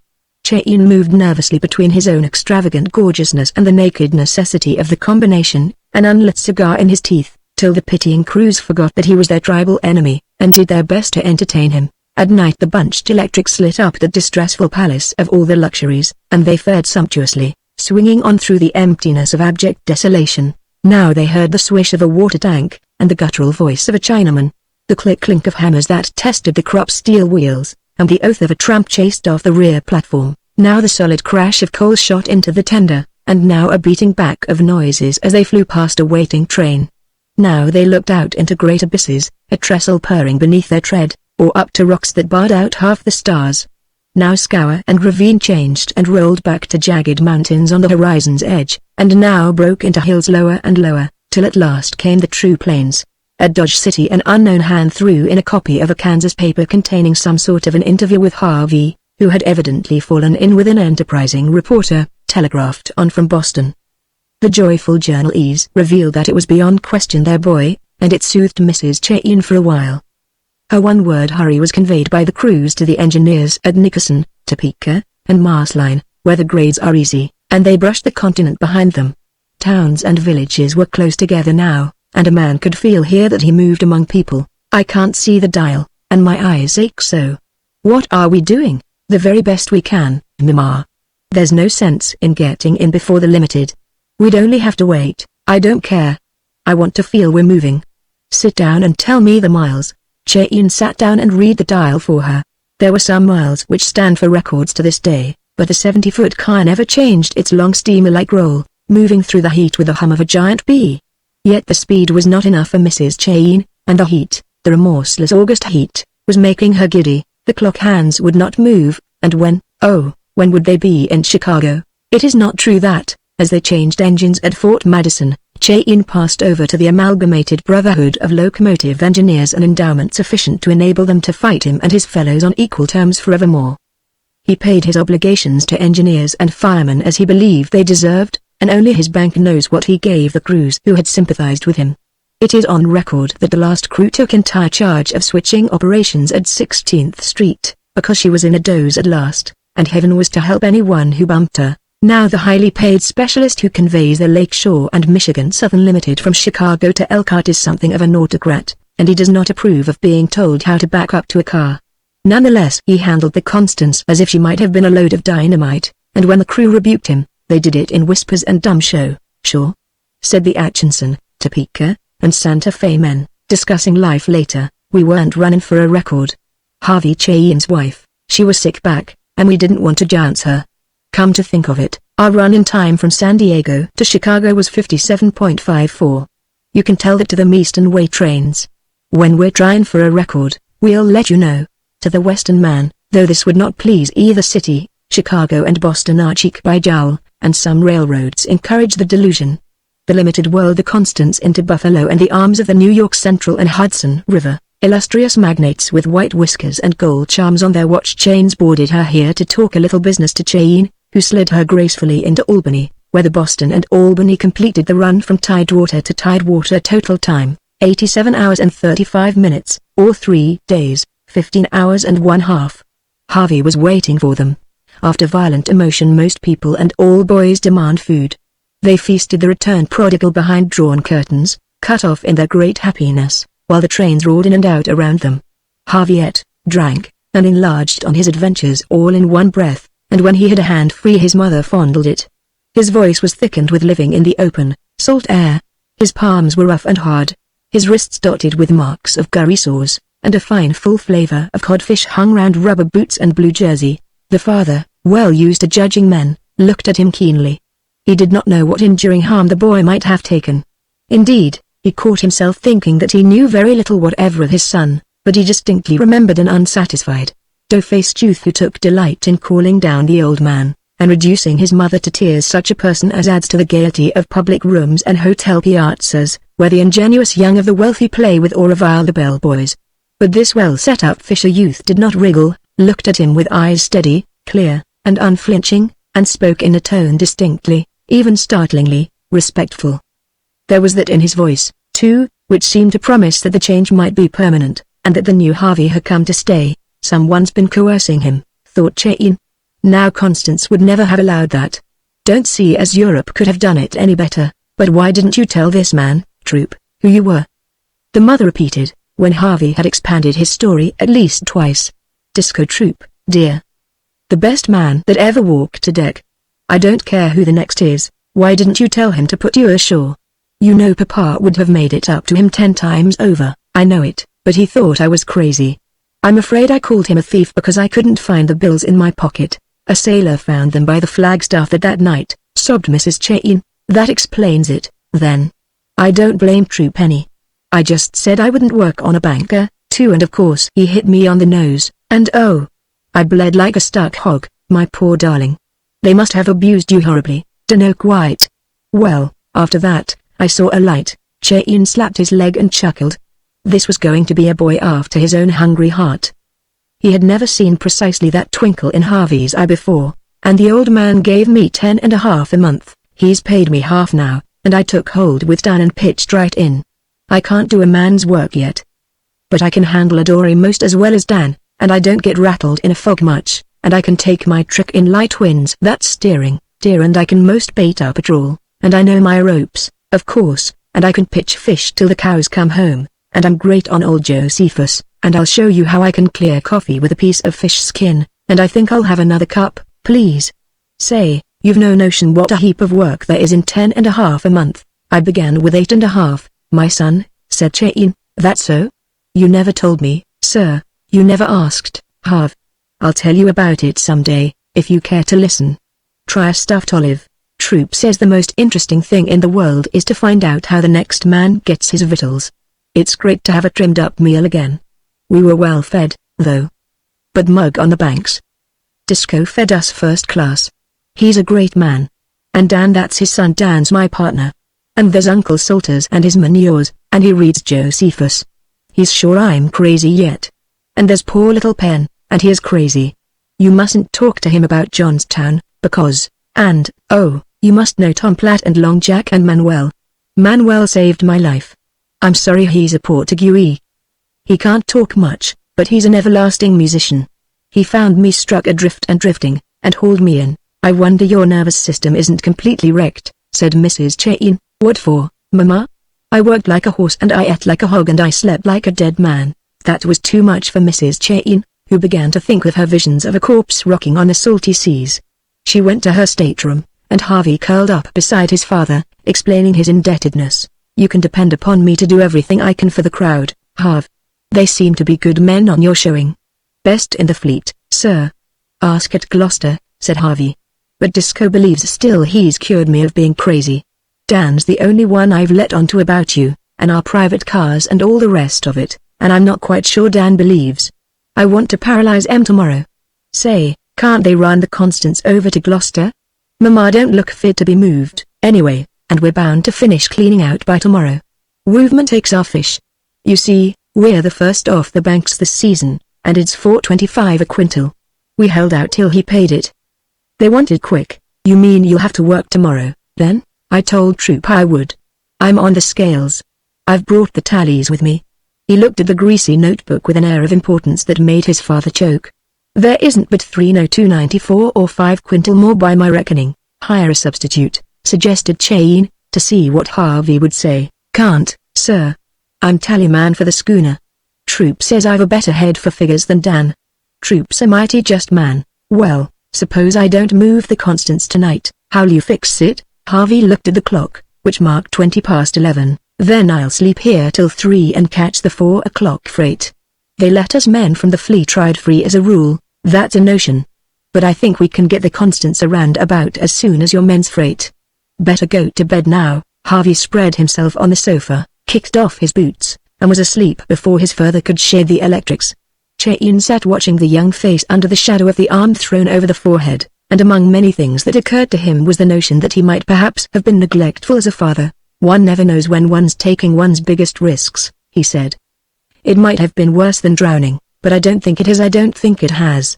If it hasn't, I haven't enough to pay troop, that's all, and I don't think it has. Morning brought a fresh sea breeze through the windows. The Constance was sidetracked among freight cars at Gloucester, and Harvey had gone to his business. Then he'll fall overboard again and be drowned. The mother said bitterly, we'll go and look, ready to throw him a rope in case. You've never seen him working for his bread, said the father. What nonsense. As if anyone expected. Well, the man that hired him did. He's about right, too. They went down between the stores full of fishermen's oilskins to Wooverman's Wharf where the Weir here rode high, her bank flag still flying, all hands busy as beavers in the glorious morning light. Disco stood by the main hatch superintending Manuel, Penn, and Uncle Salters at the tackle. Dan was swinging the loaded baskets inboard as Long Jack and Tom Platt filled them, and Harvey, with a notebook, represented the skipper's interests before the clerk of the scales on the salt-sprinkled wharf edge. Ready, cried the voices below. Haul, cried Disco. Hi, said Manuel. Here, said Dan, swinging the basket. Then they heard Harvey's voice, clear and fresh, checking the weights. The last of the fish had been whipped out, and Harvey leapt from the string piece 6 feet to a ratline, as the shortest way to hand Disco the tally, shouting, 297, and an empty hold. What's the total, Harv? Said Disco. 865. $3,676.25. Wish I'd share as well as wage. Well, I won't go so far as to say you have deserved it, Harv. Don't you want to slip up to Wooverman's office and take him our tallies? Who's that boy? Said Chain to Dan, well used to all manner of questions from those idle imbeciles called summer boarders. Well, he's kind of supercargo, was the answer. We picked him up, struck adrift on the banks. Fell overboard from a liner, he says. He was a passenger. He's by way o' hem a fisherman now. Is he worth his keep? Yep. Dad, this man wants to know if Harv's worth his keep. Say, would you like to go aboard? We'll fix up a ladder for her. I should very much, indeed. 'Twon't hurt you, Mama, and you'll be able to see for yourself. The woman who could not lift her head a week ago scrambled down the ladder, and stood aghast amid the mess and Tangy laughed. Be you anyways interested in Harv? Said Disco. Well, yes, he's a good boy, and catches right hold just as he's bid. You've heard how we found him? He was sufferin' from nervous prostration, I guess, or else his head had hit something, when we hauled him aboard. He's all over that now. Yes, this is the cabin. Tain't in order, but you're quite welcome to look around. Those are his figures on the stovepipe, where we keep the reckoning mostly. Did he sleep here? Said Mrs. Chain, sitting on a yellow locker and surveying the disorderly bunks. No. He berthed forward. Madame, and only for him and my boy hookin' fried pies and muggin' up when they ought to ha' been asleep. I dunno as I've any special fault to find with him. There weren't nothing wrong with Harv, said Uncle Salters, descending the steps.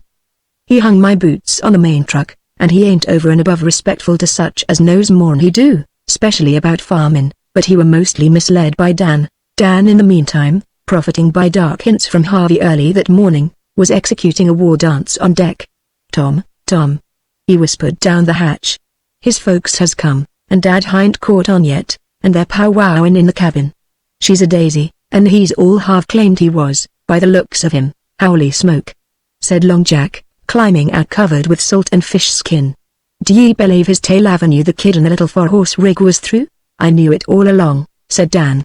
Come and see. Dad mistook in his judgments. They came delightedly, just in time to hear Chain say, I'm glad he has a good character, because he's my son. Disco's jaw fell, Long Jack always vowed that he heard the click of it, and he stared alternately at the man and the woman. I got his telegram in San Diego 4 days ago, and we came over, in a private car? Said Dan. He said he might, in a private car, of course. Dan looked at his father with a hurricane of irreverent winks. There was a tale he told us Avenue Drive in 4 little ponies in a rig Avenue his own, said Long Jack. Was that through now? Very likely, said Chain. Was it, Mama? He had a little drag when we were in Toledo, I think, said the mother. Long Jack whistled. Oh, Disco, said he, and that was all. I am mistook in my judgments worse'n the men o' Marblehead, said Disco, as though the words were being windlassed out of him. I don't mind owning to you, Mr. Chain, as I mistrusted the boy to be curry. He talked kinda odd about money, so he told me. Did he tell ye anything else? 'Cause I pounded him once. This with a somewhat anxious glance at Mrs. Chain. Oh, yes, Chain replied. I should say it probably did him more good than anything else in the world. I judged was necessary. I wouldn't hard on it. I don't want you to think we abuse our boys any on this packet. I don't think you do, Mr. Troop. Mrs. Chain had been looking at the faces Disco's ivory yellow, hairless, iron countenance, Uncle Salters's, with its rim of agricultural hair, Pen's bewildered simplicity, Manuel's quiet smile, Long Jack's grin of delight, and Tom Platt's scar. Rough, by her standards. They certainly were, but she had a mother's wits in her eyes, and she rose with outstretched hands. Oh, tell me, which is who? Said she, half sobbing. I want to thank you and bless you all of you, Faith, that pays me 100 times, said Long Jack. Disco introduced them all in due form. The captain of an old-time Chinaman could have done no better, and Mrs. Chain babbled incoherently.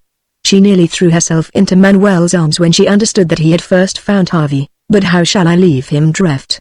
Said poor Manuel. What do you yourself if you find him so? What? We are in one good boy, and I am ever so pleased he come to be your son, and he told me Dan was his partner. She cried. Dan was already sufficiently pink, but he turned a rich crimson when Mrs. Chain kissed him on both cheeks before the assembly. Then they led her forward to show her the forecastle, at which she wept again, and must needs go down to see Harvey's identical bunk. And there she found the nigger cook cleaning up the stove, and he nodded as though she was someone he had expected to meet for years. They tried, 2 at a time, to explain the boat's daily life to her, and she sat by the pool post, her gloved hands on the greasy table, laughing with trembling lips and crying with dancing eyes. And who's ever to use the we're here after this? Said Long Jack to Tom Platt. I feel as if she'd made a Cathedral Avenue at all. Cathedral? Sneered Tom Platt. Oh, if it had been even the Fish Commission boat instead of this ballyhoo, oh blazes. If we only had some decency in order inside boys when she goes over. She'll have to climb that ladder like a hen, and we ought to be manning the yards. Then Harvey was not mad, said Penn, slowly, to Chain. No, indeed, thank God. The big millionaire replied, stooping down tenderly. It must be terrible to be mad. Except to lose your child, I do not know anything more terrible. But your child has come back? Let us thank God for that. Hello, cried Harvey, looking down upon them benignly from the wharf. I was mistook, Harv. I was mistook, said Disco, swiftly, holding up a hand. I was mistook in my judgments. Ye needn't rub in any more. Guess I'll take care o' that, said Dan, under his breath. You'll be going off now, won't ye? Well, not without the balance of my wages, less you want to have the we're here attached. That's so, I'd clean forgot, and he counted out the remaining dollars. You done all you contracted to do, Harv, and you done it but swell as if you'd been brought up here. Disco brought himself up. He did not quite see where the sentence was going to end. Outside of a private car? Suggested Dan, wickedly. Come on, and I'll show her to you, said Harvey. Chain stayed to talk with Disco, but the others made a procession to the depot, with Mrs. Chain at the head. The French maid shrieked at the invasion, and Harvey laid the glories of the Constance before them without a word. They took them in equal silence. Stamped leather, silver door handles and rails, cut velvet, plate glass, nickel, bronze, hammered iron, and the rare woods of the continent inlaid. I told you, said Harvey, I told you. This was his crowning revenge, and a most ample one. Mrs. Chain decreed a meal, and that nothing might be lacking to the tale Long Jack told afterwards in his boarding house. She waited on them herself. Men who are accustomed to eat at tiny tables in howling gales have curiously neat and finished manners, but Mrs. Chain, who did not know this, was surprised. She longed to have Manuel for a butler, so silently and easily did he comport himself among the frail glassware and dainty silver. Tom Platt remembered the great days on the Ohio and the manners of foreign potentates who dined with the officers, and Long Jack, being Irish, supplied the small talk till all were at their ease. In the We're Here's cabin the fathers took stock of each other behind their cigars. Chain knew well enough when he dealt with a man to whom he could not offer money, equally well he knew that no money could pay for what Disco had done. He kept his own counsel and waited for an opening. I haven't done anything to your boy or for your boy except make him work a piece and learn him how to handle the hog yoke, said Disco. He has twice my boy's head for figures. By the way, Chain answered casually, what do you calculate to make of your boy? Disco removed his cigar and waved it comprehensively round the cabin. Dan's just plain boy, and he don't allow me to do any of his thinking. He'll have this able little packet when I'm laid by. He ain't noways anxious to quit the business. I know that, Ever been west, Mr. Troop? Bin's Ferris, New York once in a boat. I've no use for railroads. No more hares, Dan. Salt water's good enough for the troops. I've been most everywhere in the natural way. O' course, I can give him all the salt water he's likely to need till he's a skipper. How's that? I thought you was a kinda railroad king. Harv told me so when I was mistook in my judgments. We're all apartment to be mistaken. I fancied perhaps you might know I own a line of T-clippers San Francisco to Yokohama, 6 of them iron built, about 1,780 tons apiece. Blame that boy. He never told. I'd listened to that, instead o' his truck about railroads and pony carriages. He didn't know, little thing like that slipped his mind, I guess. No, I only captain took hold of the Blue M. Freighters Morgan and McQuaid's old line this summer. Disco collapsed where he sat, beside the stove. Great Caesar Almighty. I mistrust I've been fooled from one end to the other. Why, Phil Earhart went from this very town 6 year back, no, 7, and he's mate on the San Jose now. 26 days was her time out. His sister, she's living here yet, and she reads his letters to my woman. And you own the Blue M. Freighters? Che nodded. If I'd known that I'd hijacked the Weir here back to Port all stand in, on the word. Perhaps that wouldn't have been so good for Harvey, if I'd only known. If he'd only said about the cussed line, I'd understood. I'll never stand on my own judgments again, never. They're well-found packets. Phil Earhart says so. I'm glad to have a recommend from that quarter. Earhart's skipper of the San Jose now. What I was getting at is to know whether you'd lend me Dan for a year or two, and we'll see if we can't make a mate of him.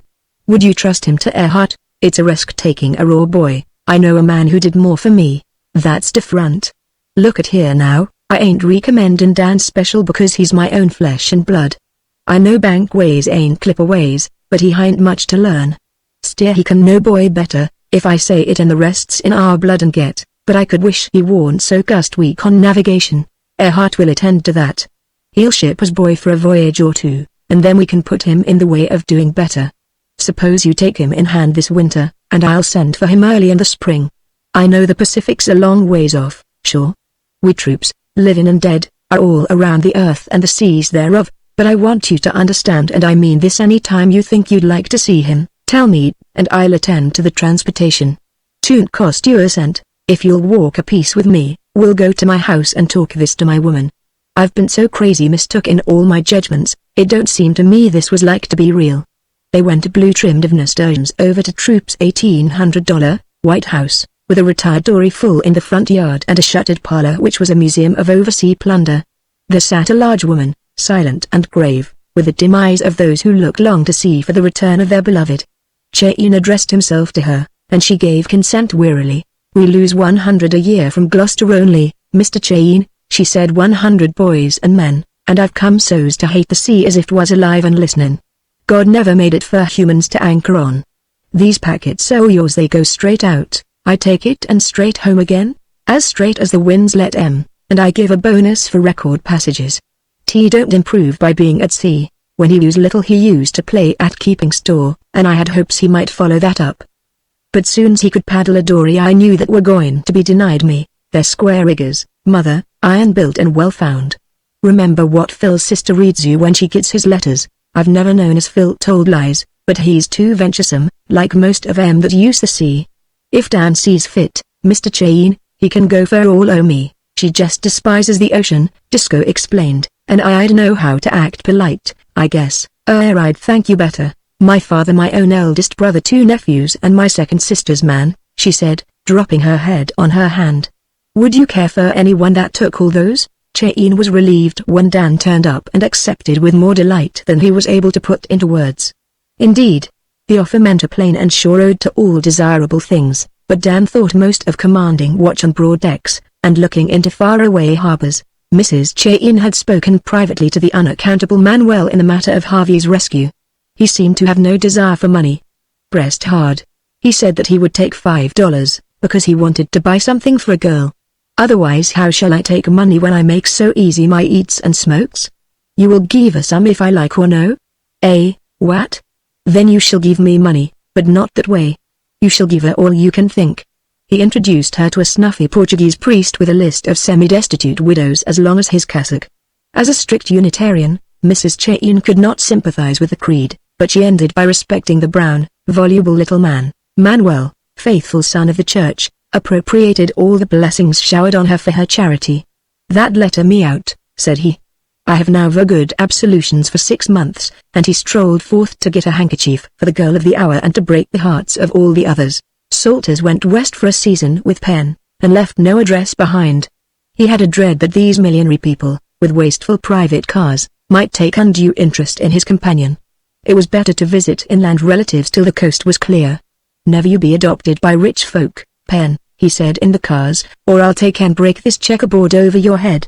If you forget your name again, which is Pratt, you remember you belong with Salter's troop, and set down right where you are till I come for you.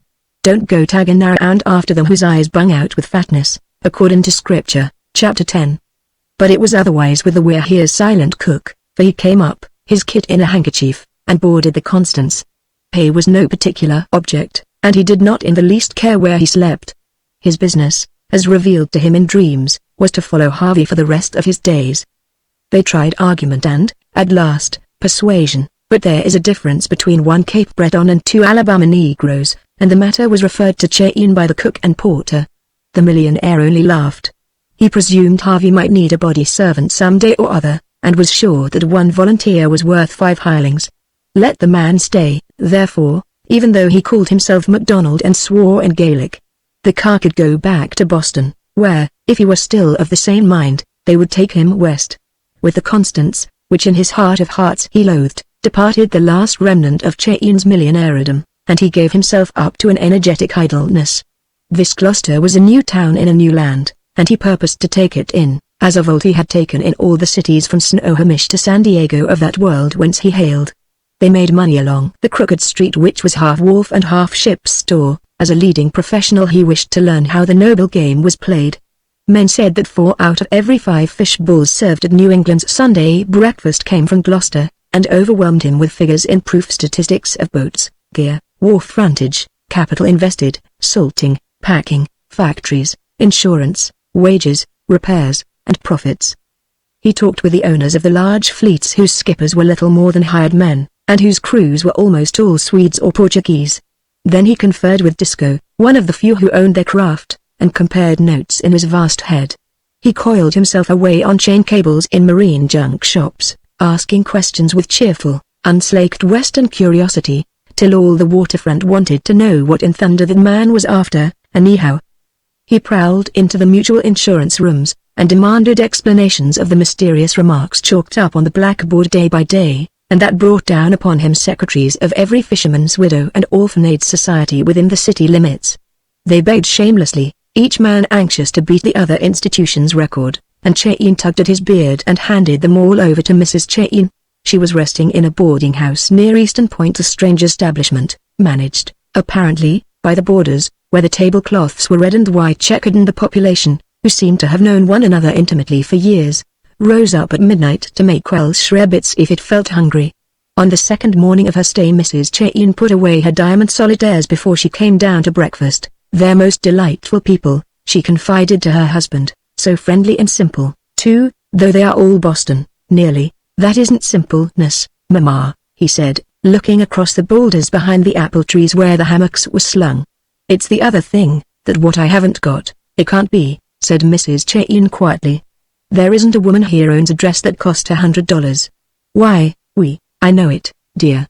We have, of course we have. I guess it's only the style they wear east. Are you having a good time? I don't see very much of Harvey, he's always with you. But I ain't near as nervous as I was. I haven't had such a good time since Willie died. I never rightly understood that I had a son before this. Harv's got to be a great boy. Anything I can fetch you, dear? Cushion under your head? Well, we'll go down to the wharf again and look around." Harvey was his father's shadow in those days, and the two strolled along side by side, Cheyne using the grades as an excuse for laying his hand on the boy's square shoulder. It was then that Harvey noticed and admired what had never struck him before: his father's curious power of getting at the heart of new matters as learned from men in the street. "How do you make him tell you everything without opening your head?" demanded the son, as they came out of a rigger's loft. "I've dealt with quite a few men in my time, Harv, and one sizes them up somehow, I guess. I know something about myself, too. Then, after a pause, as they sat down on a wharf edge, men can most always tell when a man has handled things for himself, and then they treat him as one of themselves, same as they treat me down at Wovenman's Wharf. I'm one of the crowd now. Disco has told everyone I've earned my pay. Harvey spread out his hands and rubbed the palms together. They're all soft again, he said dolefully. Keep 'em that way for the next few years, while you're getting your education. You can harden 'em up after. Yes, I suppose so, was the reply, in no delighted voice. It rests with you, Harv. You can take cover behind your mama, of course, and put her on to fussing about your nerves and your high-strungness and all that kind of poppycock. Have I ever done that? Said Harvey, uneasily. His father turned where he sat and thrust out a long hand. You know as well as I do that I can't make anything of you if you don't act straight by me. I can handle you alone if you'll stay alone, but I don't pretend to manage both you and mama. Life's too short, anyway. Don't make me out much of a fellow. Does it? I guess it was my fault a good deal. But if you want the truth, you haven't been much of anything up to date. Now, have you? Disco thinks. Say, what do you reckon it's cost you to raise me from the start first, last and all over? Chain smiled. I've never kept track, but I should estimate, in dollars and cents, nearer 50 than 40,000, maybe 60. The young generation comes high. It has to have things, and it tires of 'em. And the old man foots the bill. Harvey whistled, but at heart he was rather pleased to think that his upbringing had cost so much. And all that sunk capital, isn't it? Invested, Harv. Invested, I hope, making it only 30,000, the 30 I've earned is about 10 cents on the 100. That's a mighty poor catch. Harvey wagged his head solemnly. Chain laughed till he nearly fell off the pile into the water. Disco has got a heap more than that out of Dan since he was 10, and Dan's at school half the year, too. Oh, that's what you're after, is it? No. I'm not after anything. I'm not stuck on myself any just now, that's all. I ought to be kicked. I can't do it, old man, or I would, I presume. If I'd been made that way, then I'd have remembered it to the last day I lived and never forgiven you, said Harvey, his chin on his doubled fists. Exactly. That's about what I'd do. You see, I see. The fault's with me and no one else. All the same, something's got to be done about it. Chain drew a cigar from his vest pocket, bit off the end, and fell to smoking. Father and son were very much alike, for the beard hid Chain's mouth, and Harvey had his father's slightly aquiline nose, close-set black eyes, and narrow, high cheekbones. With a touch of brown paint he would have made up very picturesquely as a Red Indian of the storybooks. Now you can go on from here, said Chain, slowly, costing me between 6,000 or 8,000 a year till you're a voter. Well, we'll call you a man then. You can go right on from that, living on me to the tune of 40 or 50,000, besides what your mother will give you, with a valet and a yacht or a fancy ranch where you can pretend to raise trotting stock and play cards with your own crowd, like Lorry Tuck. Harvey put in, yep, or the two DeVita boys or Old Man McQuaid's son. California's full of 'em, and here's an Eastern sample while we're talking, a shiny black steam yacht, with mahogany deckhouse, nickel-plated binnacles, and pink and white striped awnings puffed up the harbor, flying the buggy of some New York club. Two young men in what they conceived to be sea costumes were playing cards by the saloon skylight, and a couple of women with red and blue parasols looked on and laughed noisily. Shouldn't care to be caught out in her in any sort of a breeze. No beam, said Harvey, critically, as the yacht slowed to pick up her mooring buoy. They're having what stands them for a good time. I can give you that, and twice as much as that, Harv. How'd you like it, Caesar? That's no way to get a dinghy overside, said Harvey, still intent on the yacht. If I couldn't slip a tackle better than that I'd stay ashore. What if I don't? Stay ashore or what? Yacht and ranch and live on the old man, and get behind Mama where there's trouble, said Harvey, with a twinkle in his eye. Why, in that case, you come right in with me, my son, $10 a month. Another twinkle. Not a cent more until you're worth it, and you won't begin to touch that for a few years. I'd sooner begin sweeping out the office. Isn't that how the big bugs start ? And touch something now than, I know it, we all feel that way. But I guess we can hire any sweeping we need. I made the same mistake myself of starting in too soon. $30 million worth of mistake, wasn't it? I'd risk it for that. I lost some, and I gained some. I'll tell you. Chain pulled his beard and smiled as he looked over the still water, and spoke away from Harvey. who presently began to be aware that his father was telling the story of his life. He talked in a low, even voice, without gesture and without expression, and it was a history for which a dozen leading journals would cheerfully have paid many dollars. The story of 40 years that was at the same time the story of the New West, whose story is yet to be written. It began with a kinless boy turned loose in Texas, and went on fantastically through 100 changes and chops of life, the scenes shifting from state after western state, from cities that sprang up in a month and in a season utterly withered away, to wild ventures in wilder camps that are now laborious, paved municipalities. It covered the building of 3 railroads and the deliberate wreck of a 4th. It told of steamers, townships, forests, and mines, and the men of every nation under heaven, manning, creating, hewing, and digging these.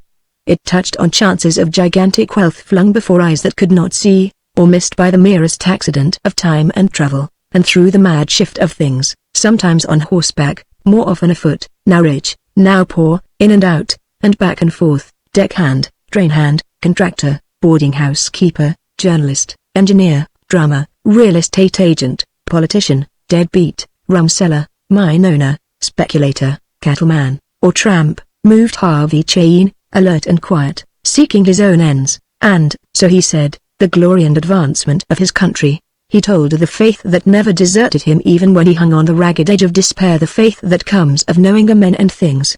He enlarged, as though he were talking to himself, on his very great courage and resource at all times. The thing was so evident in the man's mind that he never even changed his tone. He described how he had bested his enemies, or forgiven them, exactly as they had bested or forgiven him in those careless days, how he had entreated, cajoled, and bullied towns, companies, and syndicates, all for their enduring good, crawled round, through, or under mountains and ravines, dragging a string and hoop iron railroad after him, and in the end, how he had sat still while promiscuous communities tore the last fragments of his character to shreds. The tale held Harvey almost breathless, his head a little cocked to one side, his eyes fixed on his father's face, as the twilight deepened and the red cigar end lit up the furrowed cheeks and heavy eyebrows. It seemed to him like watching a locomotive storming across country in the dark, a mile between each glare of the open fire door, but this locomotive could talk, and the words shook and stirred the boy to the core of his soul.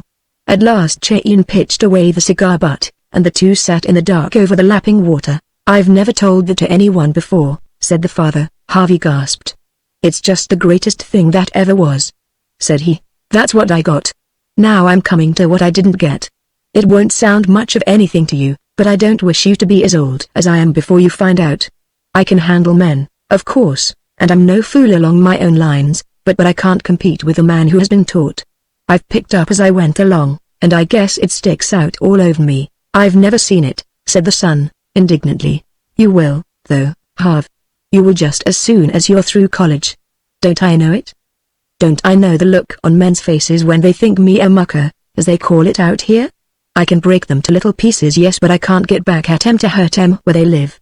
I don't say they're way up, but I feel I'm way off, somehow.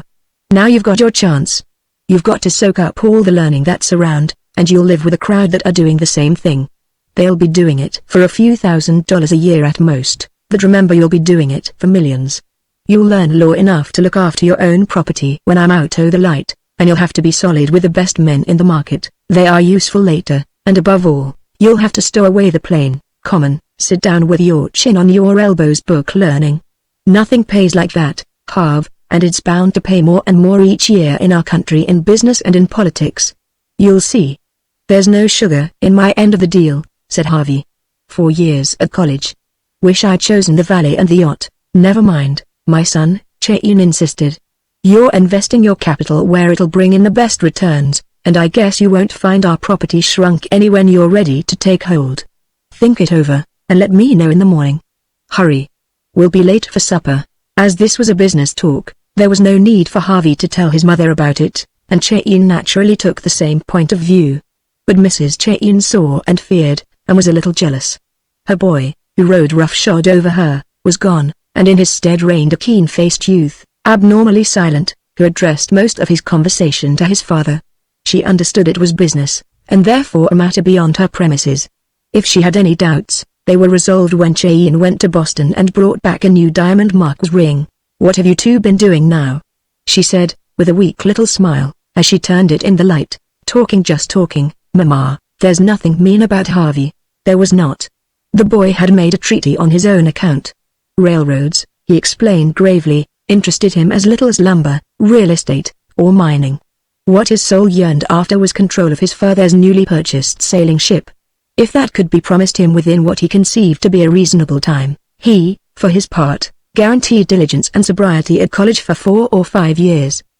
In vacation he was to be allowed full access to all details connected with the line. He had not asked more than 2,000 questions about it, from his father's most private papers in the safe to the tug in San Francisco harbor. It's a deal, said Chain at the last.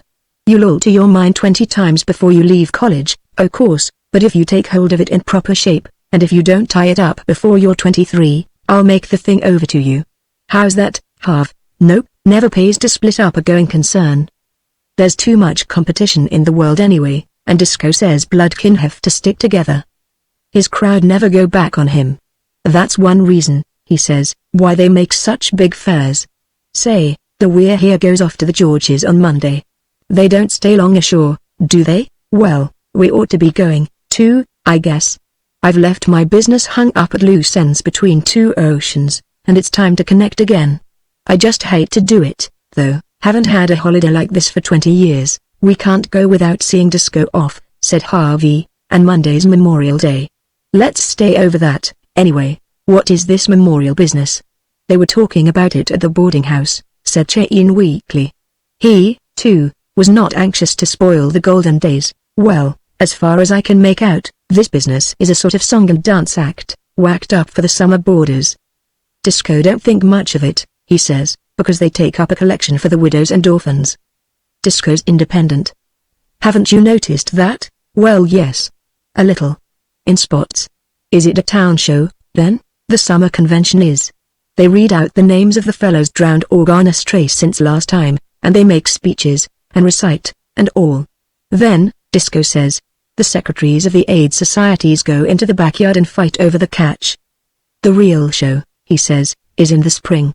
The ministers all take a hand then, and there aren't any summer boarders around. I see, said Chain, with the brilliant and perfect comprehension of one born into and bred up to city pride. We'll stay over for Memorial Day, and get off in the afternoon. Guess I'll go down to Disco's and make him bring his crowd up before they sail. I'll have to stand with them, of course. Oh, that's it, is it, said Chain. I'm only a poor summer boarder, and you're a banker, full-blooded banker, Harvey called back as he boarded a trolley, and Chain went on with his blissful dreams for the future. Disco had no use for public functions where appeals were made for charity, but Harvey pleaded that the glory of the day would be lost, so far as he was concerned, if the Weir Hayes absented themselves. Then Disco made conditions. He had heard it was astonishing how all the world knew all the world's business along the waterfront. He had heard that a Philadelphia actress woman was going to take part in the exercises, and he mistrusted that she would deliver Skipper Ireson's ride. Personally, he had as little use for actresses as for summer boarders, but justice was justice, and though he himself, here Dan giggled, had once slipped up on a matter of judgment, this thing must not be. So Harvey came back to East Gloucester, and spent half a day explaining to an amused actress with a royal reputation on 2 seaboards the inwardness of the mistake she contemplated, and she admitted that it was justice, even as Disco had said. Chain knew by old experience what would happen. But anything of the nature of a public palaver was meat and drink to the man's soul. He saw the trolleys hurrying west, in the hot, hazy morning, full of women in light summer dresses, and white-faced straw-hatted men fresh from Boston desks, the stack of bicycles outside the post office, the come and go of busy officials, greeting one another, the slow flick and swash of bunting in the heavy air, and the important man with a hose sluicing the brick sidewalk. Mother, he said suddenly, don't you remember after Seattle was burned out and they got her going again? Mrs. Chain nodded, and looked critically down the crooked street. Like her husband, she understood these gatherings, all the West over, and compared them one against another. The fishermen began to mingle with the crowd about the town hall doors. Blue-jowled Portuguese, their women bareheaded or shawled for the most part, clear-eyed Nova Scotians, and men of the maritime provinces, French, Italians, Swedes, and Danes, with outside crews of coasting schooners, and everywhere women in black, who saluted one another with gloomy pride, for this was their day of great days. And there were ministers of many creeds, pastors of great, gilt-edged congregations, at the seaside for a rest, with shepherds of the regular work, from the priests of the church on the hill to bush-bearded ex-sailor Lutherans, hail fellow with the men of a score of boats. There were owners of lines of schooners, large contributors to the societies, and small men, their few craft pawned to the mastheads, with bankers and marine insurance agents, captains of tugs and water boats, riggers, fitters, lumpers, salters, boat builders, and coopers, and all the mixed population of the waterfront. They drifted along the line of seats made gay with the dresses of the summer boarders, and one of the town officials patrolled and perspired till he shone all over with pure civic pride. Chain had met him for 5 minutes a few days before, and between the two there was entire understanding. "Well, Mr. Chain, and what do you think of our city?" "Yes, madame, you can sit anywhere you please. You have this kind of thing out west, I presume?" "Yes, but we aren't as old as you." "That's so, of course. You ought to have been at the exercises when we celebrated our 250th birthday. I tell you, Mr. Chain, the old city did herself credit, so I heard. It pays, too. What's the matter with the town that it don't have a first-class hotel, though? Right over there to the left, Pedro. Heaps o' room for you and your crowd. Why, that's what I tell 'em all the time, Mr. Chain. There's big money in it, but I presume that don't affect you any. What we want is—" A heavy hand fell on his broadcloth shoulder, and the flushed skipper of a Portland coal and ice coaster spun him half round. "What in thunder do you fellows mean by clapping the law on the town when all decent men are at sea this way? Hey? Town's dry as a bone, and smells a sight worse since I quit. Might ha' left us one saloon for soft drinks, anyway. Don't seem to have hindered your nourishment this morning, Carson. I'll go into the politics of it later. Sit down by the door and think over your arguments till I come back." "What good is arguments to me? In Miquelon champagne's $18 a case," and the skipper lurched into his seat as an organ prelude silenced him. "Our new organ," said the official proudly to Chain. "Cost us $4,000, too. We'll have to get back to high license next year to pay for it. I wasn't going to let the ministers have all the religion at their convention. Those are some of our orphans standing up to sing. My wife taught 'em. See you again later, Mr. Chain. I'm wanted on the platform." High, clear, and true, children's voices bore down the last noise of those settling into their places. "O all ye works of the Lord, bless ye the Lord, praise him and magnify him forever." The women throughout the hall leaned forward to look as the reiterated cadences filled the air. Mrs. Chain, with some others, began to breathe short. She had hardly imagined there were so many widows in the world, and instinctively searched for Harvey. He had found the weir hairs at the back of the audience, and was standing, as by right, between Dunn and Disco. Uncle Salters, returned the night before with pen, from Pamlico Sound, received him suspiciously. "Hain't your folk gone yet?" He grunted. "What are you doing here, young fella? O ye seas and floods, bless ye the Lord, praise him, and magnify him forever. Hain't he good, right?" said Dan. "He's been there, same as the rest of us, not in them clothes," Salters snarled. "Shut your head, Salters," said Disco. "Your bile's gone back on you. Stay right where ye are, Harv." Then up and spoke the orator of the occasion, another pillar of the municipality, bidding the world welcome to Gloucester, and incidentally pointing out wherein Gloucester excelled the rest of the world. Then he turned to the sea wealth of the city, and spoke of the price that must be paid for the yearly harvest. They would hear later the names of their lost dead, 117 of them. The widows stared a little, and looked at one another. Here, Gloucester could not boast any overwhelming mills or factories. Her sons worked for such wage as the sea gave, and they all knew that neither George's nor the banks were cow pastures. The utmost that folk ashore could accomplish was to help the widows and the orphans, and after a few general remarks he took this opportunity of thanking, in the name of the city, those who had so public-spiritedly consented to participate in the exercises of the occasion. "I just despise the begging pieces in it," growled Disco. "It don't give folk a fair notion of us. If folk won't be forehanded and put by when they've the chance," returned Salters. "It stands in the nature o' things they have to be shamed. You take warning by that, young fella. Riches endureth but for a season, if you scatter them around on luxuries, but to lose everything, everything," said Pennsylvania. "What can you do then?" "Once the watery blue eyes stared up and down as if looking for something to steady them. "Once I read in a book, I think of a boat where everyone was run down except someone, and he said to me, 'Shucks,'" said Salters, cutting in. "You read a little less and take more interest in your victuals, and you'll come nearer earning your keep." Pennsylvania, Harvey, jammed among the fishermen, felt a creepy, crawly, tingling thrill that began in the back of his neck and ended at his boots. He was cold, too, though it was a stifling day. "That the actress from Philadelphia?" said Disco Troop, scowling at the platform. "You fixed it about old man Ison, hain't ye, Harv? Ye know why now. It was not Ison's ride that the woman delivered, but some sort of poem about a fishing port called Brixham and a fleet of trawlers beating in against storm by night, while the women made a guiding fire at the head of the quay with everything they could lay hands on. They took the grandma's blanket, who shivered and bade them go. They took the baby's cradle, who could not say them no. Phew," said Dan, peering over Long Jack's shoulder. "That's great. Must ha' been expensive, though." "Groundhog case," said the Galway man. "Badly lighted port, Danny, and knew not all the while. If they were lighting a bonfire, or only a funeral pile." The wonderful voice took hold of people by their heartstrings, and when she told how the drenched crews were flung ashore, living and dead, and they carried the bodies to the glare of the fires, asking, "Child, is this your father? Or wife, is this your man?" you could hear hard breathing all over the benches. And when the boats of Brixham go out to face the gales, think of the love that travels like light upon their sails. There was very little applause when she finished.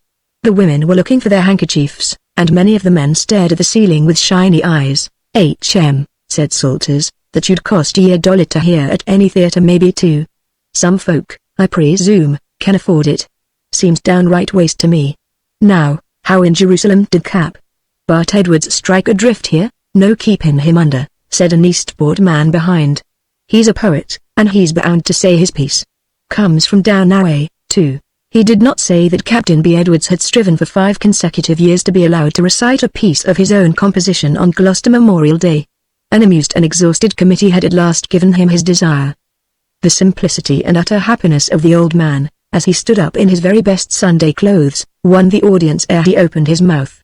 They sat unmurmuring through 37 hatchet-made verses describing at fullest length the loss of the schooner Joan Haskin off the Georges in the gale of 1867, and when he came to an end they shouted with one kindly throat. A far-sighted Boston reporter slid away for a full copy of the epic and an interview with the author, so that Earth had nothing more to offer Captain Bart Edwards, ex-whaler, shipwright, master fisherman, and poet, in the 73rd year of his age. "Now, I call that sensible," said the Eastport man. "I've been over that ground with his writing, just as he read it, in my 2 hands, and I can testily that he's got it all in. If Dan here couldn't do better than that with one hand before breakfast, he ought to be switched," said Salters, upholding the honor of Massachusetts on general principles. "Not but what I'm free to own he's considerable literary fermain. Still, guess Uncle Salters is going to die this trip. First compliment he's ever paid me," Dan sniggered. "What's wrong with you, Harv? You act all quiet and you look greenish." "Feelin' sick?" "Don't know what's the matter with me," Harvey implied. "Seems if my insides were too big for my outsides. I'm all crowded up and shivery. Dyspepsy? Sure, too bad. We'll wait for the red-in, and then we'll quit, and catch the tide." The widows they were nearly all of that season's making braced themselves rigidly like people going to be shot in cold blood, for they knew what was coming. The summer boarder girls in pink and blue shirtwaists stopped tittering over Captain Edwards's wonderful poem, and looked back to see why all was silent. The fisherman pressed forward as the town official who had talked to Cheyenne bobbed up on the platform and began to read the year's list of losses, dividing them into months. Last September's casualties were mostly single men and strangers, but his voice rang very loud in the stillness of the hall. September 9th. Schooner Floyd Anderson lost, with all aboard, off the Georges, Reuben Pittman, master, 50, single, Main Street, City. Emil Olsen, 19, single, 329 Hammond Street, City. Denmark, Oscar Stanberg, single, 25. Sweden, Carl Stanberg, single, 28, Main Street, City. Pedro, supposed Madeira, single, Keynes Boarding House, City. Joseph Welsh, alias Joseph Wright, 30, St. John's, Newfoundland. "No Auguste, Maine," a voice cried from the body of the hall. "He shipped from St. John's," said the reader, looking to see. "I know it. He belongs in Auguste. My nevy." The reader made a penciled correction on the margin of the list, and resumed. "Same schooner, Charlie Ritchie, Liverpool, Nova Scotia, 33, single, Albert May, 267 Rogers Street, City, 27, single, September 27th. Orvin Dollard, 30, married, drowned in dory off Eastern Point, That shot went home, for one of the widows flinched where she sat, clasping and unclasping her hands.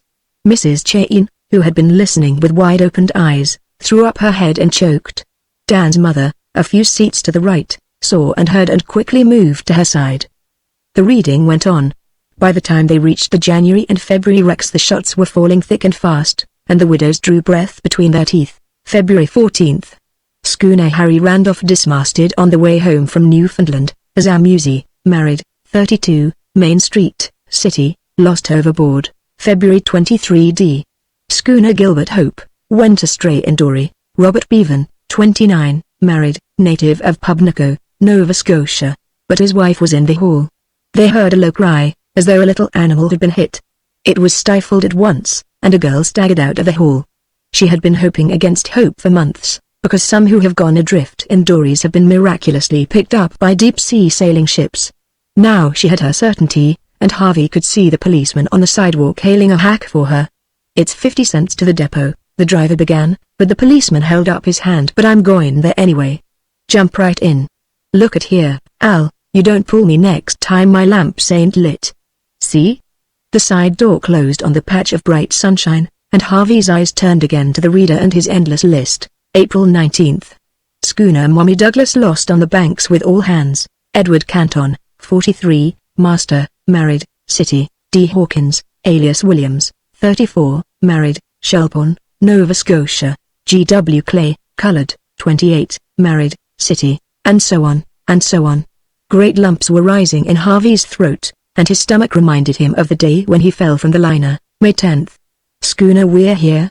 The blood tingled all over him. Otto Svensson, 20, single, City, lost overboard. Once more a low, tearing cry from somewhere at the back of the hall. "She shouldn't ha' come. She shouldn't ha' come," said Long Jack, with a cluck of pity. "Don't Scrooge, Harv," grunted Dan. Harvey heard that much, but the rest was all darkness spotted with fiery wheels. Disco leaned forward and spoke to his wife, where she sat with one arm round Mrs. Chain, and the other holding down the snatching, catching, ringed hands. "Lean your head down, right down," he whispered. "It'll go off in a minute, I ain't. I don't." "Oh, let me." Mrs. Chain did not at all know what she said. "You must," Mrs. Troop repeated. "Your boy's just fainted dead away. They do that some when they're getting their growth. Wish to tend to him? We can get out this side. Quite quiet. You come right along with me." "Sure, my dear, we're both women, I guess. We must tend to our menfolk. Come." The We're Heres promptly went through the crowd as a bodyguard, and it was a very white and shaken Harvey that they propped up on a bench in an anteroom. "Favors his ma," was Mrs. Troop's Sully comment, as the mother bent over her boy. "How do you suppose he could ever stand it?" she cried indignantly to Chain, who had said nothing at all. "It was horrible, horrible. We shouldn't have come. It's wrong and wicked. It isn't right. Why couldn't they put these things in the papers, where they belong? Are you better, darling?" That made Harvey very properly ashamed. "Oh, I'm all right, I guess," he said, struggling to his feet, with a broken giggle. "Must have been something I ate for breakfast, coffee, perhaps," said Chain, whose face was all in hard lines, as though it had been cut out of bronze. "We won't go back again. Guess it'd be but well to get down to the wharf," said Disco. "It's close in along with them Dagos, and the fresh air will fresh Mrs. Chain up." Harvey announced that he never felt better in his life, but it was not till he saw the We're Here, fresh from the lumpers' hands, at Woodman's Wharf, that he lost his all-overish feelings in a queer mixture of pride and sorrowfulness. Other people, summer boarders and such like, played about in catboats or looked at the sea from pier heads. But he understood things from the inside, more things than he could begin to think about. Nonetheless, he could have sat down and howled because the little schooner was going off. Mrs. Chain simply cried and cried every step of the way and said most extraordinary things to Mrs. Troop, who babied her till Dan, who had not been babied since he was 6, whistled aloud, and so the old crowd Harvey felt like the most ancient of mariners dropped into the old schooner among the battered dories, while Harvey slipped the stern fast from the pier head, and they slid her along the wharf side with their hands. Everyone wanted to say so much that no one said anything in particular.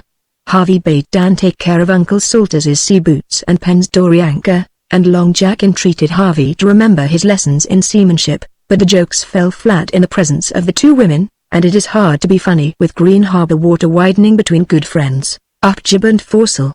shouted Disco, getting to the wheel, as the wind took her.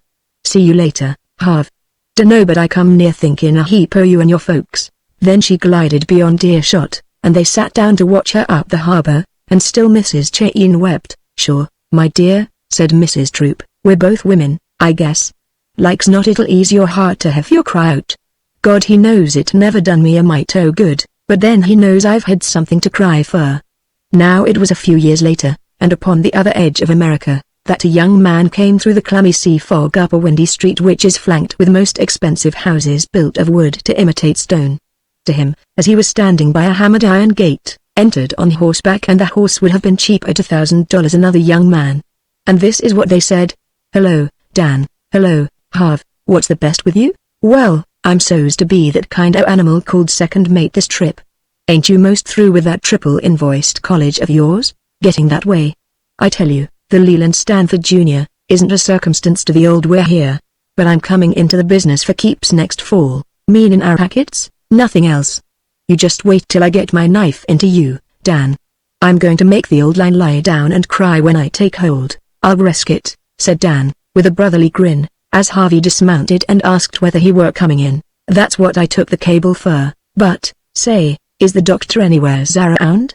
I'll drown that crazy nigger someday," is one cussed joke and all. There was a low, triumphant chuckle, as the ex-cook of the We're Here came out of the fog to take the horse's bridle. He allowed no one but himself to attend to any of Harvey's wants. "Thick as the banks, ain't it, Doctor?"